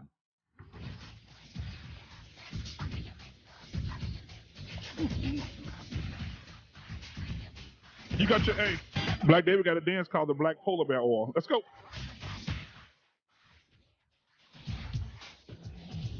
Really? Really? All right, I got you. Yo, get your fucking face on the goddamn screen, man. I'm trying to hold my. Yo. What? Go ahead, Canadian boy. Say something, shit. I'm just gonna say that this was a great conversation. It was real tight. It was on point. I like the pushback. Kenny Hill was kind of wrong when I was hearing simple like all day, all night. I was like, what the hell? Partnership my ass. You ain't doing no partnership in our family. Get out of here. As for no filter, I don't know why they call yourself no filter. Maybe you're full of shit. You know what I'm saying? But it is what it is. It was a great show. I enjoy it. Mandrell, we still better no matter what. Don't let them gang on you like that. Say what they gang on me, they gang on you. You still brothers. These children don't sweat me, man. So I'm the stripper, and you pay for me, right? Yeah, keep talking. Keep talking that nonsense. I mean, I don't know. Can The no filter. David, can y'all imagine? Yeah, I'm the stripper. She paid me to pay my bill, and she still broke. And she complained about it. Whatever. As I was saying, either way, it was a great show. A lot of great talking points. Black man was on point. Hank was on point. Information man was on point. I ain't gonna lie, because sometimes when you say a certain thing about your man and say, "Oh, your partner," no, you make him sound weak as hell. Hey, y'all, can y'all imagine Black David coming out the back of a curtain with nothing on but a tube belt and nothing but baby oil from head to toe, and he coming out to this?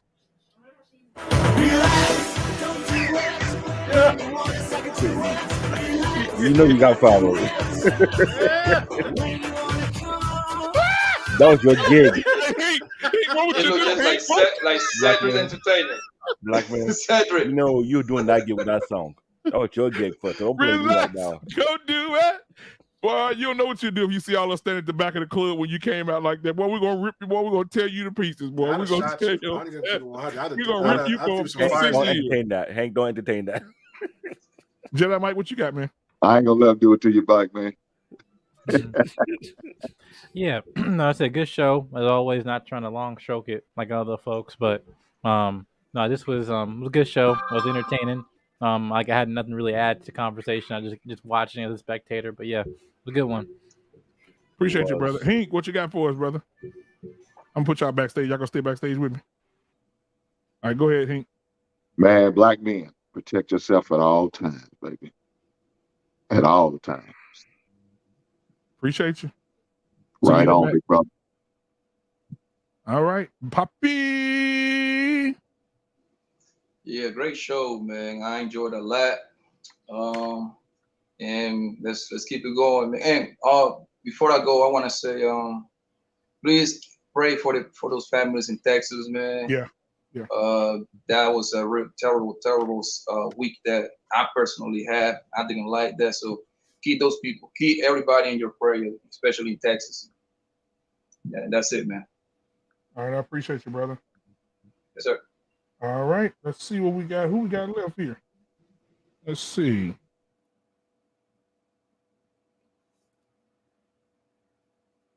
Gray Pill Podcast. Angelus is left. Please speak now at the tone. No, man, it was a good conversation. Even one step away, I'm still listening and glued to the TV. I appreciate, like, real talk. I appreciate everybody here. Appreciate the conversation. This whole day just pretty much have been about the message I'm hearing for today is just speaking the truth.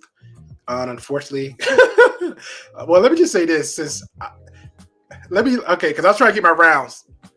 No Filter, you're more than welcome to come to the Gray Pill podcast and troll my channel, bro. I like those type of trolls. Man, me You know too. what I'm saying? I love those do type too. of trolls. You're not a negative troll. You're not a toxic troll. You're a real cool troll. So I appreciate you. Feel free to subscribe on my end just for the trolliness of it. With that being said, to everybody else, stay out the daggone chat. Judges, I'm gonna say Hey, the chat was fun tonight, though. It really was. What message out there? Oh yeah. For the ladies, listen to men. They're giving their perspective on all platforms of life. There's nothing with what they're saying.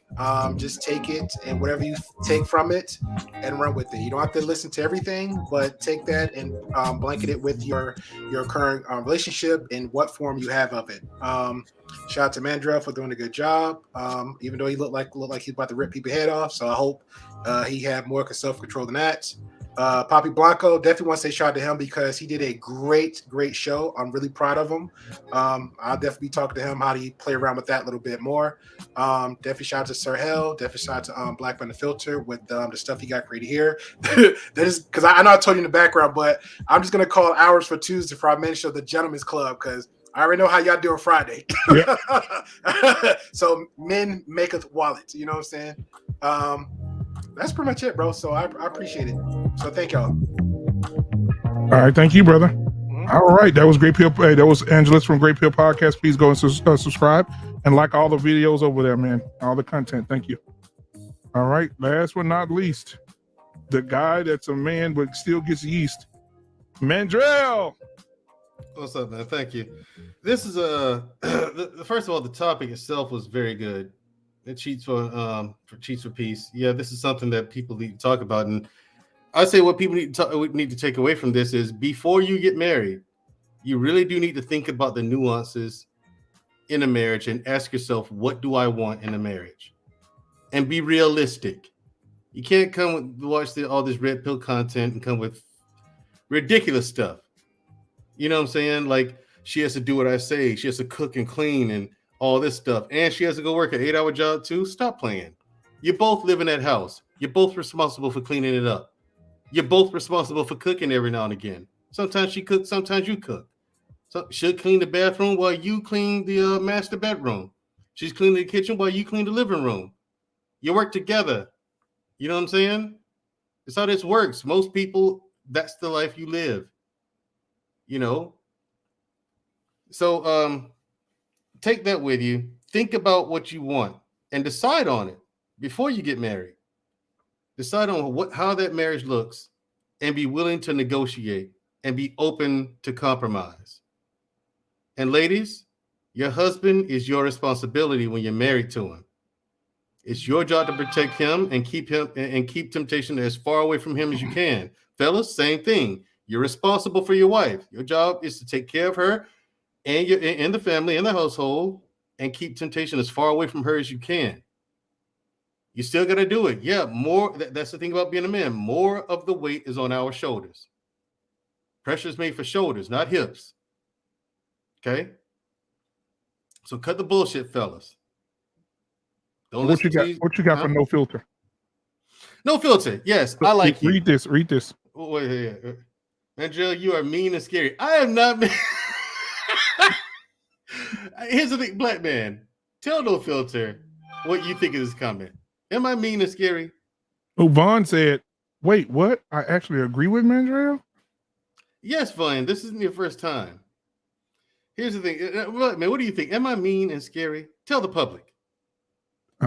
So, guys, thank you for coming in tonight. And wow, really? You're going to leave me hanging like that? You're not going to let the public know how I really am? Say your goodbyes. Everybody say goodbye to Mandrell. Mandrell, we'll see you in the back.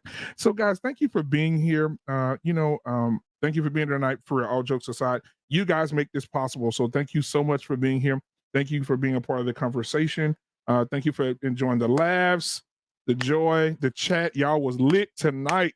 Please keep it like that. Every time we go live, keep it like that, man. You guys kept us going. Thank Poppy for coming in. Sir Hill Speaks, Information Man, Jedi Mike, Canadian Born had a bar. He had to strip for a wake tonight. So casket side. So He got here late, but thank him for coming in. Hink75, Hink the Link, the Great Peel Podcast, Angelus, Mandrell, everybody that came through tonight, man. We really, really, really appreciate you guys for the love, for the respect, for the super chats, for the cash apps. I respect each and every one of you, man. And without you guys, this is not possible. If you're still here right now, I'm at 69 likes. I need one person out of the 35 that are still watching, the 2 people on Facebook, with a couple of people on Facebook that are still here, and on YouTube. Go ahead and hit the like button right now. Get your up to 70 and possibly past that. So the 36 people that are watching right now, if you haven't hit the like button, go ahead and hit it real quick. Bam, there goes 70. All right, if you still hadn't hit it, go ahead and hit it. The more, the better. Yep, there goes 71. If you have not hit the like button, go ahead and hit it. It's good to see people still up and supporting the channel and the content. So go ahead and hit that like button. We got 34 people watching. All 34 of you have not hit that like button. Go ahead and hit the like button. Again, we want to say our condolences to the families of the victims of the mass shootings that are going on around the United States. This is terrible. This is horrible. And I want to say this in the most nice way. There are a lot of good men around here that carry heat. And so we definitely have to start to carry. We got to start being able to protect our people in our community, protect our families, because you never know. Yesterday it was them. Today it could be you at your local grocery store with your wife and your children. And you got to follow the laws. You got to have yours on you. Go get you one. If you got to go get licensed to carry. In some states, you don't have to even have license to carry. In Texas, you don't need a license. You can carry your AR on your back and eat at Chili's, and nothing's going to happen here in Texas. It's free will here. It's the wild, wild west here. So again, carry, because if you're in the store with your family and something pops off, you can save a lot of lives if you're there to protect your family, keep your family and others from harm. So shout out to them. Prayers out to the people that lost their children. I can't imagine how they feel. Also, guys, we have a show coming up on Tuesday. It's First Tuesday, the first Tuesday in June, which we recognize the women as Women's Day. They're going to talk about femininity. And the guys in the back, I want to see your faces on when I say what this subject's going to be. The subject on Tuesday will be, I don't want to say it. Okay. Are there different types of femininity, and are women able to turn it on and off? We're going to talk about that on Tuesday. Panel full of women. All right. And so thank you guys so much. Again, I got some trolls in here that are trying to mess up the rest of my show here, but boop, got them out of there. All right, so that's it, man. This has been Black Men Unfiltered. We out. We going to the backstage back here, and I'm gonna go back here and clown and laugh some more with my brothers. And we'll see y'all on the other side. We'll see y'all on Tuesday. Please go and support Great Peel Podcast tomorrow at 6 p.m. Central Standard Time. Is that correct, Angelus? All right, Great Peel Podcast tomorrow at 6 p.m. Central Standard Time. Please log in and show your support for him. I will also be sharing his thumbnail as well, so you guys can be reminded. You put your reminders on, okay? All right. It just been Denzel. All right, guys. We are out. Peace.